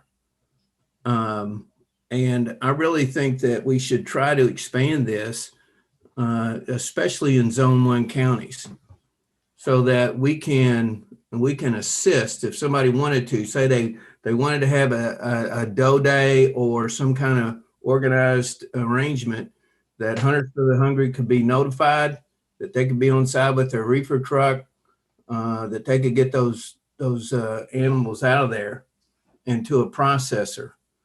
What steps do we have to take in order to do that? And is it just something we need to note on the application permit, or? I think what I would like to do as a starting point for that, Ralph, is to, with every request for those permits we get, to include with the information and the paperwork that you have to do, include the brochure for Hunters for the Hungry with all the information they have on their process, where you can donate, their freezer trucks, and all of that included. All right. So we could prepare we could have them prepare a step-by-step process. Yes. Make sure that anybody that makes that inquiry gets that, and that Hunters for the Hungry is notified. That'd be Yes. great. You know, I mean, they've really done an excellent job. They're one of our partners. And I think this is one of the second highest years in terms of meat donated and the job they're doing. And with Roger Lapointe, I mean, he's doing a bang up job as their chairman. So all the support we can give him would be great. Yeah, absolutely agree. And keep in mind, like I said, we do have staff on their board, so we can work closely with them, make sure this happens. And if you haven't seen, I know there was a story here just a couple weeks ago about the donations to East Kentucky, all the deer meat that was donated by Hunters for the Hungry and carried over there. So yeah, it's been a great success this year. They took over a ton of venison to Eastern Kentucky in those trucks, and along with another 1,100 pounds of other types of meat. And got great relationships with multiple facilities that need that, and it will be well used. And I think it's a very good look for the agency and for the hunter overall to be doing. So, Agreed. all in favor. I think we need to make a concerted effort to do everything we can to eliminate waste. We've got a lot of hungry people, and you're right, Ralph. That's an important part of our agenda, is to make sure those that deer are not wasted at all possible. Other questions for Chris concerning that discussion item? Good. Okay. Thank you, Chris. Next discussion items on the bear hunting zone modifications, and I guess Dr. Hast, you're up, sir. I had to say that twice. Yeah, Dr. Hast is muted. Yeah, well, we're unmuted now.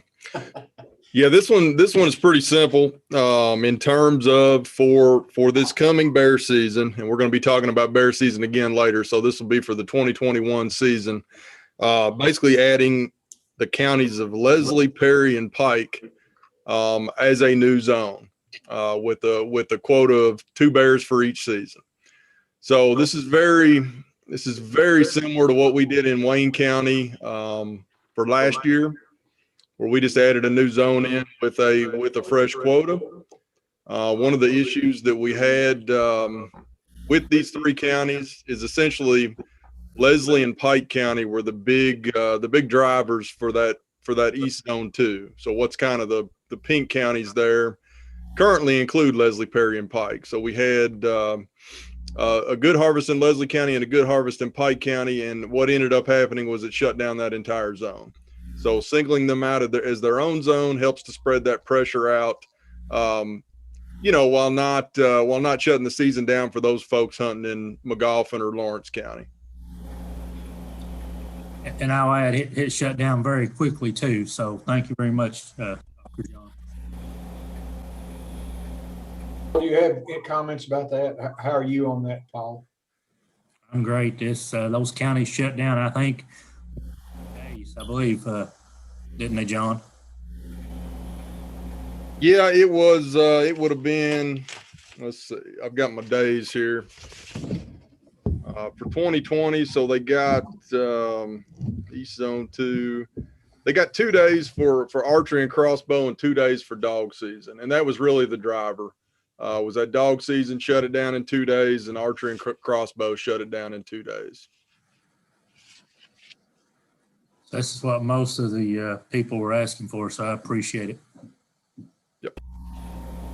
John, you do not see any need for any kind of call meeting to correct anything prior to 21 season? In other words, any emergency need, we're okay to get through this season and then discuss 2022?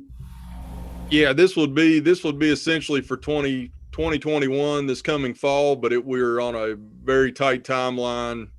Once the red clears here, we're on a very tight timeline to get it in place by mid-October for that archery and dog season. Yeah, So let me make sure I'm understanding you here. Are you asking that we have an action item after this discussion item for this season, or have to include it in special call meeting? Yeah, we'd have to do one or the two, I think. Okay, go ahead, Doug. Well, this sort of move worked real good in Wayne County, and I thought I would support it 100%. It's in Paul's district, and as soon as Paul makes a motion, I would second it, move it on. It is a good point. We would be very close. It probably, if the members have not received any negative feedback about this proposal, you could either, vote on it here, or you could make it an action item for a special call meeting to ensure that it, is processed in time to be in effect for this fall. But you could have a special call meeting, soon, and just deal with this one item if you so choose. It's up to you all. I don't think shareholders would care much if we're adding more opportunity to hunting. Who else had their hand up? Somebody else wanted to make a statement. I thought, Paul, go ahead. I'll just make a motion that we move it on as an action item, and then I'll, to your discretion, if you want to call a special call meeting for this one item, or take it on as an action item. There may be in the near future, there may be another need for a special call meeting. I do not know at this time, but there may be other issues that come up that required a special call meeting, and we could include this in that special call meeting if it be the pleasure of the commission. Doug, are you seconding, or you have a question? Or you I am just seconding on me there? So you all are, then your motion, Paul, is to go ahead and make a motion to include this in a special call meeting in the event that we have it in the very near future, to try to include it in the 2021 season. Is that correct? Okay. And that's seconded by Doug Morgan. Is there any further discussion about that? All in favor of that motion made by Paul to include this in a special call meeting so it could be used in the fall, please signify by raising your hand. Opposed, no.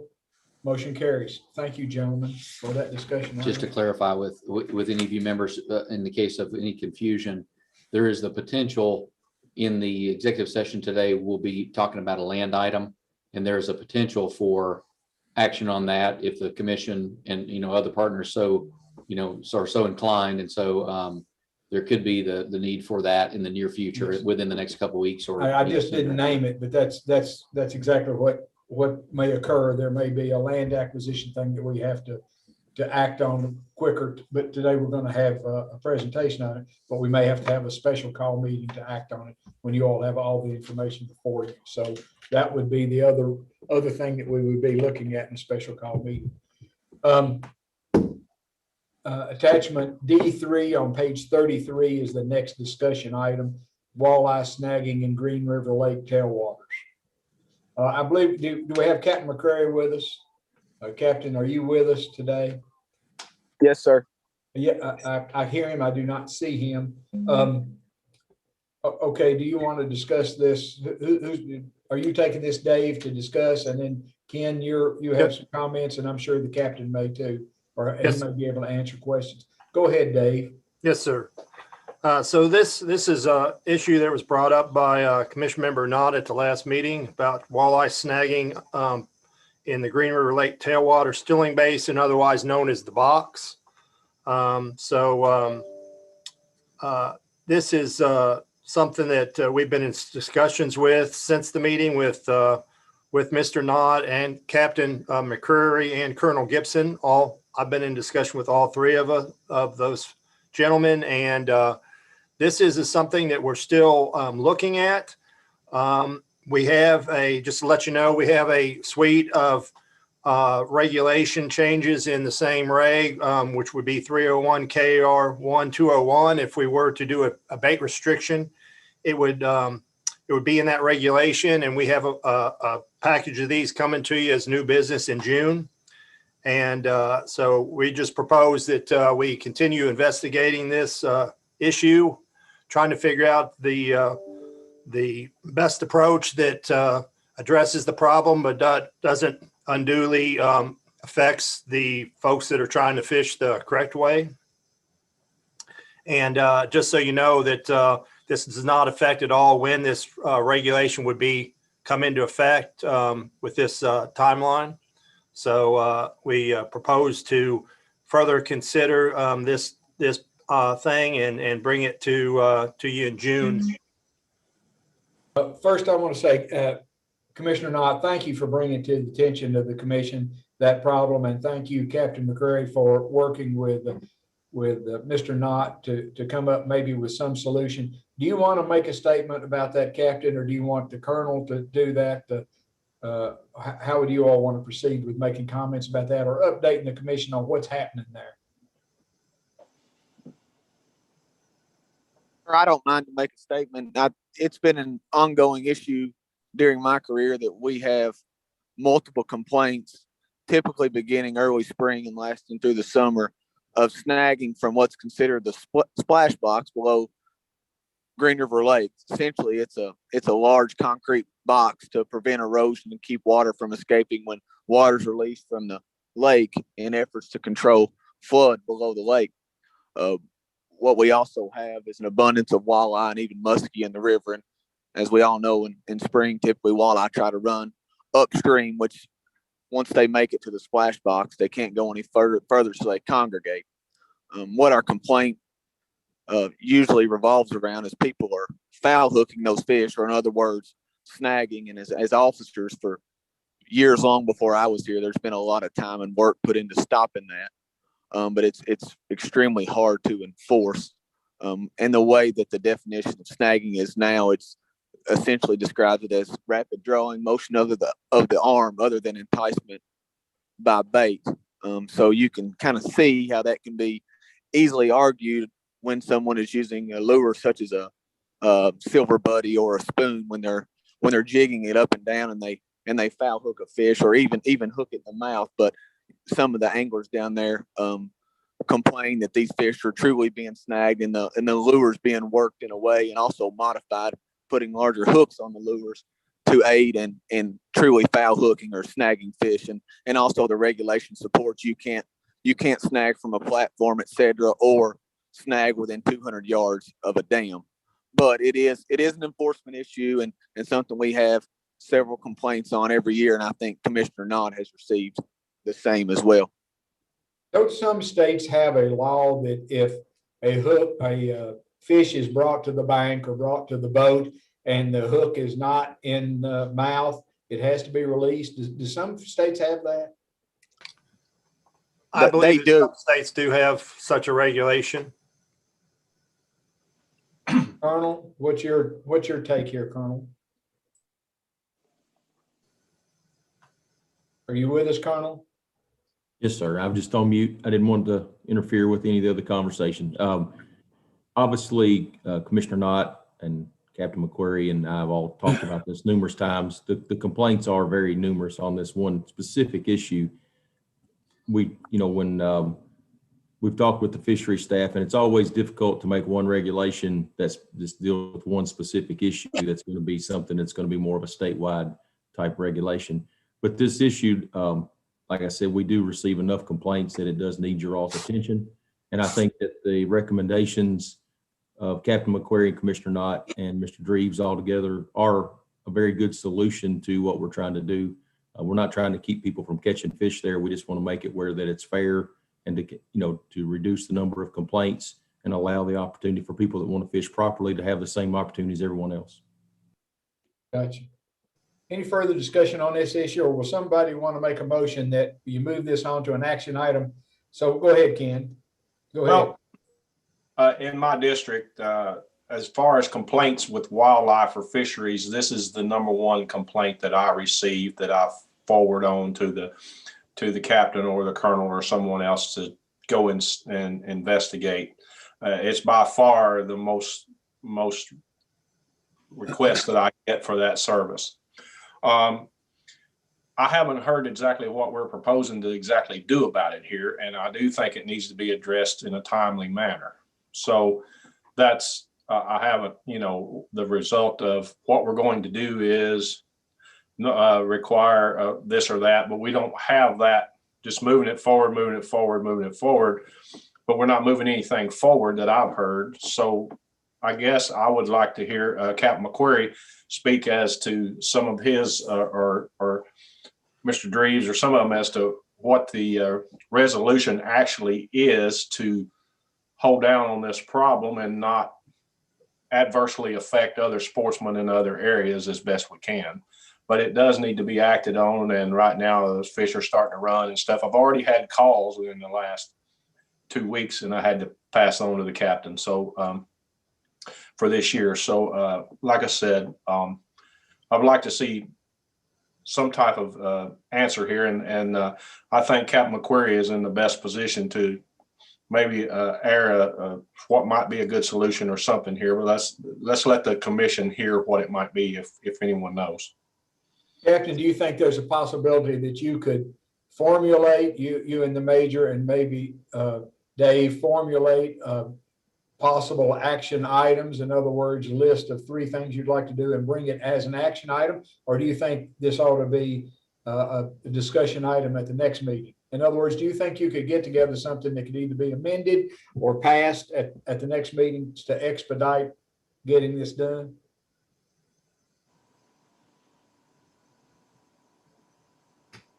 Captain? I would say just procedurally, I think one reason that, if I may, the fisheries combination, actually sort of 2 reasons why they didn't bring forward a new business item or a discussion item here for potential action, either at this or the next meeting, was determining what was practicable. In other words, what actually could be enforced.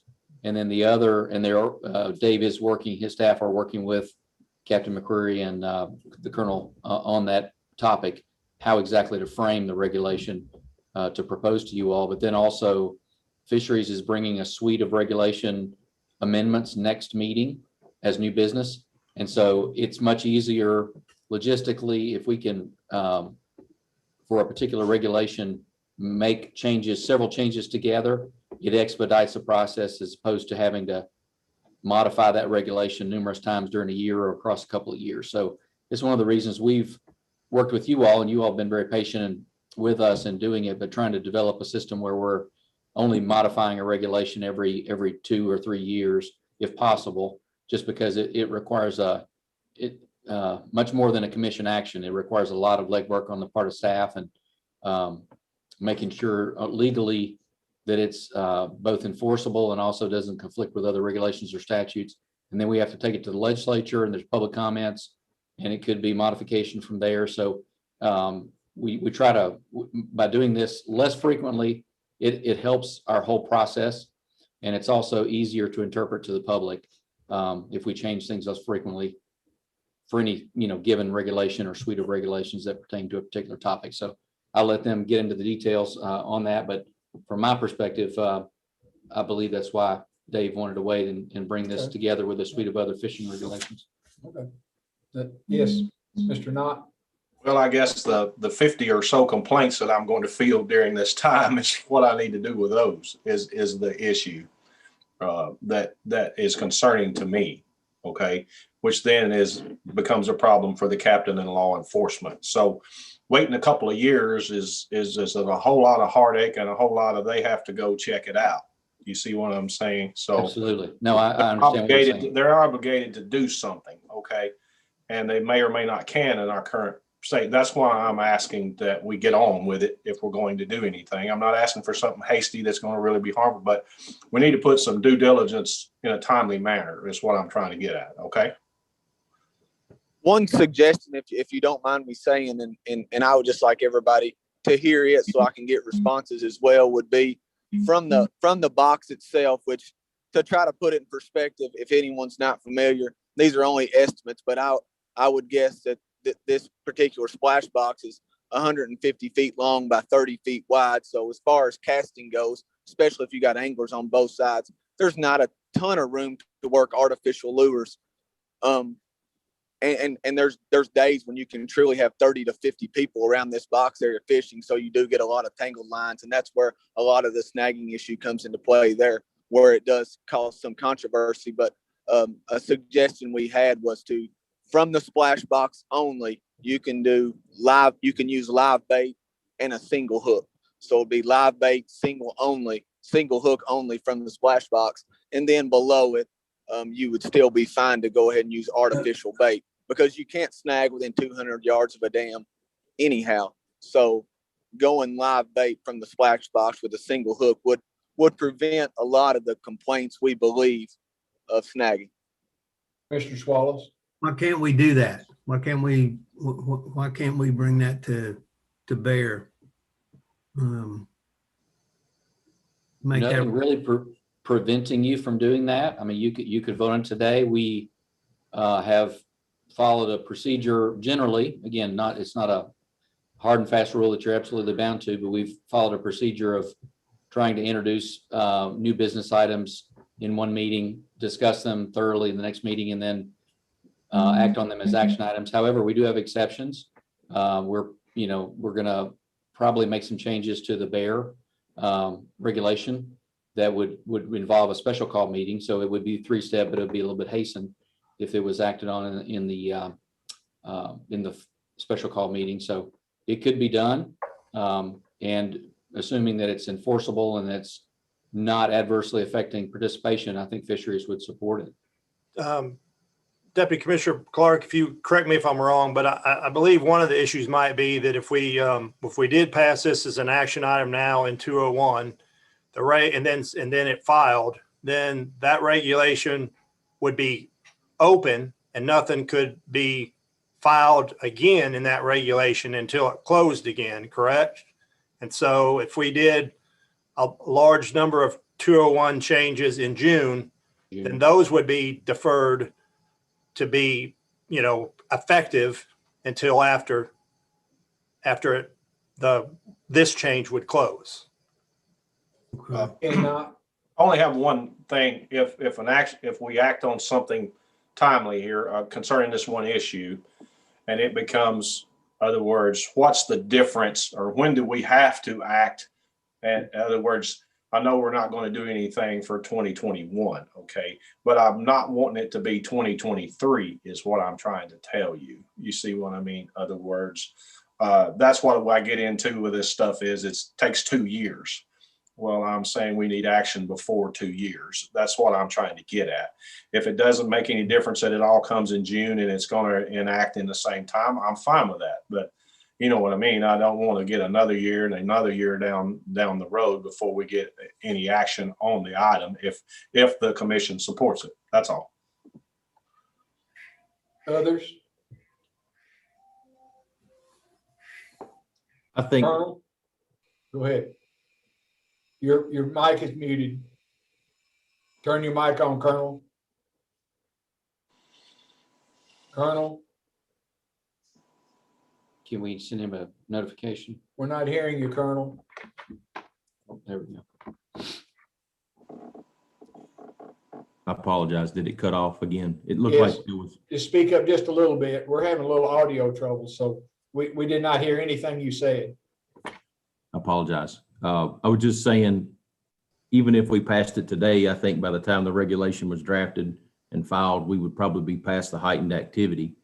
But I'm like you, I think it would be wise to put it through as with those June, no later than those June regulations so that they're able to be enforced by next spring. Passing it today would probably not get us still in front of the spring fishing season. No, I agree. I agree.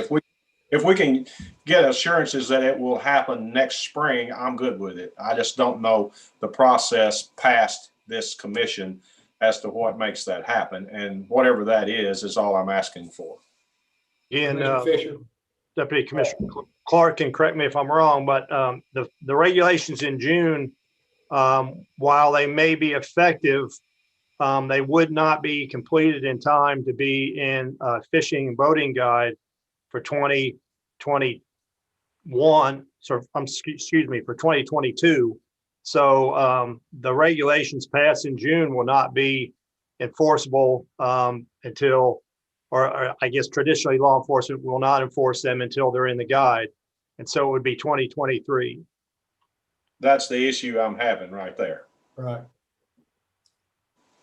Well, if we include this in part of our special call meeting that we'll apparently have, could we include this in the special call meeting and it still make it in time if it's done prior to the June meeting?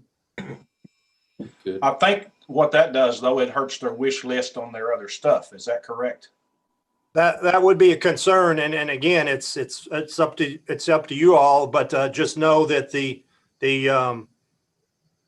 if we filed this one, and again, correct me if I'm wrong, if we filed this one, once it was passed by the commission, then it has to go through a period where the regulation is open and nothing could be filed in this regulation again, or it couldn't be opened again until it closed. So it would cause that to the ones in June to maybe possibly be deferred longer. Brian Fisher. Is there a potential that you all could have all the proposals done by then? Because even if we're bringing up more proposals and they're not going to go into effect for a year and a half, it seems like we've missed the ball on getting those proposals into place. So if there's a way to do them all in a special called meeting to get them in place quicker, that would seem. The problem with that, Brian, is then we don't give the sportsman the length of time to review some of those proposals. In other words, if we stick to our schedule, we have to make those known to the sportsman prior to passing them, unless it was an emergency regulation in fishing. Right. We'd still want to keep on the timeline. And if we made those action items without first discussion items on those items that Dave is talking about, then we've kind of nullified, giving the sportsman time to comment on those.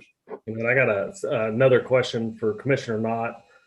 Kenny, do you know if this is the same, if you're having any issues with this at Barron? Because I think they've got similar box and walleye. That's on your side of the dam, buddy. Well, you're up there closer than I am to it. I didn't know if you've got any calls on it. I've not heard anybody about that. Yeah, but no, I have not. All right. Yeah, I know it is somewhat painful when you're trying to be nimble, and Mr. Knott, I totally understand. You're trying to be responsive and you're trying to address an issue, and we are very sympathetic to that. I would just say the recommendation to move early last year to a more deliberate 3-step process for introducing potential regulation changes and then discussing them and then voting on them was built on years of I would say angst, sometimes between commission members, but also from the public about hearing about something 1 month and then not having opportunity to access their commission members or whatever, gather research, present it the next month when it was voted on. And so that was the basis for the recommendation to the body, to the commission, that we develop a more deliberate process for processing regulations. We also do have the challenge internally of logistically doing that. In other words, getting regulations through, which if we, as Dave pointed out, if we change a regulation, we have had situations where we've voted in one meeting to make a change and the subsequent meeting to make a change to the same regulation. And we can't process those simultaneously necessarily. So it just creates a lot of challenges that the public won't see at face value, and you all wouldn't see unless you're involved in the regulation promulgation process. But I think overall it serves you well, but there will be cases, I think, like in emergency regulations where we have to address a situation, and whether this is an emergency or not, is for you all to decide as far as how quickly you want to process it.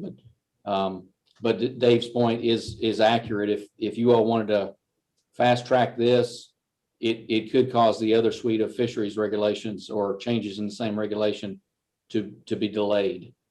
So that might be, much later. Those coming online could be the next year, or they get into the guide. Ralph?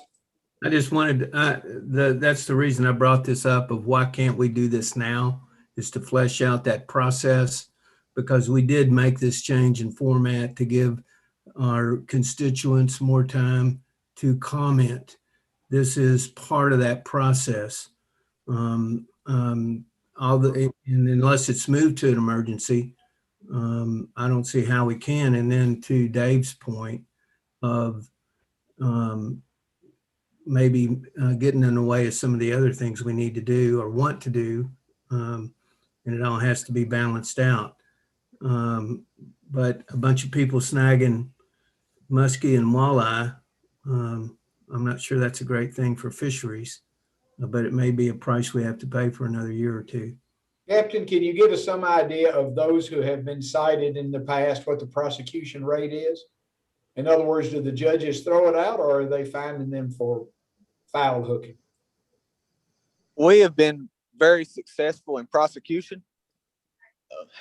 However, there is an argument that can be made and testimony that has to be given in contradiction to the definition of snagging, which again, as I said, is the rapid drawing motion of the arm other than enticement by bait. And what we typically see is the use of the spoon and silver buddy type lures that are, most of them direct you on the back of their package to jig the lure up and down. And then you must make the argument as to what the intent of the angler, were they actually working the lure or are they trying to foul hook fish? And we actually see this year long. Myself, I've charged people even in December, but typically it is in the spring when the volume is the highest. But we have been successful prosecuting those people who are violating, but it truly takes a lot of officer hours to enforce the regulation as it sits now. And again, we typically also see these violations occur. I'll give a range anywhere from 9 o'clock at night to 4 or 5 o'clock in the morning. There's the anglers who are doing this with true intentions of snagging fish are putting forth a lot of effort not to get caught, modifying lures by even melting weights on treble hooks and attaching them, large treble hooks, and attaching them to the lures because they've learned to look at the regulation and use it to their advantage so they can say, I'm just jigging this lure up and down, even up to the point if you're not able to get there in a stealthy manner that they just bite the line and let it go off in the water. But to answer your question, we have been successful in prosecuting people that we catch. It's just very difficult sometimes to catch those people. Thank you. Other comments or suggestions or motions dealing with this? You want to move it on to the next time as still discussion item with the hopes of preparing a means of solving this dilemma? Any other suggestions? Do you prefer? Yes, Josh. I just got a suggestion. Could we put some signage there in the meantime? Something like snagging for walleye and muskie is illegal or something until we actually are able to make a motion and run through all of the bureaucracy it is to make it in the 2022 regulations. Yeah, that's certainly something we could do. I mean, I just think that might help appease the calls that Kenny's getting. I mean, I'd really like for us to pass something right now. I hate hearing the fact that people are taking those fish out of there like that. But, you know, unfortunately, we can't do that. I would just make sure that, you know, as you all, I'm sure, are aware, but remind you that, you know, they are subject to the creel and size limits. So, and that's something obviously that could be enforced right now. So I don't know if the captain has seen any folks that have actually over the limit. It's just maybe that they might get their fish quicker with that illegal method. And we obviously don't want to see that, but they are subject to the size and creel limits, and which is currently enforceable. I wonder if that signage also, it's an excellent point, Mr. Lillard. Wonder if that would help in an enforcement case. If we have that signage and it's even better, it may or may not make a difference, but if it's even more public notice about the snagging prohibition, that would help in court. I will add in that you're exactly right. The signage does help in cooperation with the Green River Corps of Engineers office, who also receives multiple complaints of snagging. We've cooperated together to put signs up, and quite honestly, much of the time they're taken down. We've even made efforts to put them in places higher where they're harder to reach, just to kind of give you a little bit of an idea of what we're combating. As we begin to catch people, they're willing to they shoot the lights out over the splash box, so they're harder to see, which makes it harder for us, just to be quite honest, to hide so we can watch them. So it's the signs do help, but with like any kind of hunting and fishing, even when you're trying to do it in a legal way, there's strategy that's involved in, even for people who are going out and intentionally snagging these fish. They're strategically working to catch fish, but undoubtedly we still enforce the size and creel limits. But signage does seem to help, and definitely helps the case when you go to court. I would add one thing, if we could add some type of surveillance camera or the threat thereof being one there, that might help us too on the signage, but not sure that you can actively, if they're shooting the lights out, I'm not sure you can actively keep one running, but anyway, anything we could try until we can get this resolved, I would appreciate. Thank you. Then is it pretty much agreed that we need to pass this on as another discussion item, or just continue it as a discussion item at the next meeting with possible solutions to the things you've discussed today? Well, I think in order to not harm, I don't know what's coming, but in order to not harm other regulations that may be equally as important, I know it's going to put another year on the timeline, and I don't like that, but you know, you got to take what you can get. So if we can put this in the regular process so we don't mess up any other regs that may be needed, just put it in a regular thing, but we do the best we can to control the issue as much as possible during the meantime, and then get the law enforcement at the proper time, the proper tools to stop this problem. Does anybody disagree with what Kenny Knott has just said? Because I don't think it's a voting item. I think it's just an agreed upon discussion. Chairman Kleiner, if I may, Yes, sir. I have Assistant Director Jeff Ross standing by, and he may have a solution that might help. Again, it does affect that what he might suggest. Again, if you made it an action item now, then obviously you've kind of jumped a step, but that's perfectly your all's call.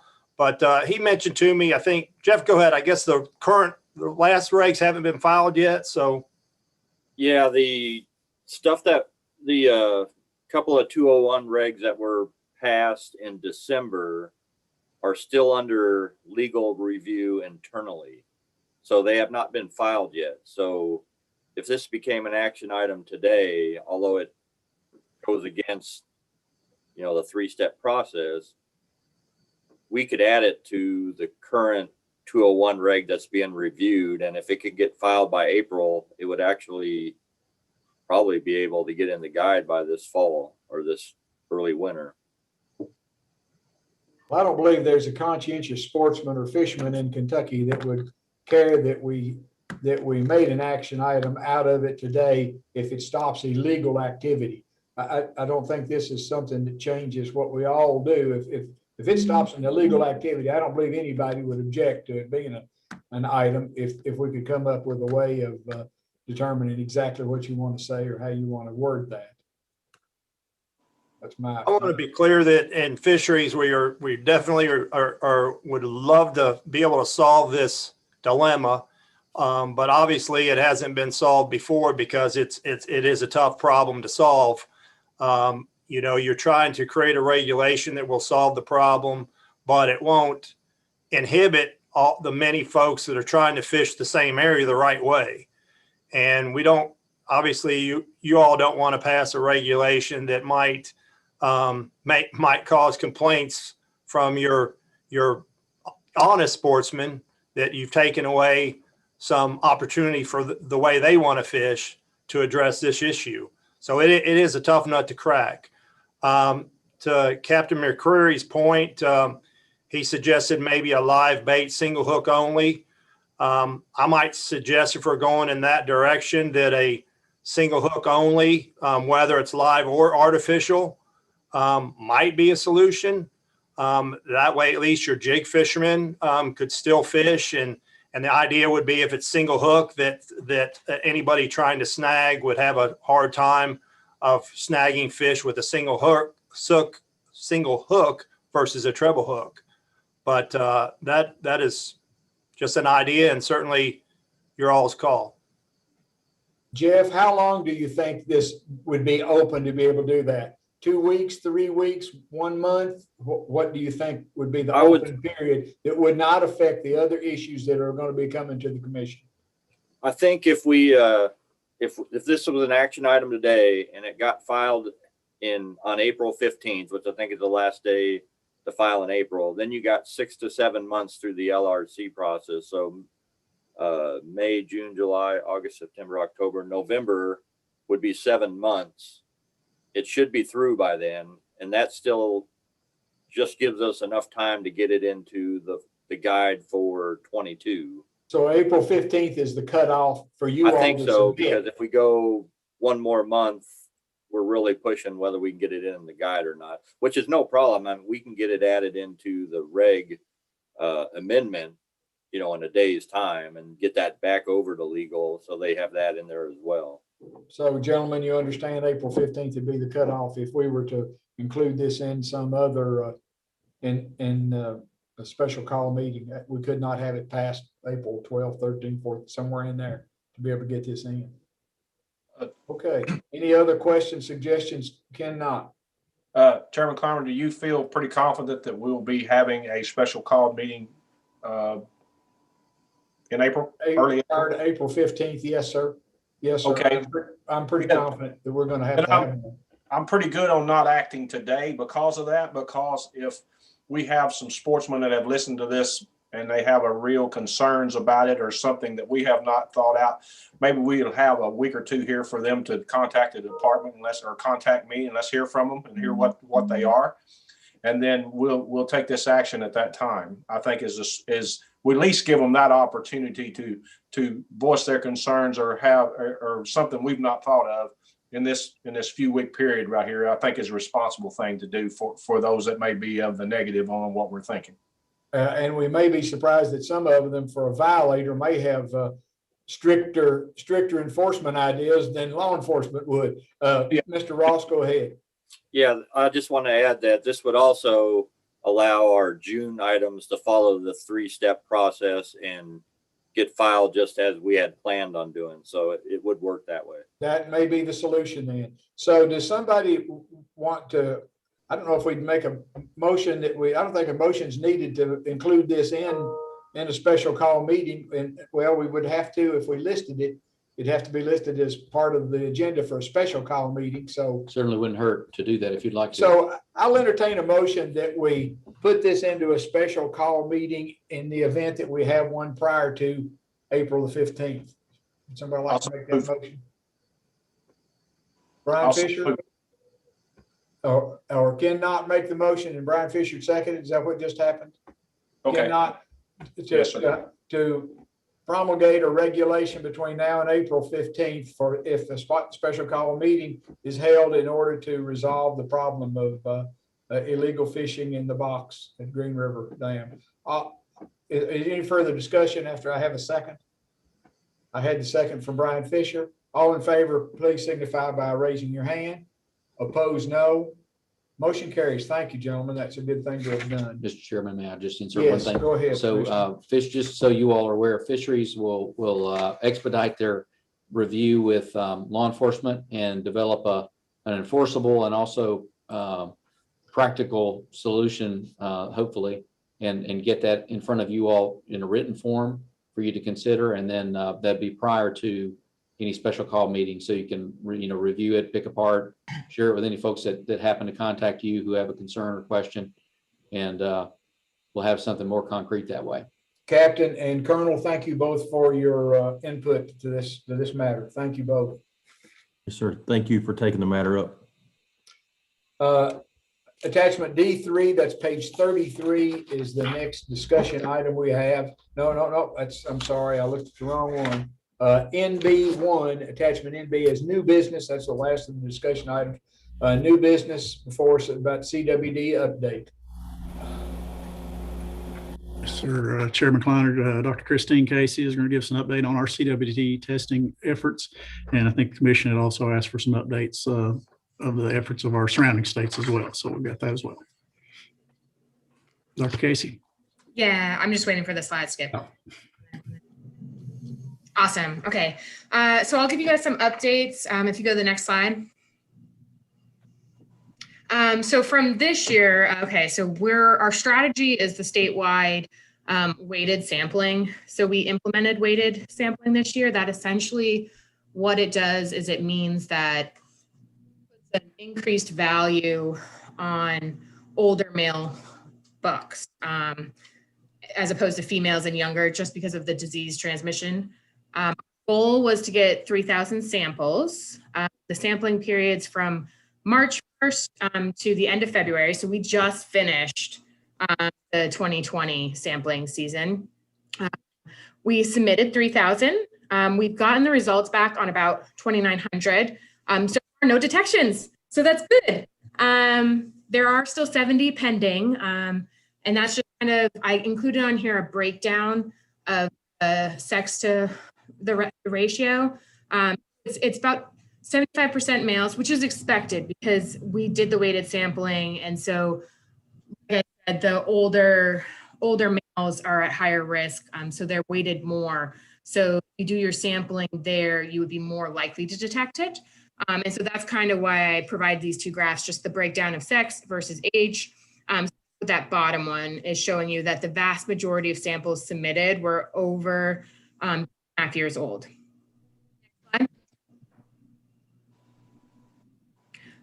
So updates from Tennessee. Currently, the confirmed positive is in Madison County. It's that far dot in the north and 53 miles from our border. The red outline, it makes it about, so that's their buffer. There's a 10-mile buffer around every positive, and that buffer is about 43 miles from our border. There is a suspect positive out there, and it's not included on this map. Will you click next, and that map should show up?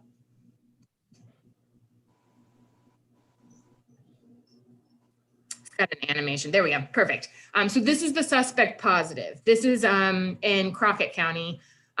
Suspect because it wasn't confirmed on IHC. So there's only 2 tests that are validated for detecting chronic wasting disease.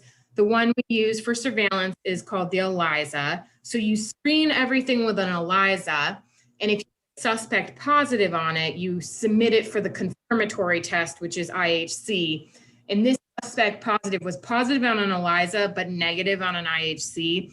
So they can't officially call it a positive, but were it to be positive, it would be, it's a little bit closer. So it's about 42 miles from our border. What I did here on this map was there's a 30-mile radius that we use, and it's within 30 miles. That's when we will implement our CWD response plan, 30 miles from our border. So this is still 40 miles. And that's what I'm just showing you. There's about a 10-mile difference between the radius around that and our border. So that's just something to be aware of, that it is creeping closer and closer. In response to, so they wrapped up their hunting season, and then they so many samples tested. They do targeted removal, which will wrap up in March. They're expecting, probably another 100 samples. So there's still going to be a few more tests, results pending out of Tennessee. So we don't know where those will fall yet, but that's kind of the status with Tennessee. Next slide. So Ohio. So Ohio is on here.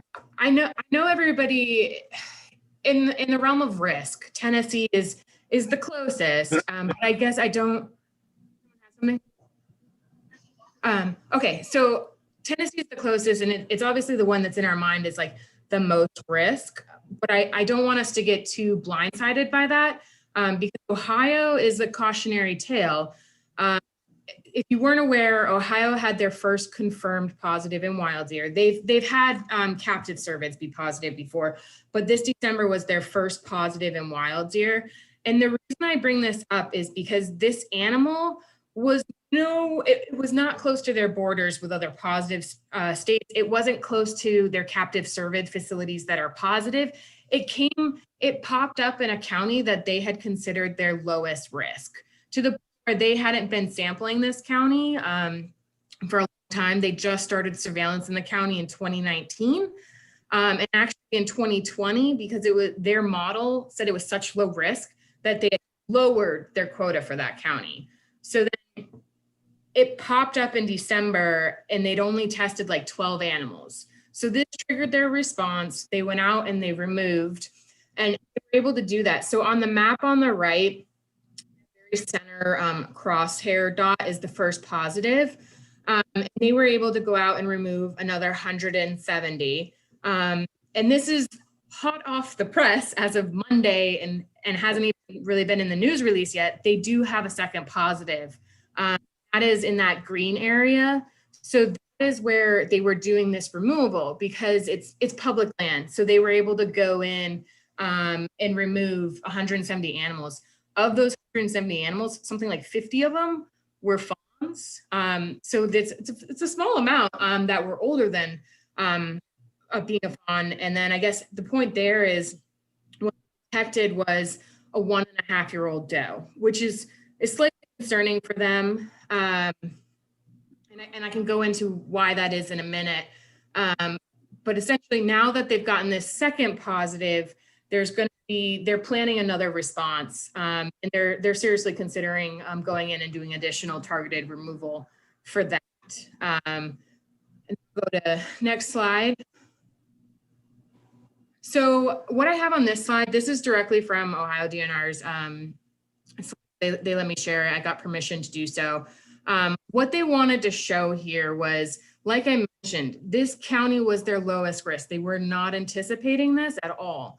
It has that first positive on there, and then they mapped captive cervid facilities. And then if you click next, it's going to show the number of taxidermists and processors.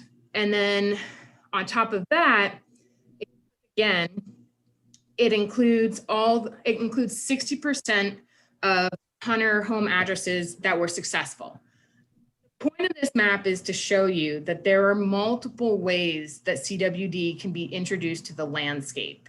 And essentially what they're trying to show you is like from human influences, whether it be captive cervids, whether it be taxidermists or processors, or just hunters who are processing their own deer and then throwing the carcass on the landscape. There's a lot of potential for introduction that way. And that's the point, is like we can't pinpoint it, but we know that all these pose a risk. And obviously this is where the disease popped up in Ohio, and it's to keep us remembering that yes, deer move across state lines and it could come that way, but it could also show up in the middle of the state. Next.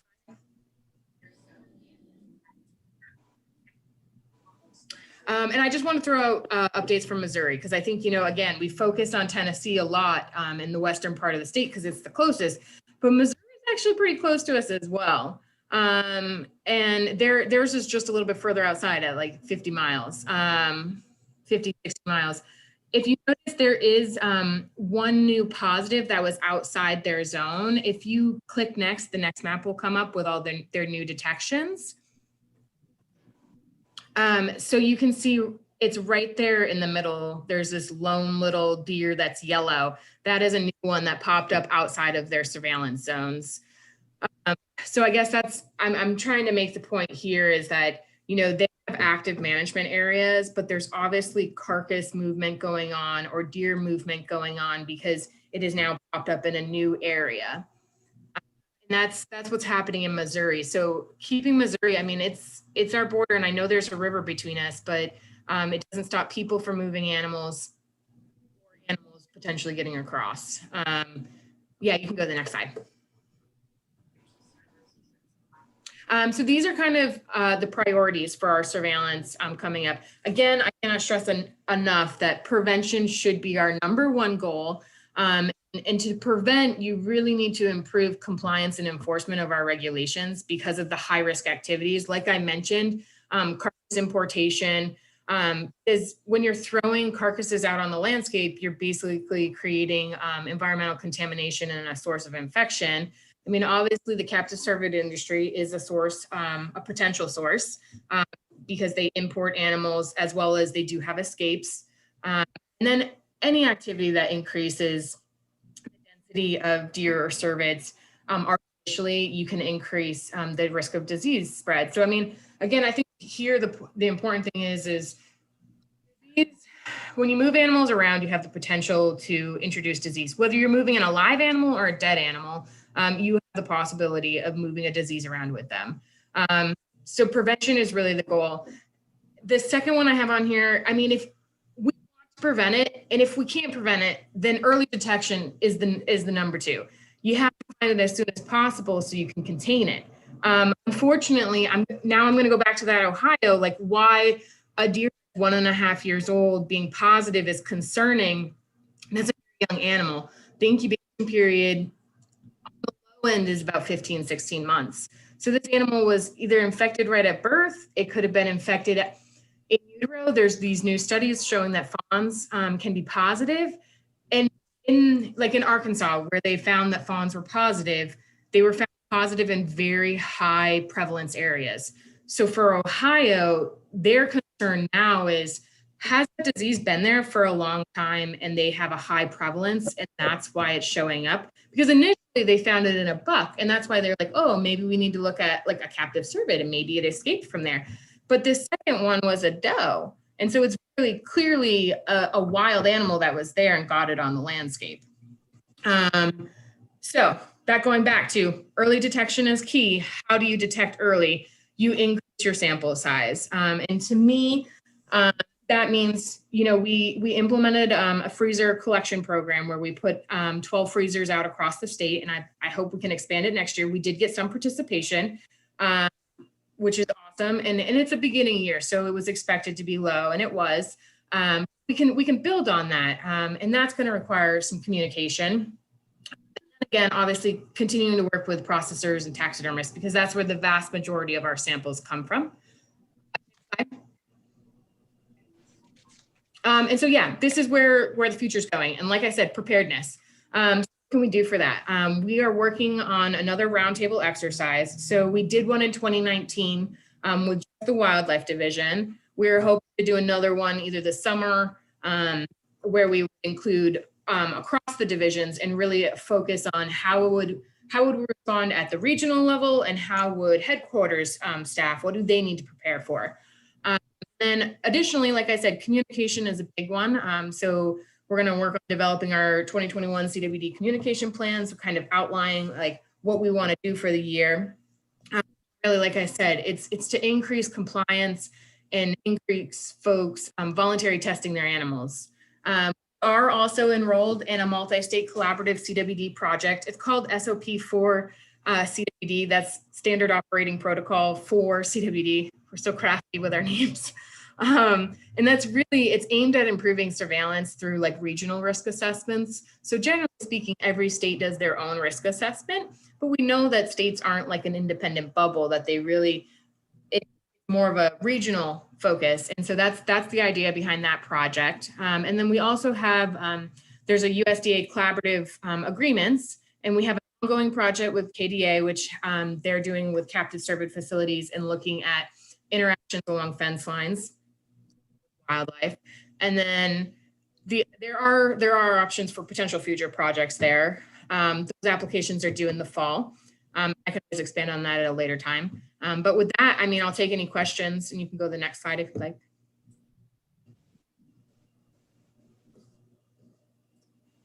Josh Lillard. You said that you had minimal participation this year, but didn't you earlier say you had 3,000 samples? Oh, okay. So from the freezer drop-offs, there was about 30 heads. Okay. When will we get that information back? Because I donated a head this year out at Lloyd's Wildlife Management Area. When do you get the information back on that? We should be following up with those soon. But if you haven't yet, that's something we'll keep on our radar to make sure those get out there. But yes, the idea was that like you could check back and we'd be able to look it up. I don't know if we'd fully thought out how we were going to contact them. We're still developing this as a program. Okay. Thank you. Commissioner Horn. Do you have a map that shows the locations of our sample spots? I do. I don't have it on this slide set, and they will likely stay the same or expand. Most of the times we were using WMAs that had power access, so something that we had for a facility to drop them off. I mean, we had one here at headquarters, but yes, that we made a white paper and we had all the addresses. I do have that. Oh, are you asking about freezer location drop-offs or? No, the samples. Oh, The sample spots where we actually collected elk and deer samples, the counties. oh, you want the county map, the county. It's like numbers of samples collected per county. Is that what you're looking for? Yes. Well, so it's a little different. We do have a map. It wouldn't quite represent it well. So with a weighted sample, one adult male will count for 3 points. So our quotas are point systems rather than numbers. So if you want an actual list of how many samples were from each county, we can put that separately, like a number value versus a weighted sample. We can send both to the commission. We can update commission on that. Dr. Casey, Commissioner Clark, go ahead. also, I believe that Mr. Lillard was asking about like where our samples come from. And I know you touched on processors and taxidermists. Would you mind touching on all the different sources that staff use to get those samples for CWD sampling? Sure. So basically, in terms of our samples, we collect roadkill, and that's what we do kind of in the off season is should be collecting roadkill. And we do sick and targeted year round. So, when we have those epizootic hemorrhagic disease outbreaks, those are an opportunity to collect CWD samples as well. So we collect CWD from any sick animal. And then on top of that, we do the processors and taxidermists. And that's where regional biologists are working with local processors to get those. And there's an incentive program too for that. Other questions for Dr. Casey? Well, I think it goes without saying, Dr. Casey, we need for you to tell Ohio and Tennessee to keep their CWD positive deer out of our state. I don't know if you can write a letter or just call them. Like, Okay. don't do it. Yeah. I mean, Thank you for your update. That was very informative. Thank you, ma'am. Thank you, No Dr. problem. Casey. all right. Bye, guys.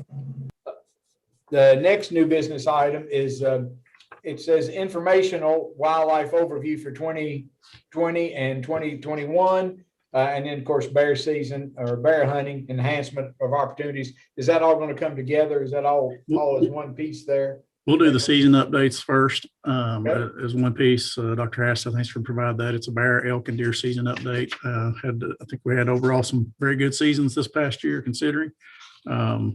And we had some questions here in the last few weeks about our deer season and harvest numbers, especially in some of our Zone 4 counties. So I think that'll be addressed in this update as well. John, if you'd like to go ahead. There he is. Yeah, appreciate it. So we'll start right off with a bear harvest update. So 2020 essentially set a record for bear harvest in Kentucky, which is great. We had a total of 87 bears harvested, 50 males and 37 females. They were really evenly spread across our zones. And like we talked about earlier, that Wayne County zone certainly helped keep the rest of the West Zone 2 open. So that was a valuable change as far as increasing opportunity. So I really felt like when we put these regulations in place, and those were when we split the counties apart more individually, we really didn't get to test them out in 2019. So we kind of had bad weather. We had a big acorn crop that year and ended up only killing 60 bears. So I really knew they had more potential than we saw in 2019. So what we saw this past fall really tells me that we're moving in the right direction for sure as far as increasing opportunity. So and further, what we talked about earlier, adding the counties, Leslie County, Perry County, and Pike County will certainly do the same thing that we saw with these reg changes that we've had in place the last 2 years. And for me, really, it's always nice to see when these regulation changes, directly increase hunter opportunities. So I think that's a big takeaway from the bear season. I'll keep that short because we're going to talk about it again here with some 2022 regs. So if you'll advance me to the next slide, please. So for elk, so kind of the thing that I think everybody keys in on with elk stuff is that success rate. So that's down in the lower right-hand corner. So we were 47% this year. That's up slightly over 2019, where we had 41%. And overall, we had 269 total elk harvested. 148 or 184 of those were bulls and 85 were cows.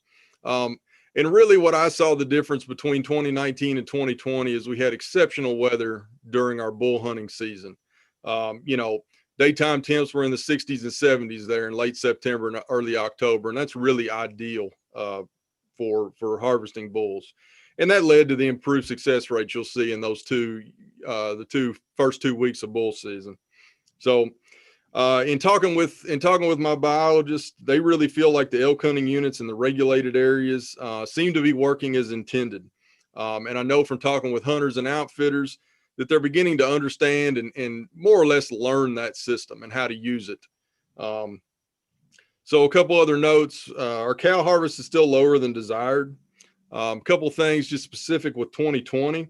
That November cow firearm season overlaps with modern gun. I was aware of a couple of hunter conflicts there that late, basically be the 4 days of you know, Thanksgiving and the 3 days after that, where those two seasons will overlap. And then our December firearm season actually opened the day after Christmas this year. That may have impacted some people given their holiday plans. We also know we had a good acorn crop, and we just happened to have very mild weather those two gun cow weeks. So that kind of all ends up rolling in together and reducing those success rates, I think. Just while I've got you, we'll take a minute just to update you on our UK elk research project. So we brought the helicopter in the third week of January. We caught 75 total elk during that week. During that capture work, we deployed 33 vaginal implant transmitters in pregnant adult cow elk, sort of in the central part of the elk zone, north and south of Hazard, just to orient you. And if you remember, last year, our VIT focus was over in the eastern end of the zone. So currently, as of this morning, we've got 121 collars that are deployed on elk of varying ages and operational within the elk zone. And one thing to note, we actually just got some of our pregnancy rate stuff back today from the lab.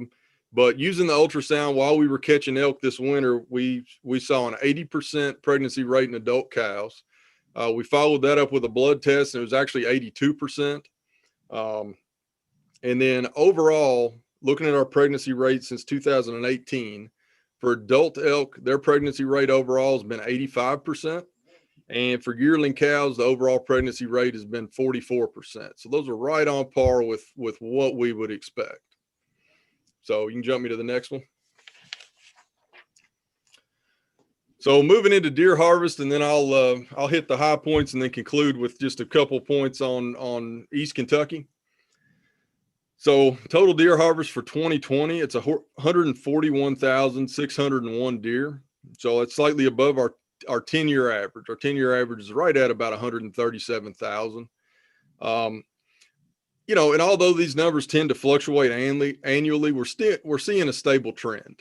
We had that big harvest in 2015, but other than that, when you look across back to about 2012, we're very stable. So advance me one more there. So this graph is specifically modern gun harvest. Modern gun harvest was down. This is below our 5-year average of 97,000. For 2020, a couple of things that come to mind there. You know, the season opened very late. Gun season opens on the second Saturday in November. This year, that was November 14th. And I think that's about as late in the calendar year as that Saturday falls. So going forward, it'll get a day earlier. And the question there is, did we miss the peak of the rut? Potentially. And so as we move to the next slide, remember that reduced modern gun bar over there. So it's quite a bit off of what it was earlier. And then compare that to the increased bar that we're seeing there for the 2020 archery harvest. So we had a really strong archery harvest this year. 31,151 deer total. Of that, and is what you can see in the graph, crossbow represented about 43% of that total archery harvest. And we see that ticking up after those regs were enacted in for the 2019 season. But and one of my favorite numbers that the deer program has put together, the average successful hunter only kills 1.4 deer per year. So that's roughly about 70% of all successful hunters are taking that one single deer for the year. So what we've looked at and really comparing that lower modern gun harvest with the increased archery harvest is these crossbow harvests are likely deer that would otherwise have been taken during the modern gun season. And therefore we're not increasing the overall harvest of deer across the state with these crossbow regs. So, one possible example of that, expanded opportunity might allow for gun hunters to be less pressured to harvest the deer during modern gun season. I think Chris Garland had this exact case happen. It would certainly be a case for me. They may kill their deer early season and then not take that animal during modern gun and just purely be buck hunting during that time, or not have any desire to take that second animal. And again, most successful hunters only kill one deer. And I know personally, I fall directly into that category. It doesn't really matter what time of the year that comes. Is that a question, Brian? Yeah, I was curious just to see if you had the data too on the percent of youth that were in that harvest with them being able to be out and have additional opportunity with crossbow. Yeah, we can certainly dig that up. I don't have it on hand right now, but that's a number we can sort out pretty quickly. And then let's see if we can get back. Let's see, back to that. So just a couple more points before we jump to EHD and the concern in Eastern Kentucky. Looking at that crossbow harvest, a couple things that have come up in conversation here lately is the timing of when bucks are harvested during the fall. And that essentially has no bearing on the overall population. So when I say that people may be trading, killing a buck during crossbow season for taking it in modern gun season, really has no bearing on things. So, there's a lot of mature bucks and a lot of research out there points to this, that several of them select survival over breeding anyway. We know during the rut that it's a time that they're highly available because they're driven by the need to breed, and less so on survival. So really adding to that, it's also important to note when you're thinking, we're taking that buck early, he's not getting to breed. The entire deer genetics argument still comes down to the fact that 50% of the genetics that might go into the buck offspring come from that doe. And there's a lot of research that points to how that's even more important than, the Boone and Crockett buck breeding. So we can go down a pretty big rabbit hole on this one, but that's a question that's popped up. So really, if we're shifting that harvest, into crossbow season earlier in the year, it's got no impact on population dynamics or herd stability. And herd stability is not really a term that is applicable to white-tailed deer in the sense. There's plenty of young bucks out there that willingly jump in and take over those breeding duties. So we'll jump to the next slide and address, our recoveries of EHD since the 2017 EHD outbreak. So just a few points on this. Following the hemorrhagic disease outbreak in the fall of 2017, antlerless bag limits were reduced in both Zone 3 and Zone 4 counties as a direct management action in response to this disease outbreak. So we had a big suite of reg changes going through during the fall of 17 as this EHD outbreak was happening. And a lot of that was adjusted, and the timing worked out well. We were able to reduce those bag limits for the 18 season. So from 2018 forward in Zone 3, antlerless harvest was limited to one doe with a firearm, and overall, the antlerless bag limit was cut by 50%. For Zone 4, antlerless harvest was reduced to one total, and no antlerless deer can be taken with a modern gun. The 16-day modern gun season essentially had no impact on doe harvest in Zone 4 because they're not available for harvest during those 16 days.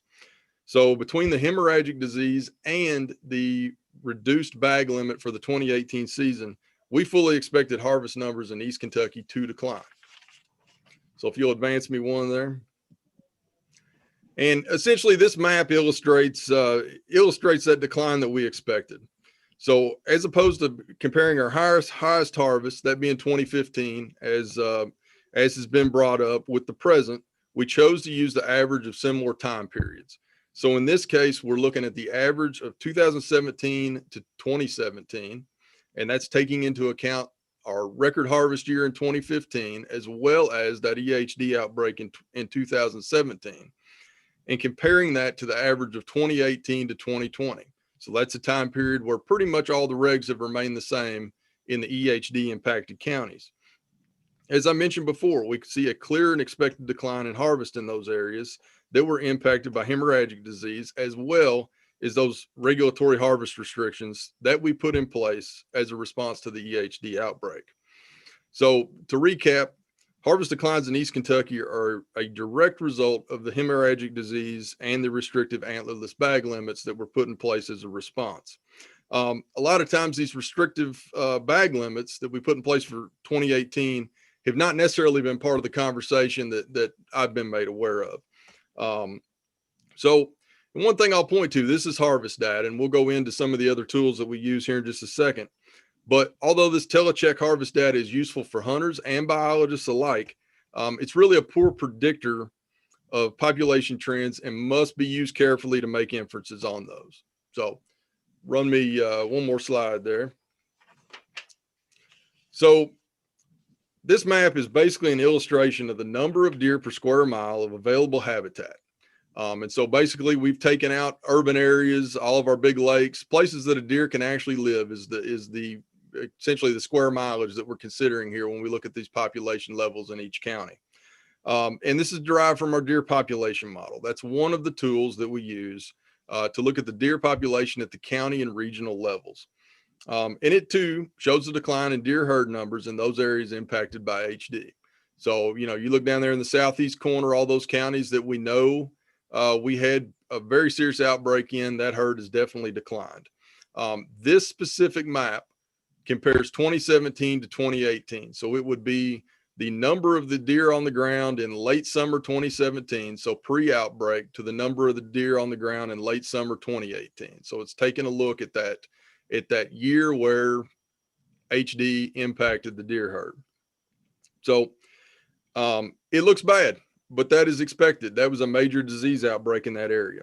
So additionally, we know from having boots on the ground during this outbreak that our deer research project that we had working during the fall of 2017 in Clay and Leslie County saw approximately a 30% mortality rate in adult does. So that's what we had our collars on. That's what we were able to look at, was those adult does. Close to a 30% mortality rate there. So we knew it was impactful across that kind of region of our mountain counties. So obviously it's a very impactful disease. And it's in a portion of the state that already has a low deer density. This area is timbered, and we've got to remember that we were still stalking deer up to 1999. So one more slide, please. So when we look at this map, this is, we're essentially fast forwarding 1 year. So this is the exact same map, scaled in the same way, derived from the same deer model that we looked at. We're comparing 2018 to 2019. So now basically it's the standing crop of deer in late summer 2018 compared to the standing crop in late summer 2019. And again, this is looking at it, essentially the change in deer per square mile. So we are still seeing declines, but instead of seeing a 40% decline, we're seeing a 4% decline in some of those counties that we can look at there. So basically these are low single digit declines. So what we are doing right now is working on the 2020 deer model. So that's not something that just automatically is that we're able to get our hands on as the day the season closes. So although it takes into account a lot of different data sources, many of them are still being collected and analyzed, January, February, March of the year. So as soon as we have that 2020 model done, we'll be able to compare 2019 to 2020 and look and see if those declines have continued to stabilize. This map shows us they have stabilized. Hopefully they have completely stabilized, or we're seeing an increase in the deer per square mile in these counties.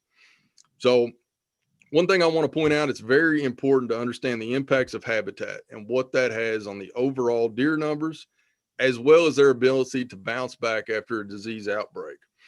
Timbered habitats are not capable of supporting as many deer, nor are they able to help the deer herd bounce back as quickly. So just to close, we expected to see harvest declines after 2017.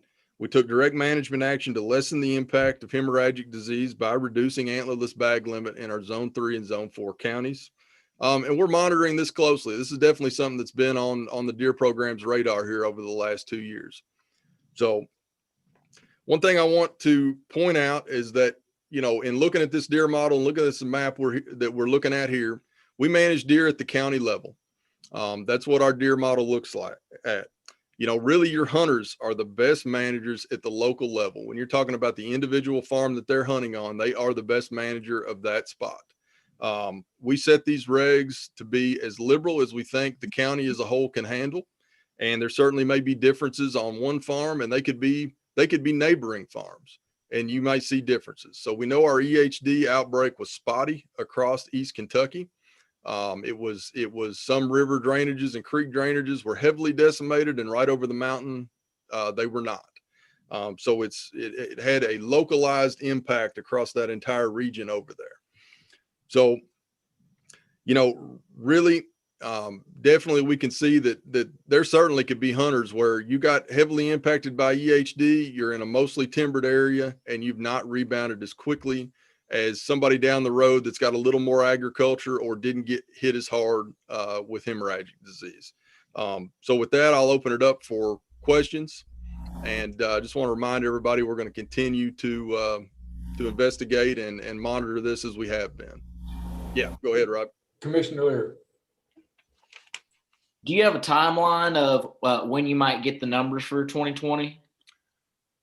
Yeah, we're working on crunching that right now. It basically, I think it'll be another week or two before we have something that we're ready to send out, but it's in the works. Commissioner Morgan.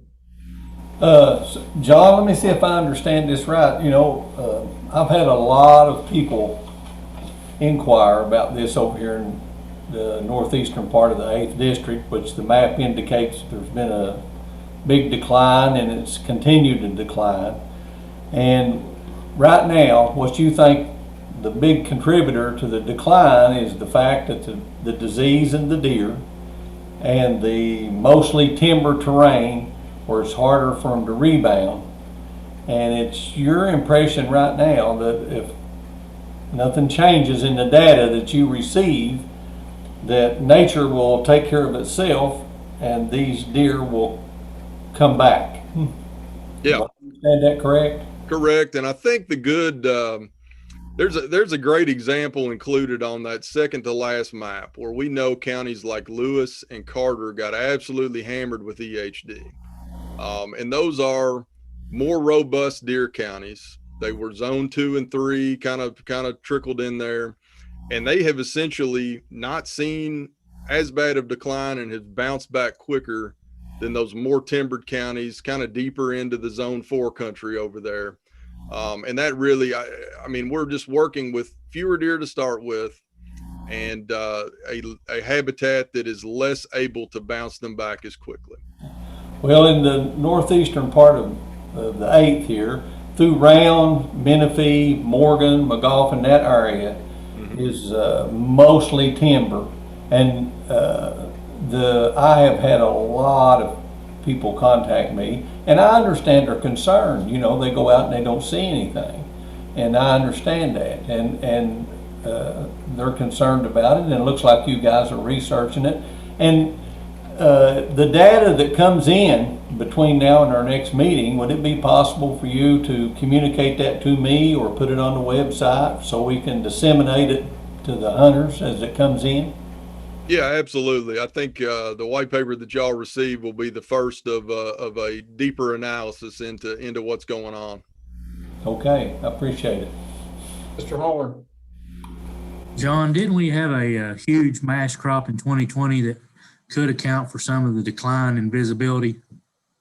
Yeah, I definitely think so. I know that definitely impacted bear harvest as well as some of our elk harvest for sure. And I know just being down kind of deeper in into southeast Kentucky, there was abundant mass crop, and it certainly would make deer less available to the hunters.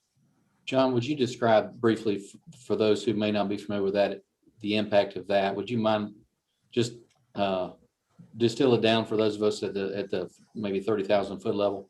Yeah, absolutely. Like, basically everything, all three animal species that I gave updates on, you can more or less predict harvest trends based on the availability of acorns on the ground.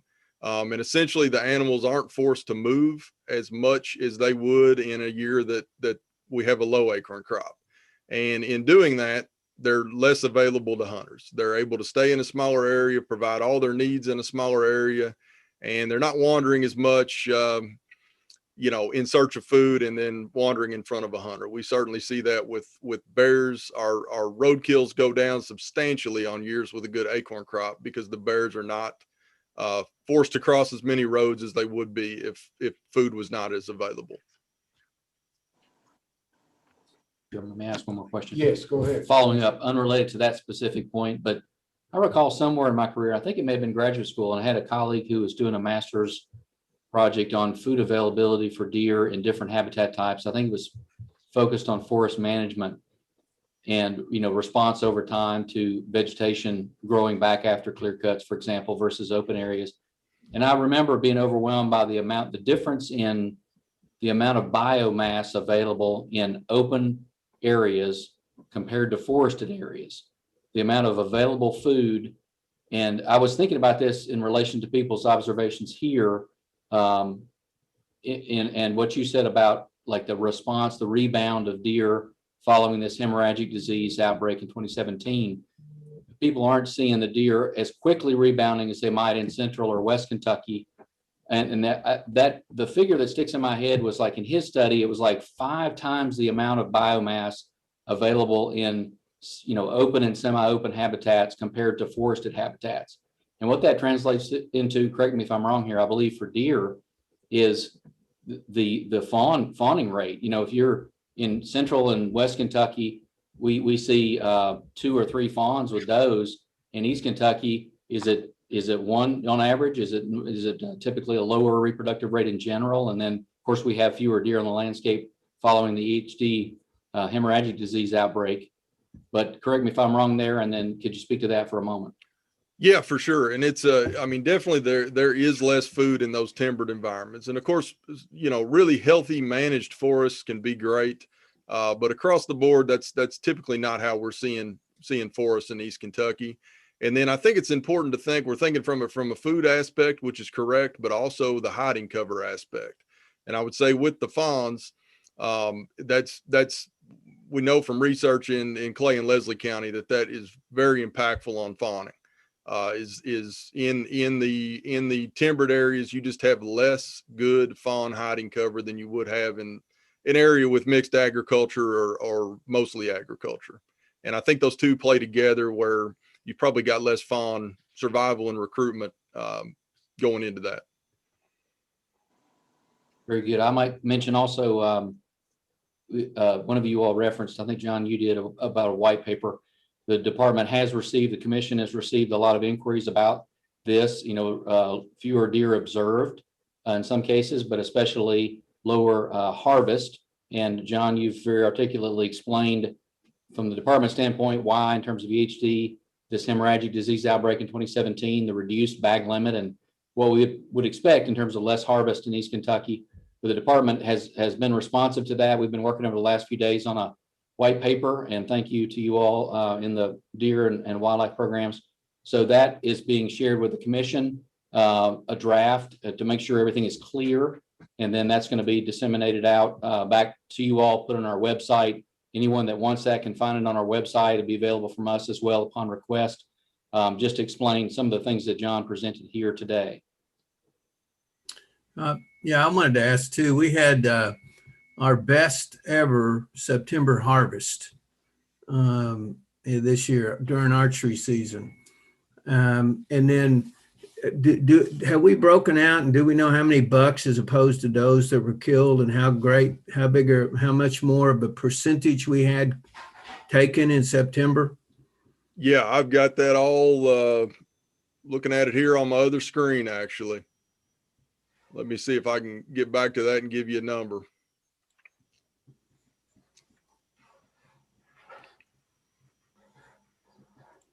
You have capacity to make him a co-host where he could share his screen. Yeah, I may be able to. I've just had one screen that went down on me for some reason, so I'm working off one.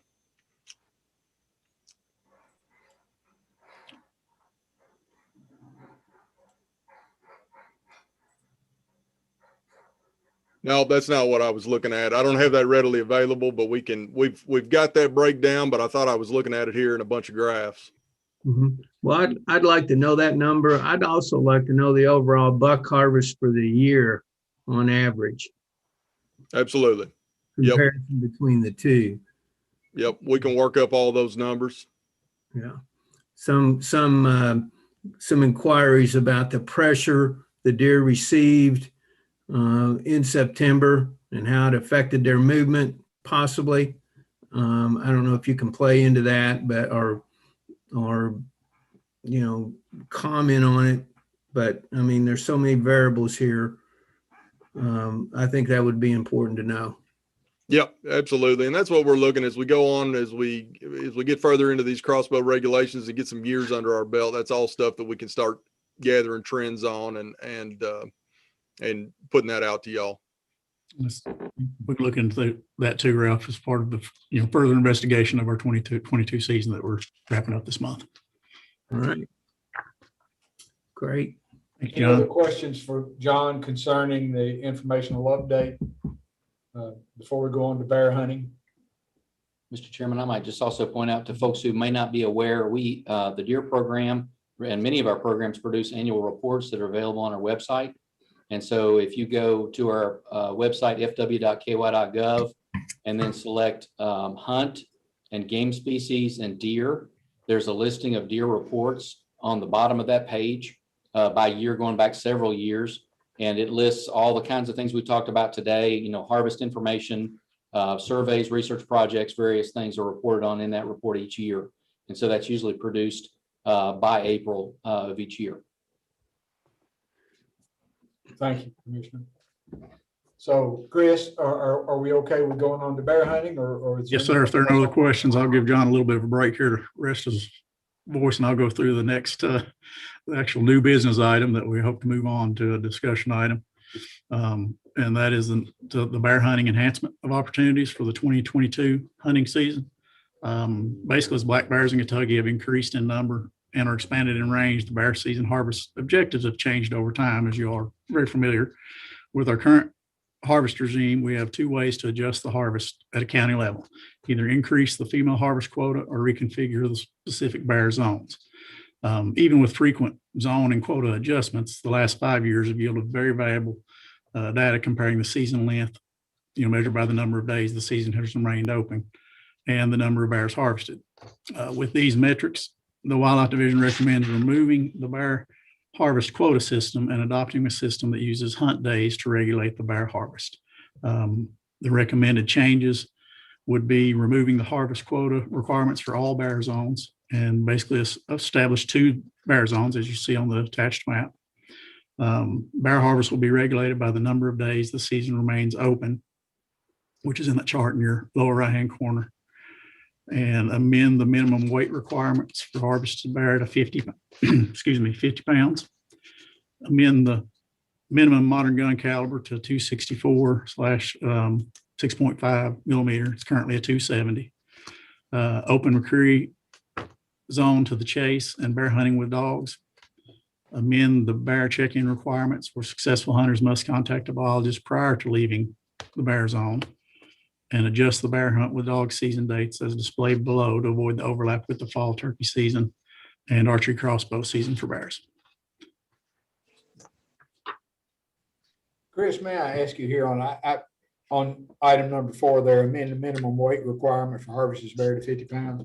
I've been fortunate to harvest about 6 different bears in 3 or 4 different places, none ever in Kentucky. But you know that I think every hunter knows it's hunted bears, that a bear is one of the most difficult animals to judge the size of in North America. How do you propose a hunter can tell the difference between a 48-pound bear and a 52-pound bear? Yeah, I'll jump in here. Just based on the bears that we've seen. So just as a reminder, we're laying hands on basically every bear that's harvested as part of the check-in procedure on this. And we've really found that there's a pretty big window between cubs of the year. There's a pretty big window for cubs of the year. When they're really well fed and they're doing great, they're going to be above our current 75-pound mark, and be legal to harvest and could potentially be out on their own. On the flip side of that, it's you're just as easy to find a 40 or a 50 pounder. And what we found is that 75-pound weight mark, although it doesn't happen often, it is about the lower limit of what we see coming in. There's been a handful that have been right on that 75-pound line over the years. And essentially those are all legal bears to harvest. And we just want to give our hunters just a little bit more wiggle room in terms of that 75-pound limit. Really, when you're out there, when a 40 or 50-pound bear comes by, it looks very, very small. When that 75 to 100-pounder comes by, that tends to look more like a normal size, and just essentially gives them a little bit more leeway there to they're harvesting a bear that's on its own. It's already prohibited in regs to harvest a female with young. So if they come in as a group, that would be legal already. So a bear out on its own, and like you said, they're hard to judge. Other questions or concerns about bear hunting enhancement opportunities? I have a couple of questions, Mr. Chairman. Go away, Mr. Morgan. Chris, this number 7 on the check-in requirement that you're talking about, is that kind of concerning? Wait a minute, I lost your picture. I like to look at you when I found you. Is that, maybe I'm wrong, but I interpret that to be maybe trying to address the problem where the dog season and the bow season overlap to determine which method was used to make that animal. You're looking at number 8, adjust the season dates for the. Yes. Yeah. There's a period of time there when archery season and dog season are both in. Right. Yeah, this will address. And it's been brought to my attention by both groups. They feel like the other group may be checking bear in on the other guy to allow themselves more opportunities. And I thought when I seen that, maybe this is some sort of way to address that. Yeah, I'll have to disagree with you that they're getting, that a dog, bear taken with dogs might get checked as archery. We know, luckily we've got a good relationship with our dog hunters and generally know who is out there dog hunting. They keep in touch with our biologists in the field and most of the time that bear's being checked at their house and they've got the truck set up and the dogs and all that stuff. And we generally know who's out there dog hunting. That is mainly, we've gotten a number of complaints that those two overlap, in the sense that it's a lot of hunters out there. Another reason that we are moving that we would propose to move that dog season to that week before and the week after. Currently right now, our archery season and dog season overlap with the fall shotgun turkey season. And technically with the dog season being a modern gun hunt, it requires all those people to wear orange. So we've basically got regulatory conflict there with both our bow bear hunters as well as those fall shotgun turkey hunters. And that's what we're trying to remedy with this. If I telecheck a bear in with archery season, at the same time it's legal to take a bear using a dog, how do you know that I did not take it one way or another? How do you know that I'm not fudging and shooting it with a bow and then saying that I did it with a dog? Yeah, absolutely. I mean, that comes from us doing that physical check of the animal. It's pretty obvious to us what their intent was that day, just based on the equipment they've got and what they're wearing at the time, and that's really a part of that. It would definitely make it easy, more easy on me sorting the quota out each night to have these seasons split, for sure. Okay, well, there's a lot of ways to do that. I guess we'll discuss that when we move it to a discussion item. Also, I noticed in here you had a footnotes not in the Daniel Boone National Forest. Right now, you can't use a dog to hunt a bear anywhere in the Daniel Boone National Forest in Kentucky that I know of. And when we first started a season with dogs in Kentucky, we opened up negotiations, the department did, to get those folks at Daniel Boone to go along with the regs on the dog hunting in the Boone like they go along with everything else. And somehow that's kind of been moved over to the side, and I haven't seen any activity on that in the last year or so. And I would like for the department to ramp that back up and try to get that negotiations opened back up to where these sportsmen could hunt bear with a dog on the Daniel Boone National Forest. Do you know where we're at on that? I can speak to that, Doug. Yeah, we did make a written request on that and have not received a response. I have talked to Scott Ray, he's the new forest supervisor, about this within the last month and a half or so. And I'm gonna reach back out to him and either resend that written request or see where that's at in the process, see if we can get a response at least. Well, judging by the time frame we've been working on this, Chris, I'm not surprised he hadn't got back to you. But keep up a good work. John, does that conclude your part, and Chris, your part also? It does, sir. Then is there a motion to move this new business item on to discussion item? Ho, ho, ho, ho, ho, ho. Ho. Go ahead, Doug. Mr. Chairman, I thought the whole idea of new business was to bring a couple of things up that we want to move on a discussion item at the next meeting. Yes, that's true. That's what I was going to come to, so if we want to move that on. But after that question that you just had about dog, I thought that was yours. You got another one? No, I'm not finished. Oh, okay. Well, can you finish before 6 p.m.? I will be real quick. Since we've been on the new format, we've had a pretty good chance, all the commissioners, to work with it. And I think it's time maybe at the next meeting that we assess it and get some input from all the commissioners, how they feel about the new format and whether or not to continue using it or to continue using it. I think that would be a healthy thing for the commission that we could all talk about at our next meeting. So that's new business. That's not new business having to do with the bear update, right? No, it's a separate thing. Well, we were just dealing with this issue with bear. I want to know if they had any more on these two issues to pass on to discussion. I didn't finish up saying that we're done with new business quite yet. So that's noted. Do you want to include that in the next discussion item next time, or new business next time? I do. Okay, so noted. We'll include that in new business next time. How's that? Now, Paul Horn. I just wanted to thank John and Chris for their work on this. I think they've listened to everybody that's had issues with the bear season in the past, and this is really responsive and good work. I agree with that. So noted. So on this new business item, I'd entertain a motion since we've got some things that they're going to recommend as an action item to move this on to a discussion item next time by motion. So Paul, do you make the motion that we move those items on NB2, page 35, onto a discussion item next time? I do. And Ralph, you second that? I do. Any further discussion on those items? All in favor signify by raising your hand. I see one big hand up there. That's David's. Okay. Opposed, no.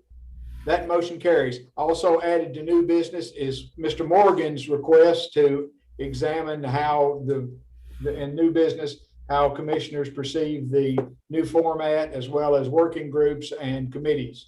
Is that correct, Doug? It is. For the next meeting. Thank you, sir, for that new business addition.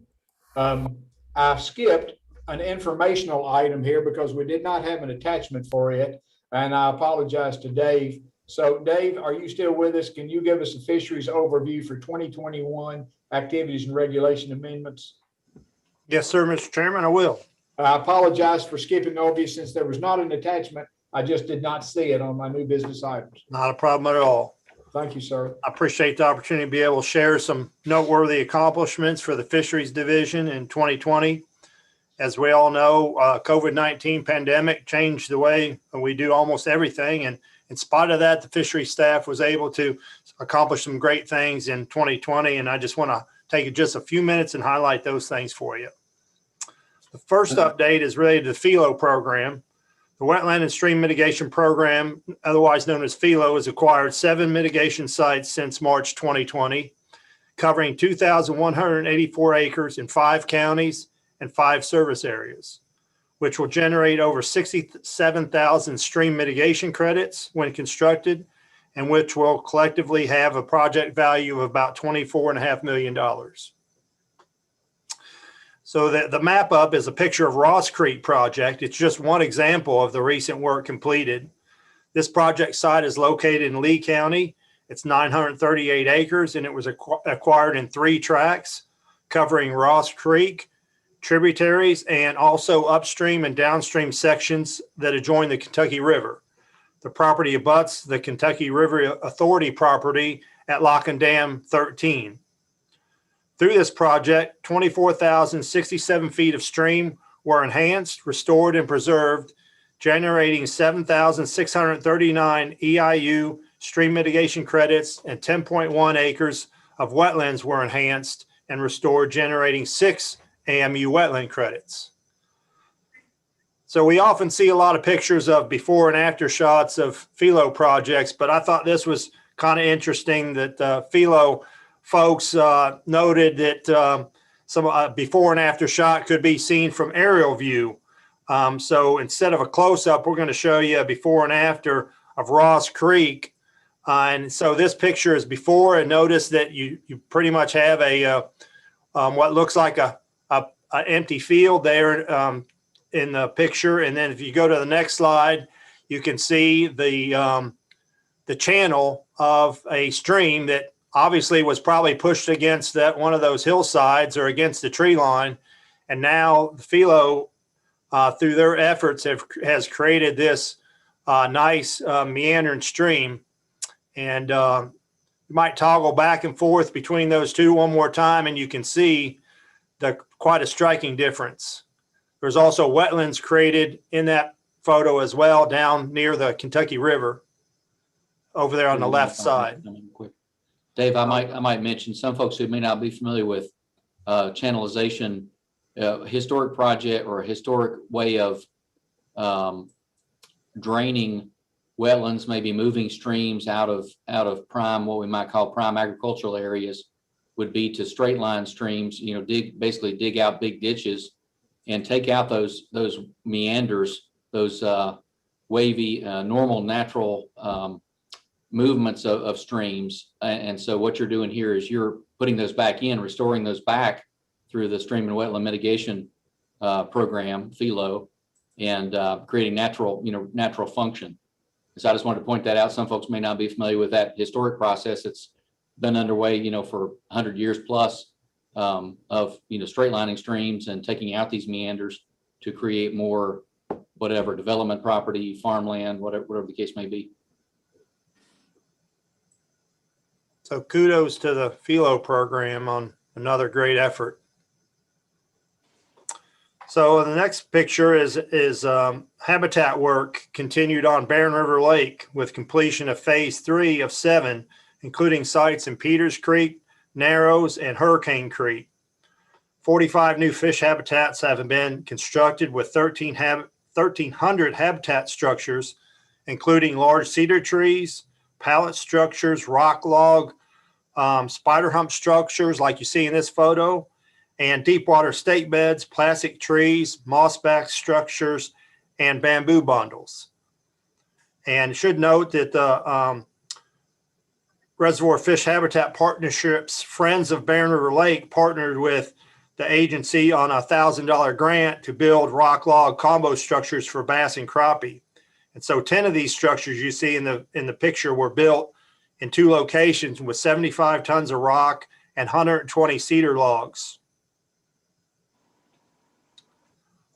Also in 2020, a partnership with the U.S. Army Corps of Engineers and the Northwestern Fishery District staff participated in a training by a company called Reef Innovations to construct reef ball habitat structures. So training allowed for the construction and deployment of 27 reef balls at Nolan River Lake. Additional 32 pre-constructed reef balls were purchased by Nolan River Lake Army Corps of Engineers and were also deployed. Northwestern District Fishery staff also partnered with the Corps on a handshake grant that allowed for the purchase of additional reef ball molds and materials. So we're really excited to be able to construct more and more of these type of structures and deploy those out in area lakes. The Christmas tree drop-off program in 2020 resulted in collection of 5,085 trees at 28 drop-off sites across Kentucky. The Christmas trees are deployed in a number of different ways. Sometimes they are simply dropped in large piles. Sometimes they are deployed with other structures such as the reef balls or with pallets. In this next slide, they can be seen that they had placed them in rock reefs at Benji Kimmin Lake. This shot is when the water was down, and you can see how much habitat was created with rock reefs and Christmas trees there. And the next slide, another related to habitat, something I'm really excited about. Up until now, if an angler wanted to find our fish habitat, they either needed to navigate to the area by our maps, or they had to manually key in each of the latitude, longitude coordinates. So now the fish habitat locations for all 37 lakes that have fish habitat are available in downloadable format from the website. This development will allow anglers to quickly download the GPS coordinates of the fish habitat maintained by the fisheries division in their favorite lake and then upload it to their fish finder and chart plotter. Our hatchery staff were able to complete a large majority of their fish culture work, even though the pandemic struck last spring at the most critical time for hatchery work, which was spawning season. Yet the KDFWR hatcheries cultured and stocked over 2,989,000 fish, weighing a total of 115,381 pounds. Of those, a total of 90,750 catfish weighing over 86,000 pounds were stocked in our Finns Lakes in 2020. KFWR hatchery personnel also stocked a total of 524,369 trout from Wolf Creek National Fish Hatchery. And I guess the last one I just wanted to hit you with was the Asian carp harvest. The market for Asian carp was severely impacted with the pandemic, yet commercial fishermen continue to be greatly aided by the department's subsidy. And we're happy to report that the statewide harvest of Asian carp reached over 7.6 million pounds, and it was a record for the third consecutive year.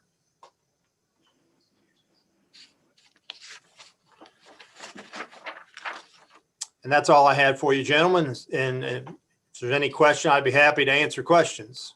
Yes, sir. I certainly want to commend fisheries and the staff and Joseph Zimmerman and his workers and stuff on the habitat work that's been done at Barren River Lake. They've did some outstanding work, and they never quit during the pandemic or anything else. They have done an outstanding job down there, and they've done some electroshocking on some of those, and the amount of bass and stuff's coming off of those rock and pole structures that you saw are phenomenal, and that is a great habitat, and it's really helping that lake. And I think I speak for the sportsmen in the area, really appreciate that. The one question that I had that you could clear up for me, that I got some calls on, and I have a lot of family that still live in West Kentucky, on the west side of Bowling Green, when I looked on the website, or they looked on the website, they found no Christmas tree drop-off sites west of Bowling Green. Is that accurate or is that inaccurate? And if so, why? I would have to assume it's accurate, Commissioner Knott.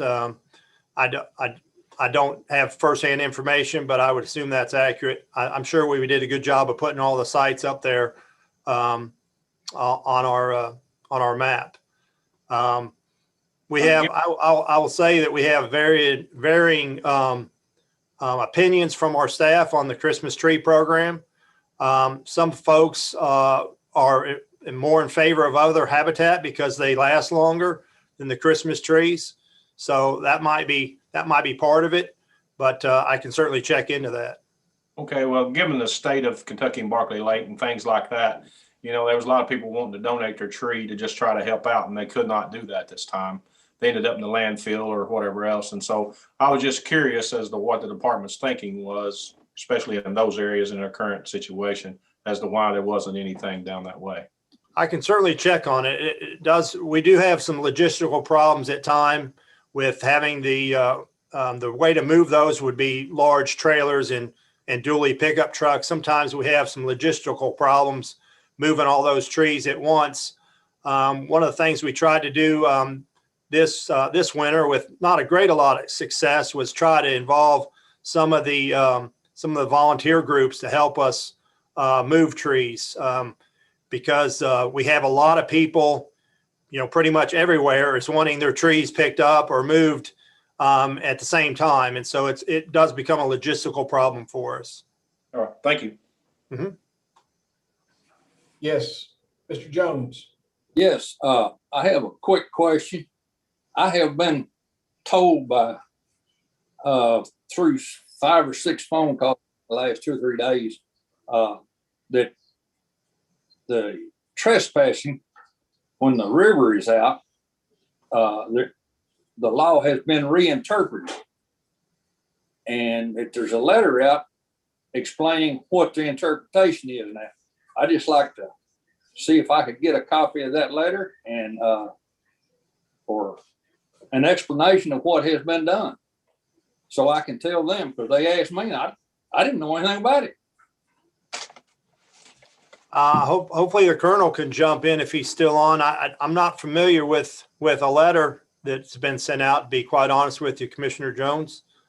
Maybe the Colonel Gibson may have some knowledge about that. I would hope so. Yeah, if not, we'll research that and get back with you, Mr. Jones. Thank you for bringing that up, and we can share that with all the members. David, can you give us a little idea of what that letter may say or that you've heard of? I know one fellow that stopped by here at the house was awful upset because he wouldn't be able to get to a place he owns because he'd have to go across another party. And I don't know. You almost know as much about it as I do now. Was it by boat or by road? By boat when the river's up.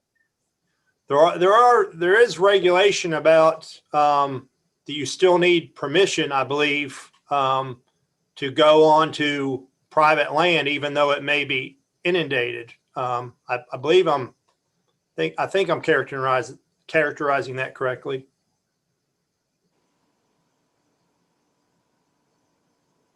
Well, I just like an explanation as to is just exactly what you have to do. Because like I said, I've gotten 5 or 6 calls this week, especially since the river's rising. Then let's get law enforcement to do that and then maybe post it, because there are going to be other sportsmen. If they're calling you about it over there, Commissioner Jones, there are going to be other comments. We should be able to post that on the website too, to clear up that misunderstanding. So maybe this Commissioner Clark, if you will, if we get law enforcement to get information to the commissioners as well as maybe post it on site for these people who are asking questions about that. Absolutely. Thank you for bringing that up, Mr. Jones. Any other questions for David concerning the update? Thank you, David. And again, I apologize that I did not see that on the list because it wasn't an attachment to it. That's a great update too. So we've got some really good updates today, and that's really, really informative for the commission and for the sportsmen who are listening in right now. Yes, sir. One more thing. I have asked more than once about more enforcement during duck season. The boys did one heck of a job this time. That's a nice kudo going out too. So that should conclude our new business items. Yes, sir. We just have public comment next. Okay, so next thing on our agenda, gentlemen, is public comments. And if you will let us, we'll do those public comments prior to going into executive session. And maybe we'll take a break after public comments and take a 10-minute break and go into public comments. I do want to say I had a sportsman contact me last week who said he did not feel like his answer was, I can't remember if he said it, they did not answer it because we didn't do it on air, or that he wasn't either satisfied with the answer. I want to assure the public that I'm speaking on behalf of Commissioner Clark. They do everything possible to run down the answer of the questions that are asked and the comments that are sent in. So if we missed one, please, if we didn't get to it, please send it in again and send in both comments and questions. Of course, today the questions will be concerning what the agenda was today, not on another subject. If you want to send in a question or a comment on other subjects, send it to your district commissioner or send it here to headquarters. We'll try to get it answered for you. We value those inputs. Sometimes maybe the answer is not what you were looking for, but we will answer those questions for you. Mr. Kelly, are you ready for public comments? I am. Good afternoon. We received one public comment during the public comment period earlier today, and I'm going to read it now. It is from Daniel Riley from Mayfield, Kentucky. The online draw system for Boatwright WMA this past season was a failure. It resulted in more than half the spots drawn for not being hunted daily by giving most spots to Kentucky residents hours and hours away. These residents decided it wasn't worth the drive. If the online draw continues, this trend will also continue, essentially making Boatwright and Ballard a 16,000 acre refuge that only hunts a combined 35-ish spots a day. This also hurts the local hunt clubs, as birds won't be moving as much if there's no one hunting the spots. I believe the only change that should be made to Boatwright is to make it open hunting all season long, the way it is for the first part of the season. First come, first serve. There is rarely, if ever, any problems with that method. That's the end of that comment. Was that the only one you had, Mr. Kelly? Pardon? That was the only public comment? Correct. Well, I'm going to semi-answer that.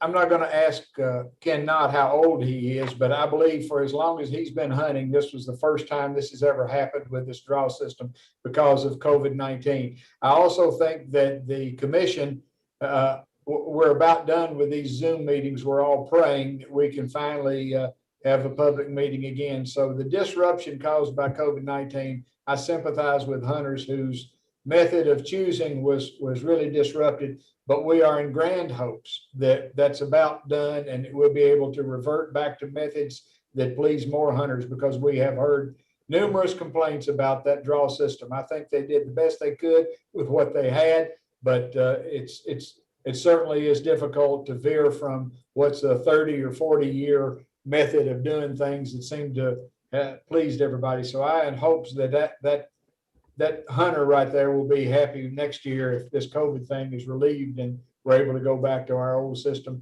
Just like I hear from each commissioner almost at each meeting, are we going to get to meet in person this time or by Zoom? So we have that same growing pain because of COVID. So I'm in hopes that we'll be able to cure that, but I appreciate his comments. So that concludes our public comments. Then let's take a 10-minute break and then we'll go back into executive session. For the public who's watching, remember we'll be in executive session for maybe a half an hour or so, and then we'll go back to the meeting. Although I do not believe there's going to be a vote on anything today. It's mostly an informational executive meeting or executive session meeting on land acquisition. So take a 10-minute break. Please mute your mics, gentlemen, and turn off your videos and return in 10 minutes from now. Thank you.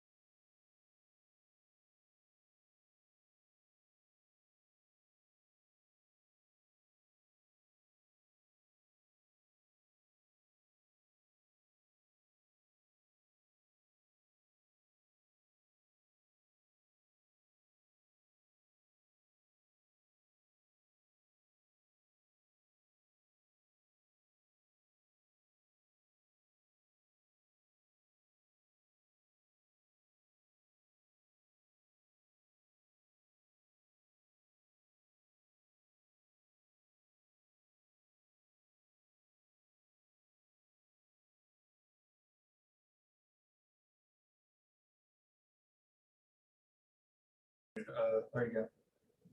Stephen, we have a quick question for you. Yeah, he is. He's in with us.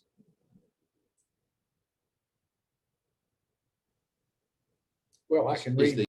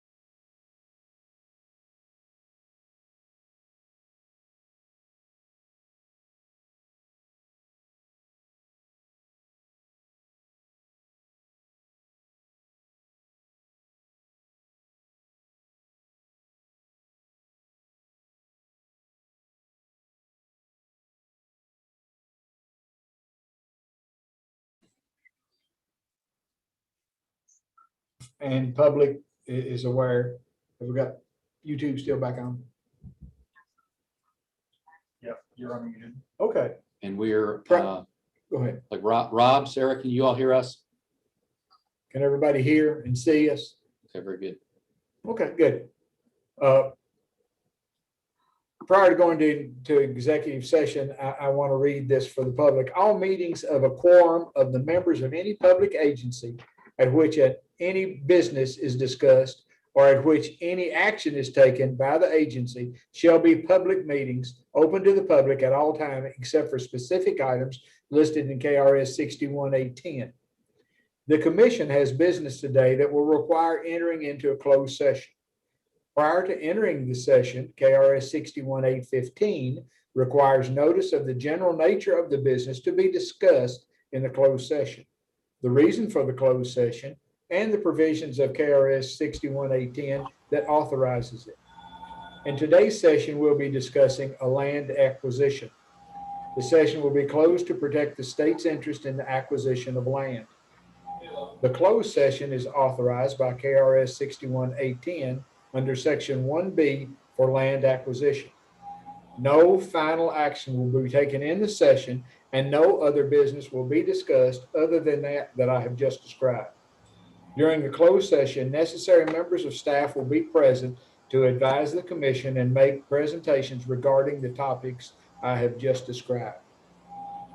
At this time, I'll ask a commission member to make a motion to enter into executive session. Floor is open We for lost that motion. 3 of us.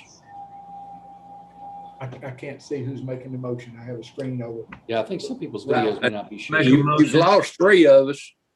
Okay, I think their videos, can we invite their videos to be? stand by. We're Displayed gonna again. get everybody in. Ralph, did you make a motion to go into executive session? Yes. I'll Yes, make a he motion. did. We're going to. Was that seconded by Brian Fisher? Seconded by Brian Fisher.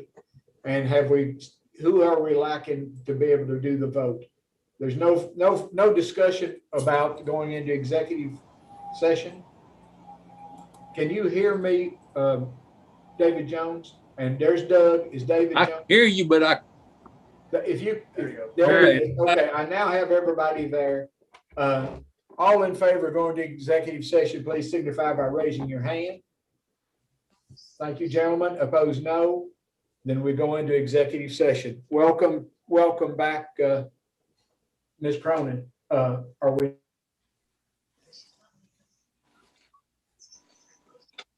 No, we need to be invited.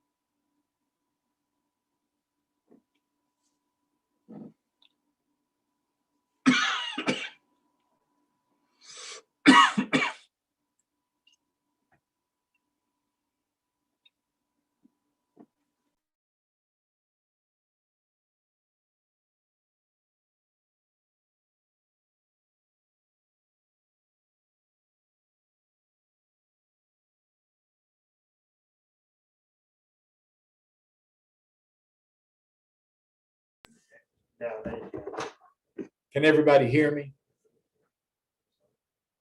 No. Nobody can hear me. I can hear you. Who was that? Doug Morgan. Okay, Doug. We don't see you though, Doug. It says I got a Hang on. I can hear you. Am I not supposed to be able to? Who is that? Lisa Cox. Yes, Lisa, I think you're out. Yes. No, I was just letting you know that I Thank can hear you. you. Thank you. This is Gabe. Doug and Kenny need to be moved to the executive session. Okay, it says host is inviting you to join room 1, so I hit join. Please Yes, do. Please. Please do.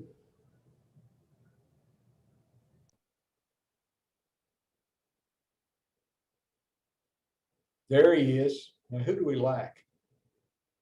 It's just Kenny. Kenny still? I sent him a note to join. Hit join.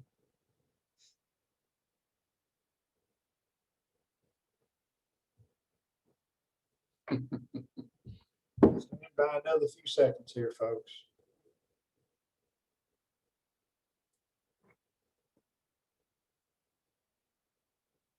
We can put a man on the moon, but I can't get 10 guys in the room here. If we didn't have IT, I'd really be lost. That's why I come here. I couldn't do this at home. I'd be frantic. Still got Ken that's not on yet. Oh, this is joined. He hadn't hit join yet. The sound is still on. Dr. Kleinert, I can still hear you. Okay, through YouTube. So Through The speakers. We need to go to individual computers.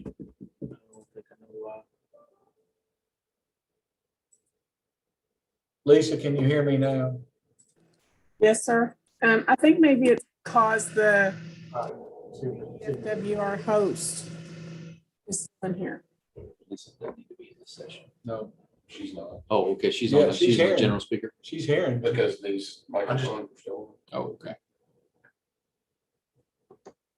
Okay, can you hear me now, Lisa? Yes, sir. Can you hear me? Okay. The thank you. KDFWR host still appears to be in this room, and I believe that's where the sound is coming from. Okay, Nathan is working on that. Oh, and Mr. Knott's in there too.